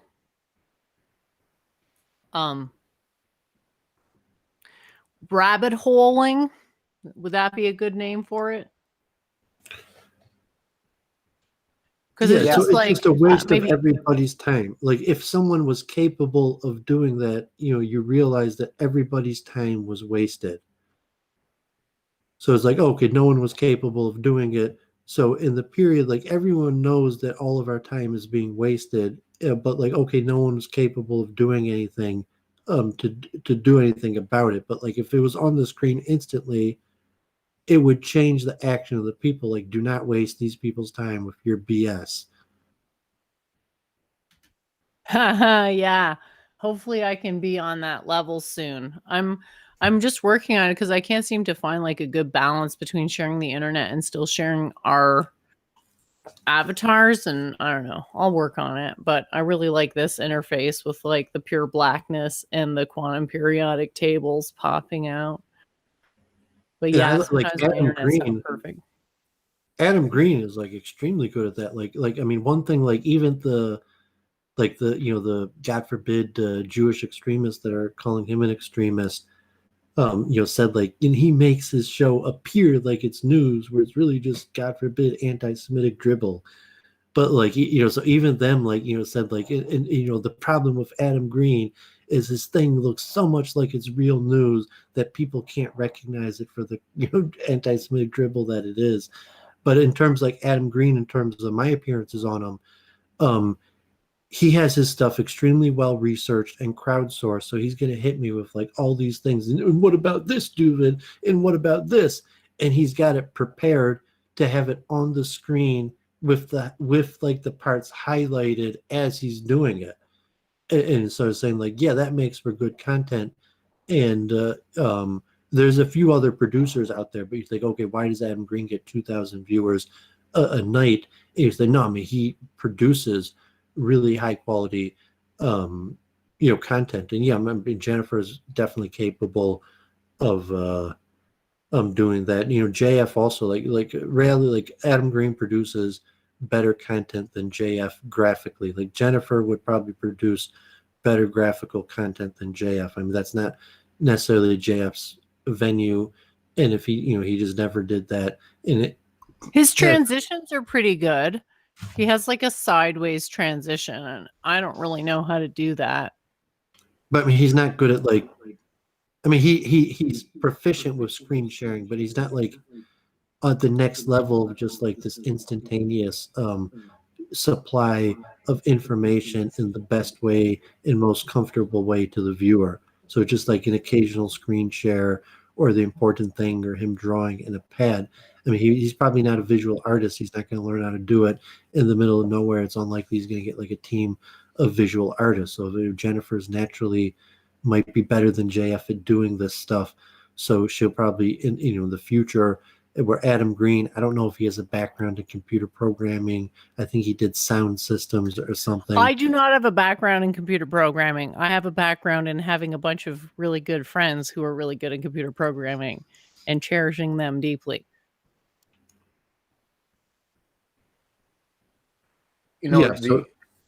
But I mean, at some point, that's a direction of someone who has a high quality produced show that is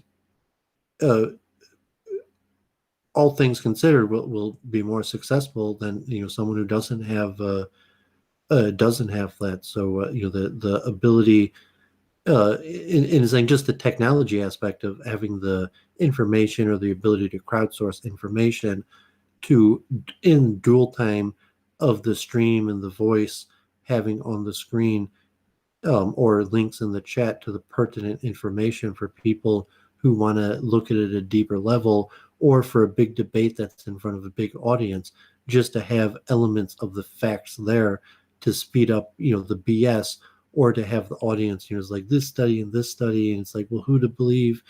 And it's saying like, yeah, I mean, they could have prepared that in advance, and they could have submitted their documents and had like these charts on screen share, like ready to share. So you could see the amount of effort and work they put into it. So it's like Destiny, you could have did a PowerPoint presentation or something. They were on there for 3 hours, so it's saying like what, like Destiny could, he doesn't know how to make a PowerPoint. And it's saying like, yeah, I mean, he's just a gamer. He's not going to make a PowerPoint. And like, what, I mean, Stryker is going to make a PowerPoint? Unlikely. But from the academic level, or even the level, like, people don't want to watch a PowerPoint, but 3 hours, like, yeah, you could throw a PowerPoint in there and people would have learned something and would have avoided like half an hour of just completely useless bickering that all it did was make all 4 panelists look bad because of, they had ego issues. I largely agree with that interpretation. And see, part of the problem is without access to the studies and without people knowing how to read and evaluate studies, even if you do the kind of the PowerPoint thingy that you said, it's going to be very difficult to evaluate this stuff. I mean, part of having a good debate is having a learned audience. And, I hate it when I watch a debate, and Stryker and Alsop definitely won, but they won kind of almost by default because they stole the framing, but they performed so terribly that I hate giving a win to people who perform terribly. I'd rather have both sides perform well and then give a win. And the win isn't because, oh, you just were less terrible than the person who lost. You both were excellent, and the win was a close call. And somebody won not only because they had the better argument, but the better rhetoric to defend that argument so that the whole audience could see and understand it. And those are the best kind of debates. All these people make money from doing it, and it was a profitable stream, so they could see kind of like filling time. So I'm arguing kind of like, oh, they wasted a bunch of time. They showed their bad character, but we were saying like, but they weren't doing it to like for the purposes that I was looking to do it. Like largely they were doing it to make money or the profitability, or at least that it affected their decision. So they're like, oh, if we could draw the show out for another hour of BS, there'll be more super chats to read, and that's real money. So he's saying like from that perspective, there's a it almost goes back to my theory about replication and the mechanism of profit, and then replication of it. So there's a mechanism of profit, and that's triggering a super chat, and then the replication of it. So there's the elements within the stream that are completely unrelated to the debate because of the motivation of the people involved. And you say, okay, like, are they really motivated to win over anyone to their side of the issue? At the end of the day, both sides are going to be counting the money more than thinking about scoring, the current state of the public debate, and saying that that's related to maybe even the natural law of interaction and economics, price discovery, and finding a profitable mechanism to replicate versus some level of, no, I just really want to understand how reality actually works, versus like, no, I want to create a profitable mechanism and replicate it. Like, I'm a human, like essentially the nature of me is the same, God forbid, as the virus. The virus just wants to replicate. It's found a successful mechanism, and now that it has a successful mechanism, all it needs is to replicate it and scale it up until it goes global. And economically, that's basically we're like the virus in that way, is that like eventually You got to create that profitable mechanism and then replicate it, and then you're good. And everybody, in terms of their interaction, is thinking like, well, okay, Gandalf, we're pursuing truth and this, but if I could find that profitable mechanism, that would, probably be pretty cool. And if I could replicate it, like, there would be nothing better. And then once it starts replicating, like, there would be nothing that I would like more than that to replicate as much as possible. And so in that way, like, we're all coronavirus now, because all of us in our interaction are basically trying to find some method of profit and then replicate that till that goes global.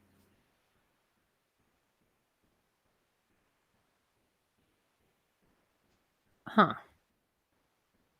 Interesting take. I like Yeah, I'm that. just thinking on that take. I It's like kind the of do. I report. mean, I think it's kind of funny that I find it kind of funny you're arguing for debate and you've delinked the amount of money spent on that debate via super chats from the value of the debate, because in the past you've argued for money being if not equal to karma, closely tied to karma. It seems like it's a little bit of Well, a it is, shift for because you. in the material reality, money is karma. So in the scoring of the debate, what I just said is valueless. And so the reality was, Destiny and Stryker and Vouch and Alsup in front of a big audience in a profitable venture.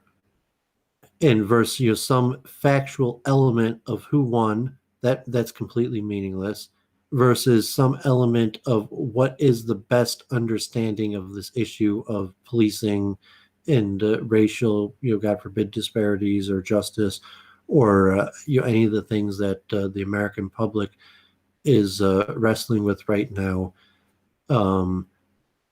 And you see that, no, I mean, that money is basically karma. That at the end of the day, there was an interaction that happened, and these people got together and they walked away with a certain amount of money for doing it, and that was the essential interaction. And what you believe or I believe of who won or what should or shouldn't happen is basically all meaningless fantasy.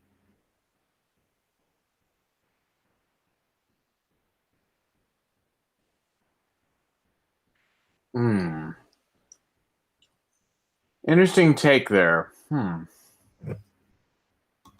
it's just like, okay, like, how come Doolittle's the cult leader and we're the cult followers or something? How come Destiny and Vouch and Stryker and Alsup are debating and we're in the chat?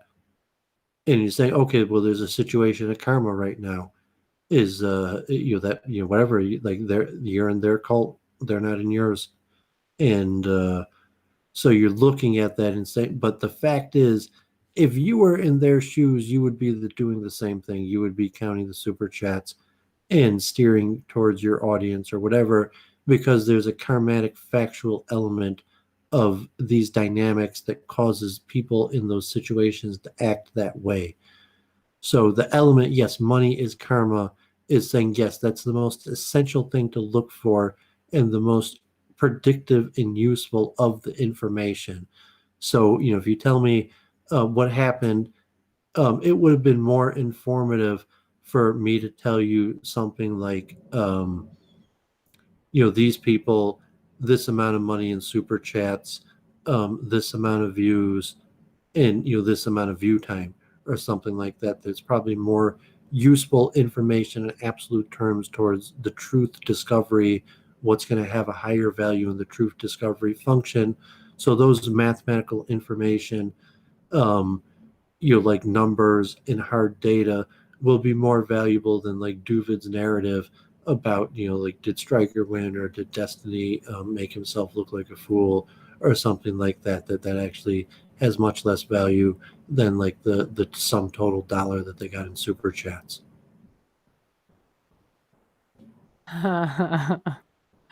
I guess you could, like, if you wanted to make it convincing, you could say like money represents some type of like work potential.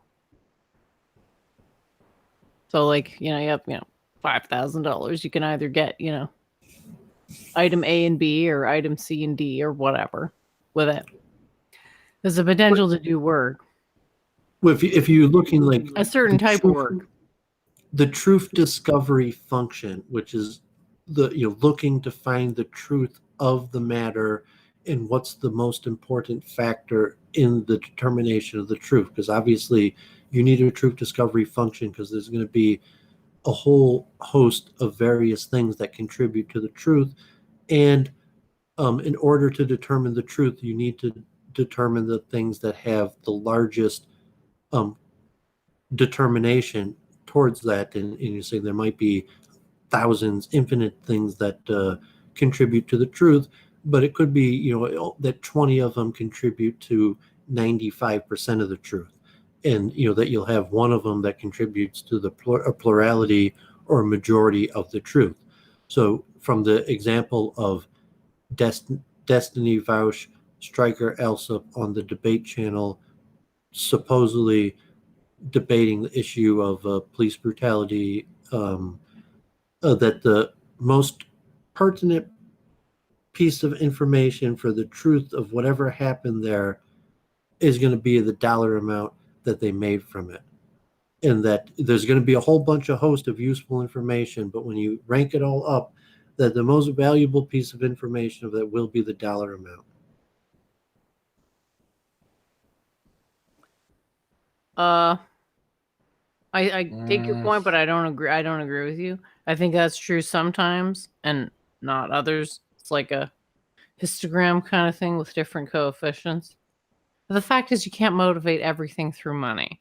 There's stuff that's going to happen that's fuck all to do with money, and it's a minority of things, but it's still something. And it's still like money doesn't equate to value. It does, but then it decouples at a certain point. Well, in this example, does that matter? In this example of the debate on police brutality, what has a higher value in describing the event that occurred than the money? Which money? We're saying that there's a sum total transaction, that there was a YouTube show and they made so much money in super chats. Yes, I'm saying there's a whole host of information that could be gathered, and Doooovid is proclaiming that in this case, as in most cases, that of all the information, probably the most valuable piece of information is the amount of money they made off of it. You could infer a lot from it, sure. I mean, it's all down to the predictability of your own interpretation. Like if your metric involves money, then yeah, money is going to be required. I don't use money as a metric, so I get it. You may be right. That's the thing. It's like it is semi-predictive. Because you have some sort of renunciation where you only live in it's because I understand that everybody is in a struggle between renunciation and materialism. But I'm going to explain this in a way that doesn't require any complication. Because you only use what you need, which is generally an exception. Most people desire to have whatever pleasures they could, because you might as well enjoy life and enjoy within realms, not saying to enjoy the forbidden things, but your average person, it doesn't want to just get by with what satisfies their needs. They want to be able to experience as much or as great of the physical pleasures, travel, good food, good whatever comes with money. And that, because you have a different mind frame, that will allow you to look differently at something like money, because you don't say, okay, this excess money wouldn't help me because you already have everything that you need, and an extra $300-400 from a stream would be completely irrelevant to you. As to your average person, even if they're a millionaire, thinks in terms of the things that they could do if they had the money, because they're not just thinking, I just want to, have what I need to fulfill my needs, and anything more than that is not useful. So they're saying like, no, there's a lot of things beyond my needs that I desire to do, and the one thing separating me from that is money. So therefore, the majority of people that have this perception of life where, yes, I do want more than I need, and if I could do these things that are more than I need, I will. And because money is the main thing that allows people to do these things beyond what they need, there's a desire to have money and to accumulate it and to be able to use it to fulfill these things. And therefore, for any truth discovery in that thing, money is extremely important if you could monetize it, because that's useful. So it's like, what's the use of this debate on police brutality? So you say, okay, like there's a use to understanding police brutality, because we all live in a society and have police, and it's an important social issue, and maybe you deal with the police, maybe you don't, but there's some utility to understanding this issue of police brutality and racial tensions and various things. But the monetized value of money is like, everybody knows the immediate visceral effect of money, because money stands apart from what people desire and what people get of that, what proportion of the desire that people achieve. And as you're saying, like, God forbid, like Jeffrey Epstein, so the guy was a pervert, he shouldn't have done that. But the lesson that people see is that, wow, like you could really do this stuff if you had a whole bunch of money.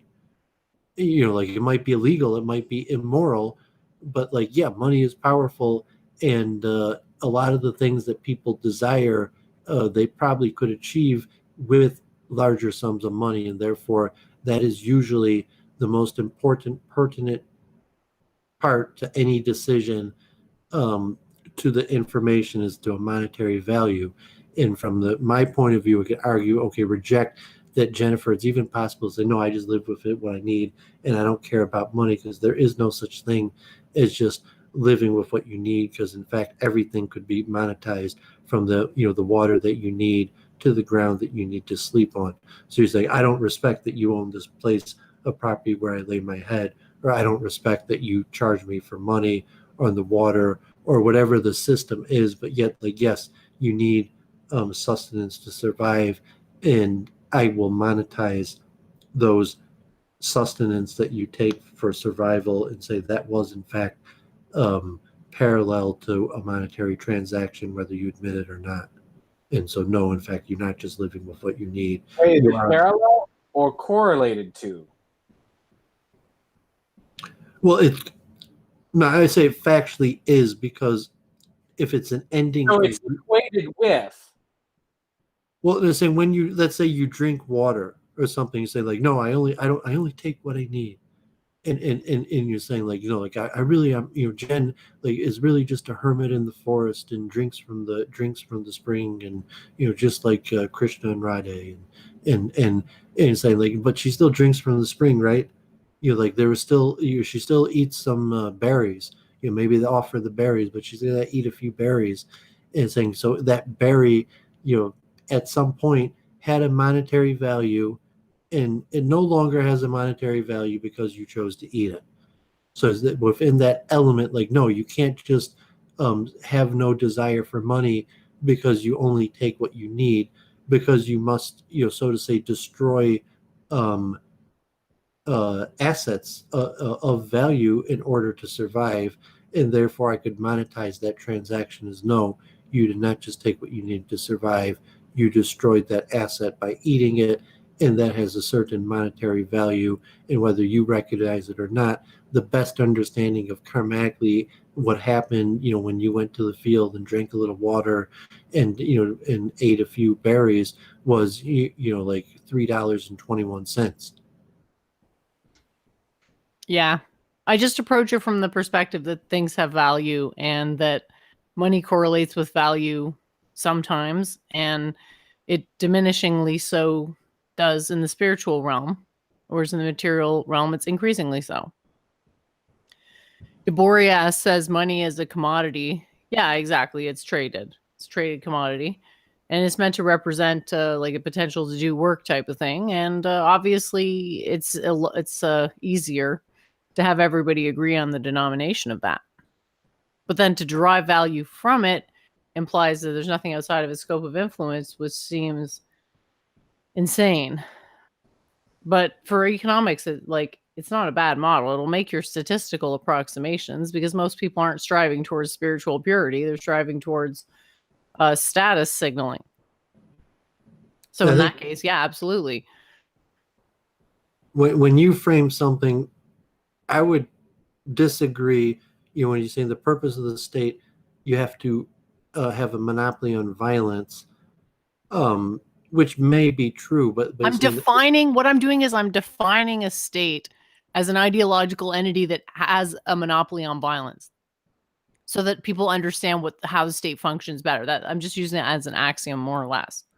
Yeah, but I mean, the main important axiom on the natural law, spiritual level, is the ownership property, that the state authorizes the ownership of property.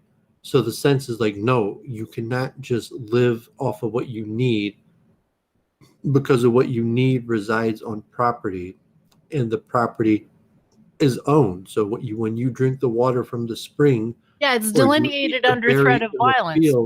Property follows from the monopoly on violence because the delineations between property are protected under threat of violence.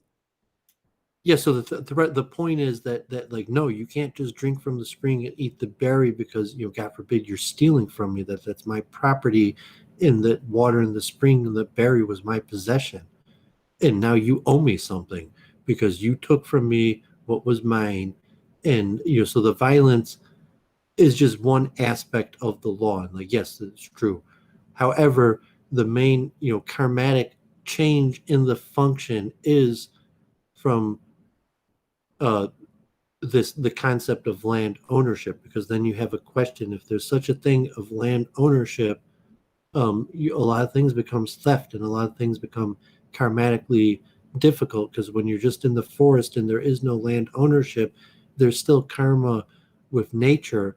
But when maybe there's always karma in the fact, okay, when you ate a berry and there's no land ownership, maybe you stole from the squirrel, and maybe some animal that would have eaten that berry is going to starve because that berry's not there, or some element of a belief system that no, God has enough abundance that berry you took is not going to lead to a lack, or something that like some squirrel would have been one berry fatter, but they're not going to be lacking. They're just going to be one berry thinner. It's probably better for that squirrel that they're one berry thinner. Very deep stuff. I appreciate that. What do you think? So you are okay with this definition or no? Like it's purely definitional because I want to distinguish when I say the state that it's an entity with an ideological monopoly on violence, which seeks to justify property rights with this monopoly on violence. Because the monopoly on violence, the state does a bunch of functions. It's not just a monopoly on violence, but the monopoly on violence is how it does all the other functions. Without that, it cannot serve its other functions, but obviously it has other functions like delivering justice, for example, in the property rights disputes. No, I'm saying I don't think so, but I think you'll see that the essential factor is property rights, and violence, sort of like the control. Like, okay, I live in stand your ground state, and I've had these, God forbid, confrontations on some YouTubes, with unfortunate circumstances where disagreement escalated to threats of violence. And you're saying that no, the state does not control the violence. The state controls the property. So if someone comes on my property, and this could be changing, like you see, like the McCloskeys or whatever in St. Louis, but like as of now, the current status is I could use deadly force to defend my property. So if someone comes into my house without permission, and God forbid, I killed them on the spot, that the state didn't need to use the violence. The state just needed to legify my property ownership, and then outsource the violence, but the violence is protected by largely the property. It's not me that has the right to, God forbid, kill somebody. It's the property itself. So me as the steward of the property versus, God forbid, an intruder that intruded on the property. So if I'm the current steward of the property, the steward of the property has the right to, but I mean, making the point that it doesn't need the state. The state doesn't need to be an actor to control violence. The state needs to just all I'm control. saying is, like, within your paradigm, your house would be your quote kingdom, and you have a monopoly on violence in your own country, which is your house. Well, I mean, so on the street Functioning as corner the would be state within different. your own house. Well, I'm saying the street corner is different, but the state, you're saying, so if I have a confrontation in a public place and I escalate, like the woman from Michigan and that we went over on Luke that, pulled the gun out on the African-American woman, a lot of group theory, thinking like, cold winter theory on that one, case there, but saying like, no, that woman is arrested and facing penalty for, pointing a weapon at another person because it was in a public place. If it was in our own property, it would have been a different issue. But in a public place, it's saying like, no, that did not warrant pointing a gun at a person, and just pointing a gun at a person is a form of assault, and she could be charged. And actually, that Amy from the Karen in the park with the dog was summoned today and has to appear in court for filing a false police report. It was eventually charged that that the karma was put back and say this woman committed a crime and will be charged because she falsely did a police report. And it's obvious that that's what happened. Yeah, Karen has some bad karma. Did I tell you guys JF tagged me on Twitter this week? Oh, yeah. Talk about that meme, please. I mean, God forbid, like, I don't want to give into any of the bad things that, like, Brundle or any of these things, because, like, but like, it did have some resemblance to you in appearance, and I mean, I guess isn't it's it great? And it doesn't. They look in Indian, demeanor, don't they? And even like, God forbid, like, no comment. Actually, it looked like the it almost looked like a splice between you, a person at a burlesque party where people dressed in opposite gender clothing, and the Miss Ukraine that was really a Mr. Ukraine from 2013. Well, I think it's the explanation in the speech pattern that's most similar. So we actually hear the explanation and how it's said over, and you get the, like, yeah, I could hear those words coming out of Jennifer's mouth, and I could actually picture like the intonations in the style of that explanation, like not only those words could have came out of Jennifer's mouth, that they would have came out of her mouth in like almost the exact same way that they came out of this dude's mouth. Yeah, actually, I'm looking at it again. I'm thinking, is that like Cher? It almost looks like Cher. I don't know. Does it look like Cher? Sonny and Cher? I never heard of him. I'm saying and it could be a memorized. It's like I guess a Middle Eastern or Arab drag queen, and it doesn't look like they have physicist on their resume. So it's more likely that like that's a person that read Jennifer's blog and just or like watched Jennifer's show and set over, because like I doubt that this drag queen is a physicist, although it's possible, but like like in the resume there it didn't look like she was a physicist. Well, the good thing about God is that even the quantum periodic table is valid and helpful to even Arab drag queen physicists. Well, no, I mean, because like, I mean, look at it's not really like the definition. Subtext. Look at the subtitles. It says "sect of physics." Isn't that very strange choice of terminology. No, I mean, it's not scientific. At the end of the day, it's like it's an insult, and God forbid, like whatever JF, whatever he's got, like like a poor man's sense of humor or something. I guess I'll say it like that. He's just got a poor man's. Have you ever seen This Hour Is 22 Minutes? No.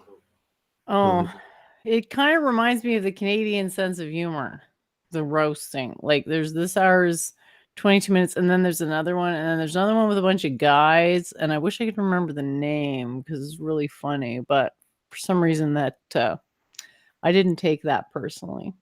Well, I mean, he's insulting you. I mean, God forbid. I mean, because this person's going to go on to say, like, just yeah, but I mean, but the fact that he wanted to insult me, I still somehow take it as like playful sibling rivalry tier bants. Yeah, I mean, I guess, but it's like, yeah, I don't know. I mean, it just seems kind of low tier.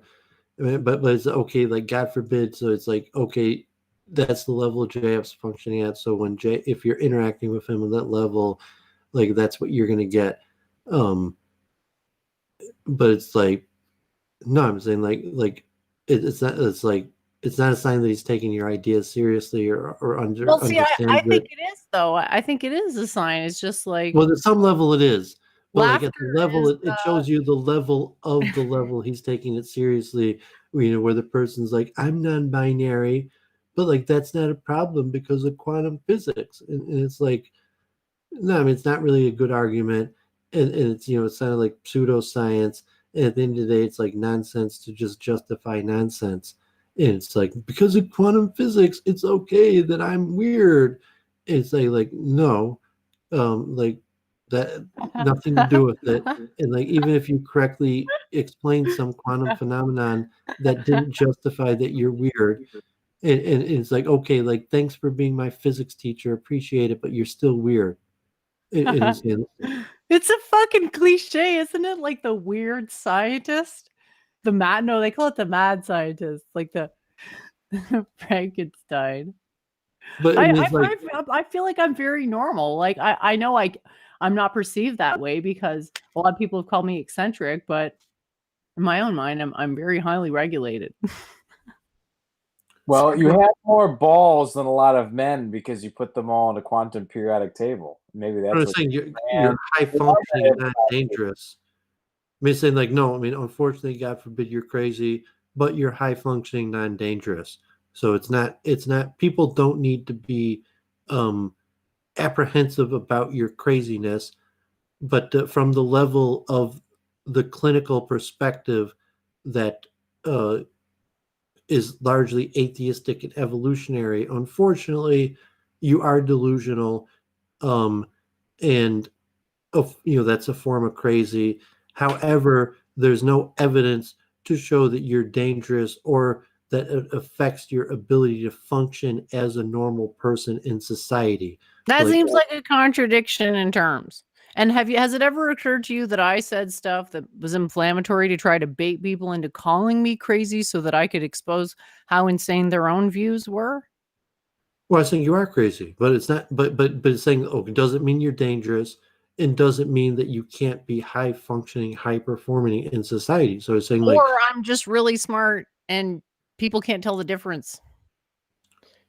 Well, I think from a clinical perspective of evolutionary, largely atheistic science, you are delusional, and being delusional is saying, okay, like that's in the realm of someone who's crazy, but like the Talmudic people, like my nafkamina, like okay, so she's crazy, so what? Is she dangerous? You're saying, well, no, what's delusional exactly? Delusional is in you believe in a system that, according to evolutionary mainstream science, is inaccurate. Delusion, illusions, delusion. You're deluded. You're so relative to the wrong system. The distance level of what you believe to be reality and what the scientists believe to be reality is so much that you're in the realm of what they call delusional. Okay, they're projecting their illusions onto me, because to bear the brunt of realizing that their own beliefs are false is too great, so they have to blame me for them. No, I'm saying within the paradigm Yeah, of I their get it. Within the it's outside the paradigm, but to me it's like it's kind of inside. It works with the paradigm. Like my whole thing on evolution is not saying like it's a valid argument. Evolution is a valid argument, but it's not actually how it works. I don't think that qualifies me for delusional. It's just a person with an unorthodox view on science doesn't qualify for delusional, I don't think. Still covered under the Freedom of Thinking Act. It's like, okay, Doovid goes to the psychiatrist, and the psychiatrist, starts talking to Doovid, and he discovers that Doovid thinks he talks to God. And he's like, well, why do you do these things, Doovid? Because, like, I was talking to God, and well, how do you know that you talk to God? He's like, well, I hear these voices, and whatever. And the person's like, okay, you're crazy. I'm sorry. Like, you don't talk to God, like those voices. But like, unfortunately, like, Doovid's like, I insist, like, I talk to God. Like, I don't care that you think I'm delusional. I don't care that you're a psychiatrist and this is your opinion. I know I talk to God. And then the psychiatrist goes forward, like, well, do these voices ever tell you to do anything violent in a way, or do these voices ever in a way to, but the point of that is saying, like, yes, the psychiatrist determined that I'm delusional and I'm crazy because I think I talk to God. Then the point of the evaluation is, can this person successfully still function in society even though they're crazy? And that's, where I use the terminology high functioning and non-dangerous. So from the perspective of the psychiatrist, they're not going to be able to justify how this person thinks that they talk to God and are not crazy. But they could still say, despite that this person is crazy and think they talk to God, there's absolutely no evidence that this is going to make them more likely to, commit a crime or be violent or whatever. In fact, no, I talked to the person, and I think it's they're very stable in that sense, that they're high functioning and high performing despite their crazy belief system. And so within that realm, the example here that, Doovid who thinks he talks to God or something like that, God forbid, whatever, not saying that is my case, but if that was just as an example, they say, no, this dude is crazy, but, does he need to be in a straitjacket, or just means like you should know he's crazy if Doesn't you it talk seem to him? weird? Doesn't it seem weird to judge sanity by beliefs, though? Because clearly not everyone who believes the same thing acts the same way. Well, that's why I said high functioning, high performing, dangerous. So I say it doesn't matter. So you can say this person is completely normal and has no delusions, but they're dangerous and low performing. Versus this person who is crazy but is high performing. So I can say, like, Doovid, Jennifer is crazy, but she's high performing and non-dangerous, and therefore, like, if you speak to her in the terms of what is the valuable pertinent information to the person. So it's saying, okay, I know how they define crazy, and so it means, one thing is, okay, if they say Jennifer is crazy, to me that's probably a good thing, because that means that she's outside of the boundaries of their system. But from the perspective of the person, like, yeah, like, if she's crazy, it's probably a bad thing. But they could also see that what's the track record? The person's high functioning, the person's non-dangerous, versus other person saying, Hold on 1 second. Why do they have the authority to make that determination? Why are you delegating that to those practitioners from the system? How do you justify that? well, I don't have to justify it, saying, like, like a JF, like there is a system, there is practitioners of the system, there is a consensus opinion among the practitioners of the system on the bounds of the system. Yeah, to be a Buzz Killington. Yeah, so it's saying, like, it's all relatively Buzz logical, Killington-ish. straightforward. That I mean, in one, you could argue it's not like because there were specifically bad people. It's the nature of the systems that the people within these systems act the way that they do.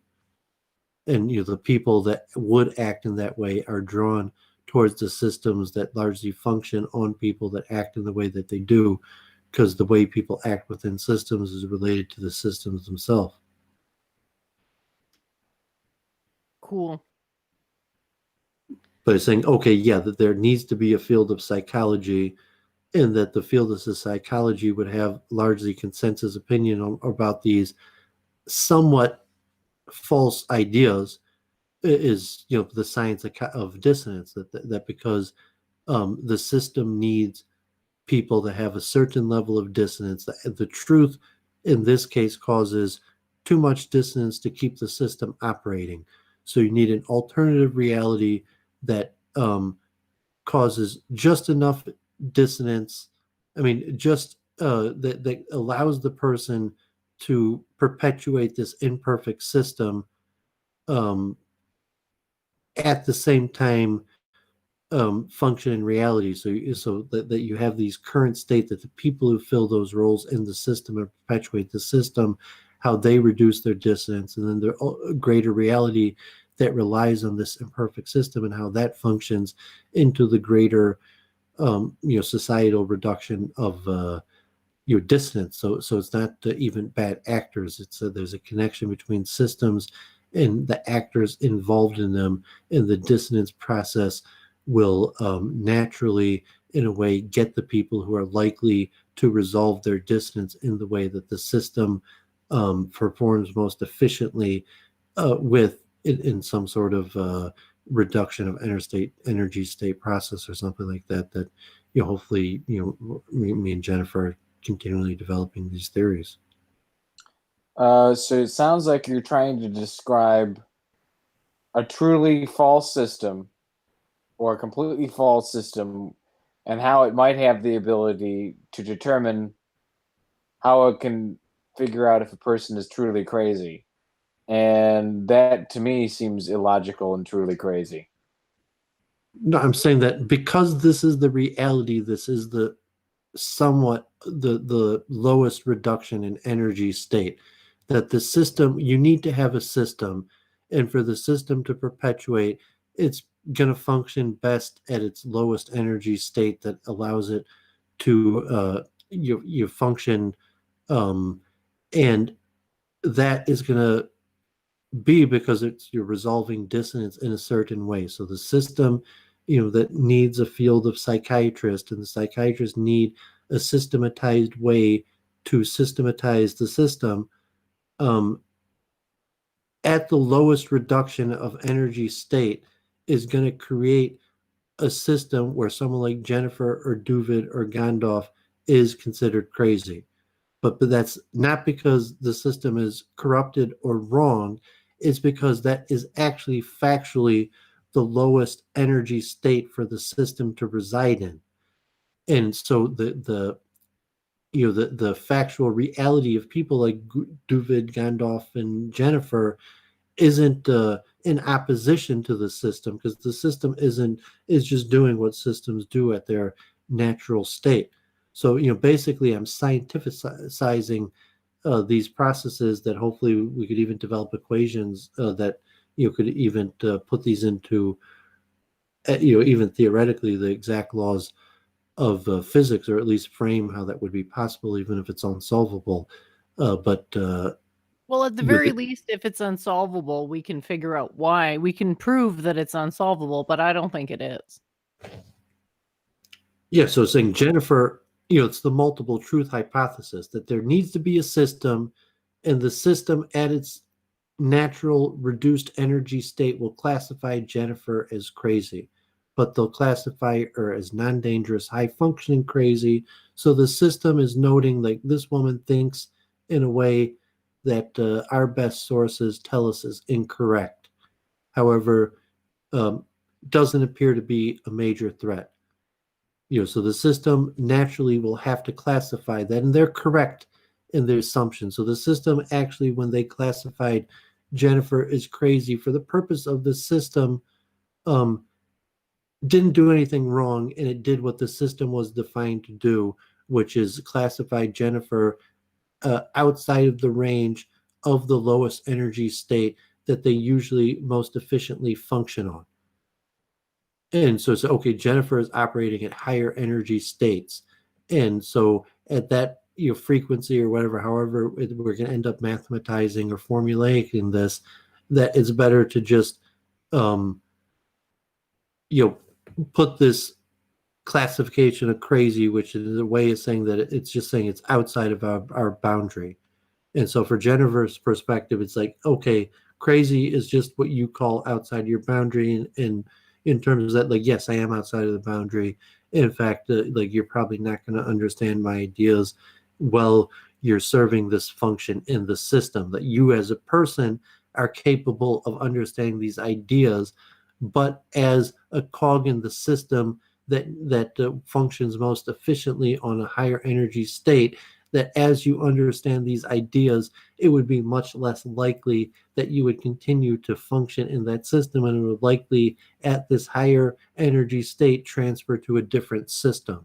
So that, it's not quite a higher energy state. Like, I think that the overall vibrational frequency is actually lower because it's vibrating within a larger phase space.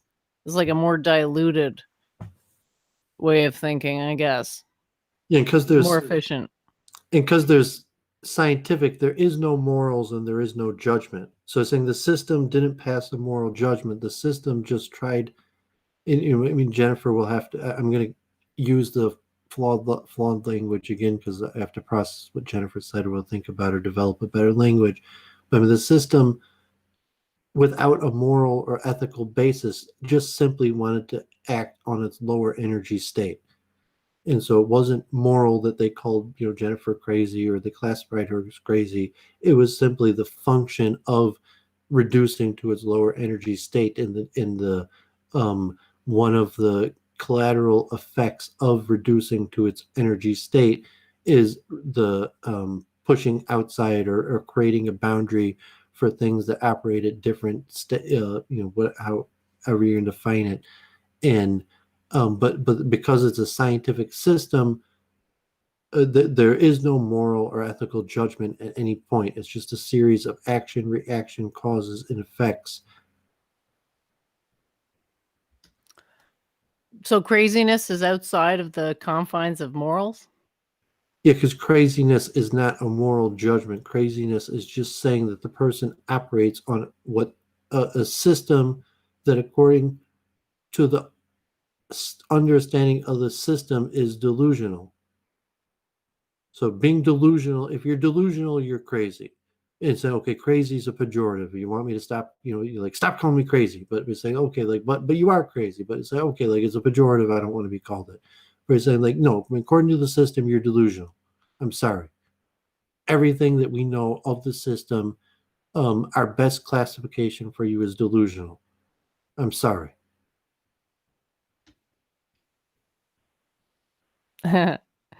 Well, I guess it kind of seems like, yeah, the moralism would be coming in on the level of like saying is good and crazy is bad.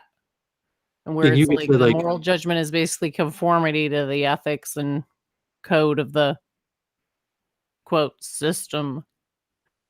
You could flip the script, and that's what I'm doing. It's like, I'm glad you think I'm delusional. Like, I'm glad you recognize that what I'm thinking is outside the bounds of what you're thinking. Like, you're right. I do understand things at a completely different level than you. Thank you. I just tried really hard to be within the confines. Like I use science. I just feel like how could I be more within the confines without compromising on my own values? And it's like impossible. Yeah, because most people don't use science. Most people are just under the guise of using science in order to function at the lowest energy level state. So the psychiatrist that will eventually classify you as crazy is not, the scientist that understands the ideas the best. It's the person within the system that helps it function as lowest energy level. And if they it reminds me of the mechanisms for dealing with cognitive dissonance, right? Because one of the mechanisms is just to ignore it or to dismiss it. So I guess calling people crazy is kind of a form of dismissal. Wasn't that kind of what Claire does all the time? Church of Entropy is crazy, and you need her help. Well, if it comes Uh, to say like, okay, this person has a way of viewing things that is not in line with what we have is the acceptable way of viewing things. But it's not like, okay, that like God forbid this person's like, like the alt-right or white supremacist or God forbid a racist or something that, but this person, but it's just this person has this worldview that just I can't make any sense out of, and I'm searching our protocol of the accepted worldviews and I can't find hers. it's outside. Yeah, so it's like that's delusional. Whatever it says, like it's outside of the realm of what we know as acceptable your worldview systems, and we can't really make sense out of what she's saying. So it's going to be classified as delusional that she believes in something that's false. And saying we're the system, even though the system in reality is the lower energy state level, from the perspective of the system doesn't think that there's going to be truth outside of the system. When It's just reality, really funny that I could cause cognitive dissonance for an well, I entire think when system. reality, no, I mean, because the system doesn't have any dissonance because the system, all it did was have to classify you in your to continue operating at the lower energy level. All they had to do is reject um, your Yeah, view. that's one of the four ways of dealing with dissonance. That's what I put on my blog. Yeah. It's the second or wait, yeah, it's the second way, I think, out of four. Good old four. Well, I'm saying that's not the only process involved with Before, I the don't mean to rejection, interrupt. but I'm saying that once you're rejected, you're even if you're more right than them, from their perspective, it doesn't matter because you're already outside of their bounds and they'll be able to continue to operate at that lower energy level. And if you're operating at higher energy levels, it won't resonate with them because saying that your higher frequency functioning won't resonate to their lower frequency. So at that level, the fact that they think that you're wrong, in reality that they're wrong and you're right, from both perspectives doesn't matter because because the nature of it, and saying I think we could mathematize this. So it's saying there's no moral or judgment, and no one necessarily made a mistake. The system didn't make a mistake. It just acted in accordance with the laws of science. As where Jennifer didn't make a mistake, she just acted in accordance with the laws of science. And it's a perspective type thing where you could narrative and moralize these type things, but the actual numeric analysis of what happened doesn't need a moralization. You're saying that the system has to classify things a certain way, and that's going to be based on scientific principles like reductions of energy states. And Jennifer has to classify certain things based on the same principles. And if there comes into some sort of conflict, both systems are somehow going to seek the lower energy state. And speaking of lower energy states, my eyes are getting droopy. I just want to thank you all for a wonderful show. We covered so many fun topics. I think the only thing we didn't cover was the 12-hour Claire shit stream a little bit more, but it was a good time. Don't mean to interrupt. I'm just probably going to butt out. Thanks for joining. It was nice to talk to you, and we'll talk to you again soon. Yep, Pleasure. Good night, all. Okay. You have a great night. Have a great week. Yeah, we didn't really talk about the psychoanalysis of Luke or where that's going to go. And I don't know if he's going to keep on sending me links. And as said, like, it's hard to direct Luke. So I've just been kind of playing it at his speed. He sends me the link or we talk about, and we're not doing, we're doing a little bit like he'll tell me like to read something, but not even like, what day or when we're going to be talking about something. It's just not really formatted. But I think it would probably ruin my ability to work together with Luke because I think in many ways he likes to avoid conflict, but he also likes to have things go his way. So if you get a little bit argumentative with Luke, it'll either get combative and be like, "Oh, I want to avoid conflict," and then it'll just be like, "So let me just not do this anymore." So I've just been working with Luke at his speed. We'll see how long it goes, and hopefully he'll be able to grow with it, and if it's going well, maybe I'll have like a little leverage to push Luke to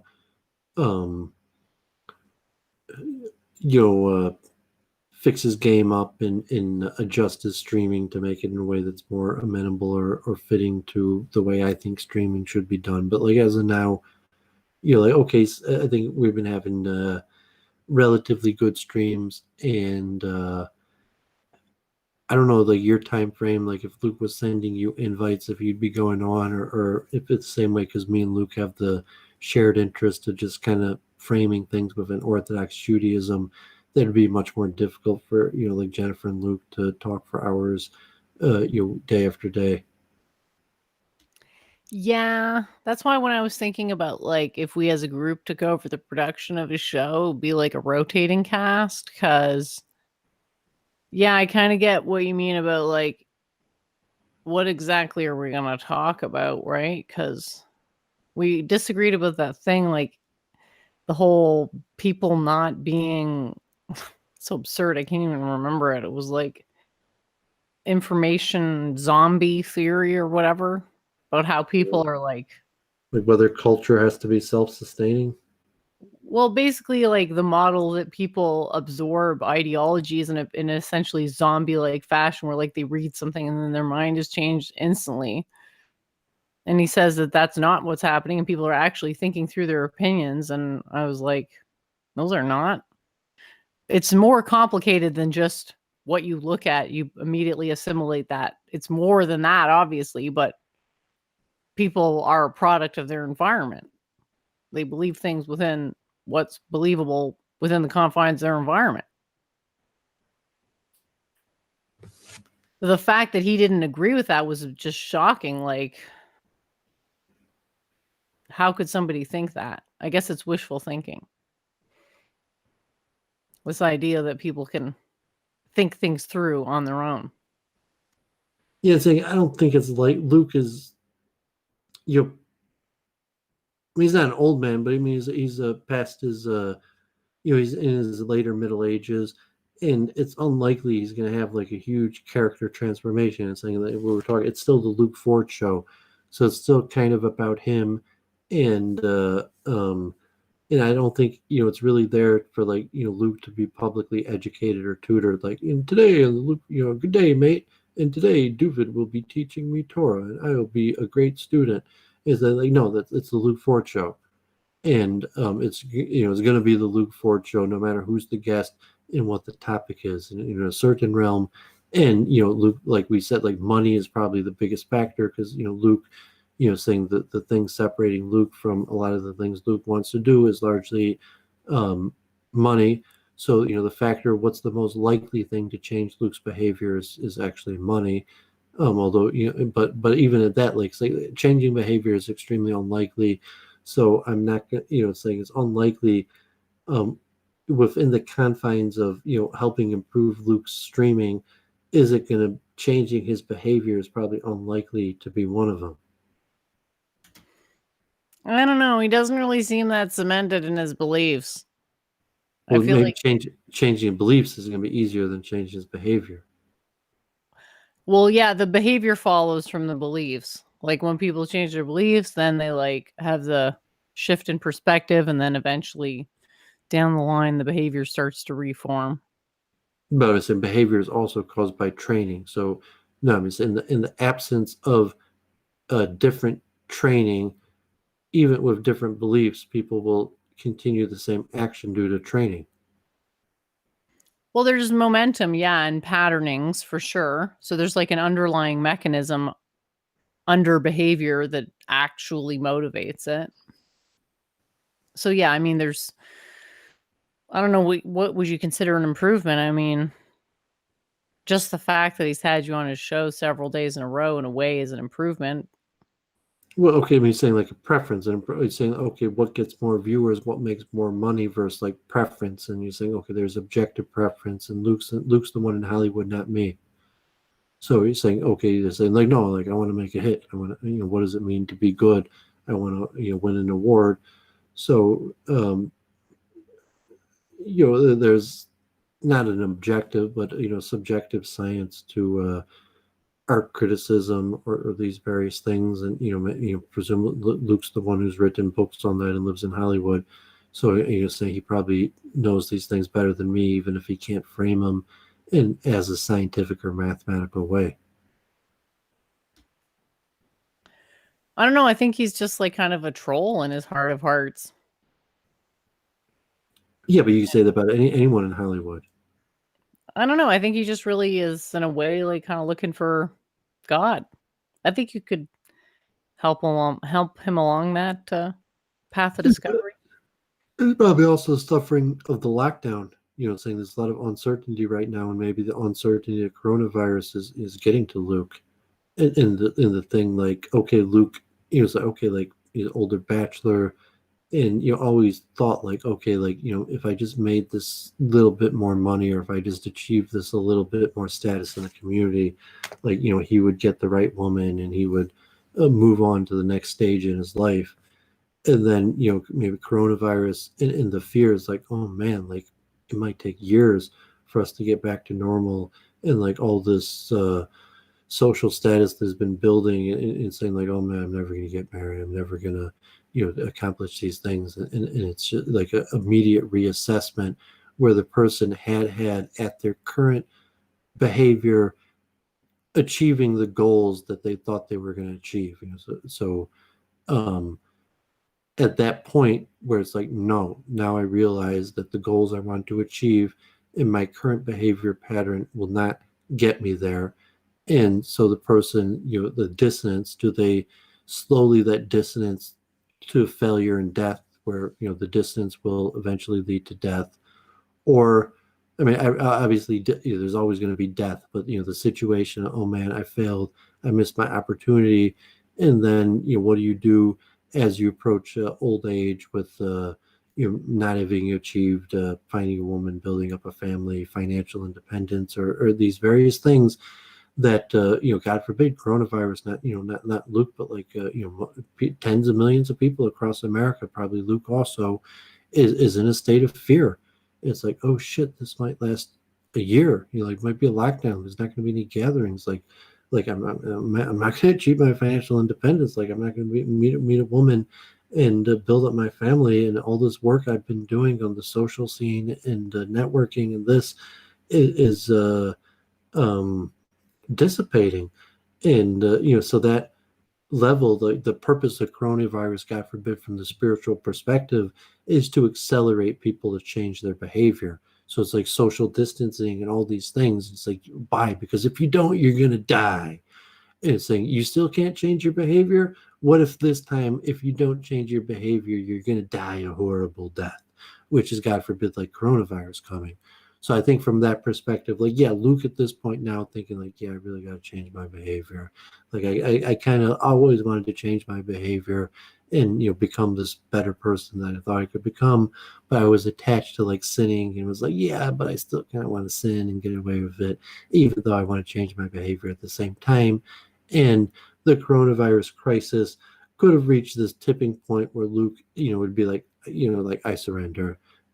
I give up on all of my fantasies. I'm willing to completely surrender to you, God. Just please help me change my behavior.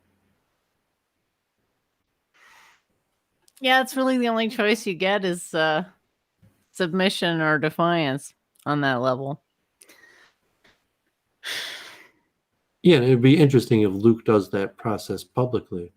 And it's like, okay, like it could be, relatively, it's just Doovid as his fellow sojourn traveler Orthodox Jew. So Luke really is like, I chose the system of Orthodox Judaism. I'm gonna probably spend the rest of my life within this bounds of the system of Orthodox Judaism, is extremely comfortable within the system of Orthodox Judaism. And then the dissonance level of the just the flesh that wants to sin and get away with it. So the random Doovid from Detroit, who no direct connection to him, just talking over the internet, could help Luke relieve his dissonance and just surrender, Luke. It's going to be okay. Like it's going to be okay. Just surrender. Give it up, and it's going to be good. But like like he's not in an environment now to to have a rabbi, a person, and so it's just random Doovid plays that role to help him through it and publicly just surrender, Luke. Give it up. change your behavior. It's going to be okay. You're going to be better for it. You know, like, I'm scared, Doovid. I'm scared. You know, like, I've been acting like this for so long. It's not going to be easy to just, you know, change my behavior and become a new person. It's like, it's going to be okay. Just do it. And it's like, in that reality, it's not like, you know, to make it over dramatic, because at some level, every single person is basically, you know, going through that process constantly. Yeah, the struggle is real. Because the lower nature wants you try to defy the will of nature, and the higher nature wants to transcend it. So yeah, he's I have hope for Struggle him. is real. What's that? I haven't been playing so much chess. When I was playing chess, I was in the Discord with a bunch of the people I played chess with quite often, and they had pre-programmed in their chats that a bot would do something if you said a certain command, and even they had graphics, like if you typed what, like WUT, it played a picture of like a clip of a meme of a famous chess player, like, you know, moving his hands, like what, and they also had the struggle is real. So if you put in one of your sentences the struggle, the bot would automatically post after the struggle is real. Sounds like a great. Did you say it was a Discord? That Sounds was like the chess server Discord that was actually largely based out of Europe. It was a European chess server in the Discord, mostly European player, although international. And, you know, so just that expression, the struggle is real. So I typed in the Discord once, like, something about the struggle. And then after I typed it, the bot immediately, you know, typed the struggle is real. And then I was able to figure out like how the bot worked. And anytime you typed in, you know, the expression, the struggle, the bot, you know, sensed it and produced the struggle is real. So just saying that meme, I don't know where you heard the struggle is real or the origin of the expression, the struggle is real. But like, yeah, I was a little surprised to, you know, because you're not, you know, a chess player, or I didn't connect you in the Discord. So when you said the struggle is real, it you know, related to, you know, separate subsets of information with that overlap of a common element. Oh, the struggle is real. It is. The struggle is real.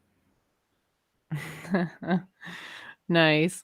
Well, I think on that note, we should wrap it up because I'm getting pretty tired. But this was a really good stream. I felt we covered some really essential topics and developed the ideas really well. So I'm looking forward to the next one. And apologies to everyone that we had to postpone this by a day. And thanks everyone who's tuned in on this auspicious night.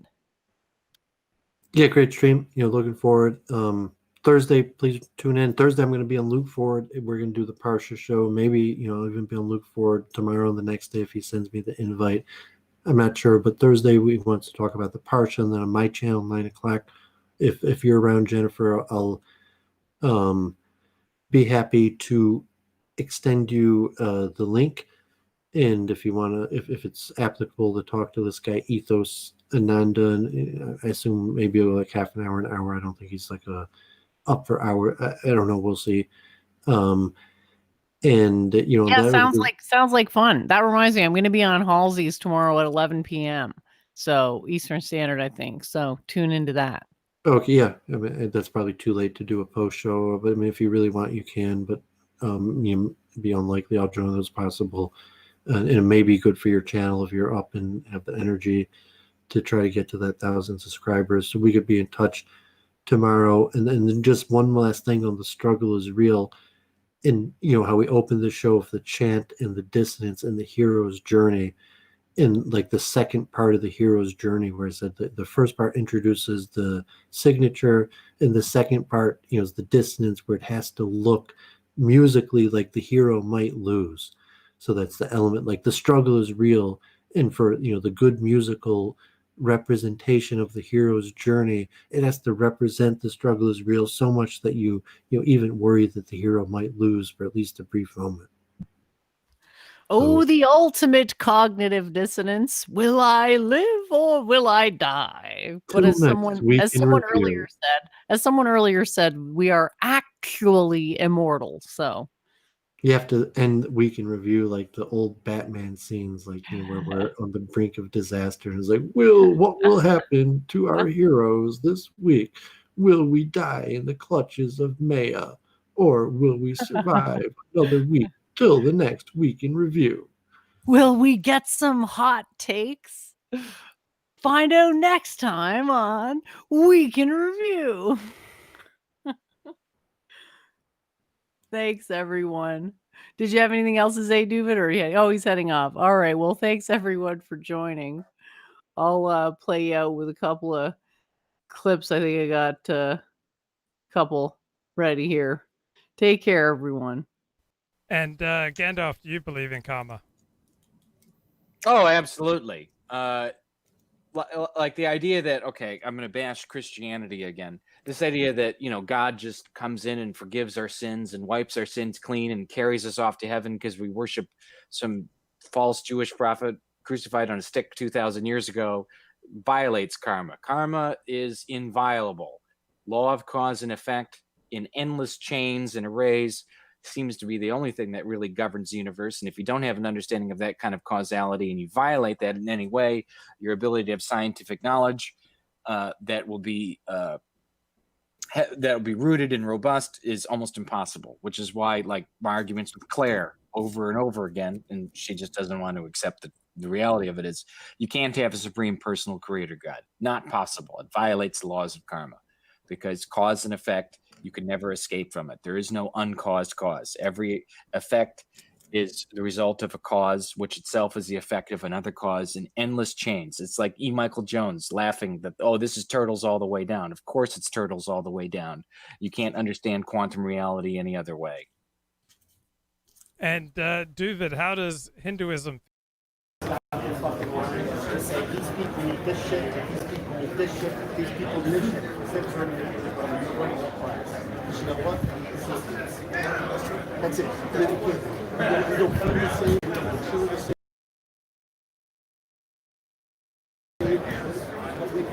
That's all. And it's mostly, if you look at the biology of it, it's mostly, honestly, you guys are big, big, and stronger than evolution. All right, and you're also more social. You're also more sociable, and you're less prone to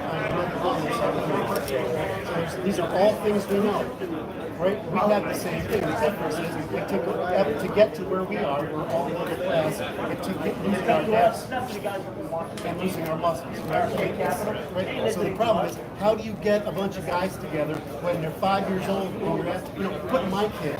My kid's white and strong, right? Put him with a bunch of Asian kids. He looks like a fucking bully, right? Yeah, I mean, that's just so to say, a worthless opinion of. It's so important that she can't be told, she won't be told that it's wrong. And bringing it back to Church of Entropy and her attack dog Gandalf the White. Why don't you learn to shut up and fuck your goddamn logic? They control the media, and the media is capable of making the people believe in anything. Yeah, I don't mind. I mean, we've had these streams, and I've been doing with Church of Entropy, and she's been bringing on new people, and like we did those streams on like stream etiquette. We walked through like the technology. I have like very strongly negative opinions of the kind of Brundle clique. Is she trying to garner herself cult prestige by associating herself with a retard?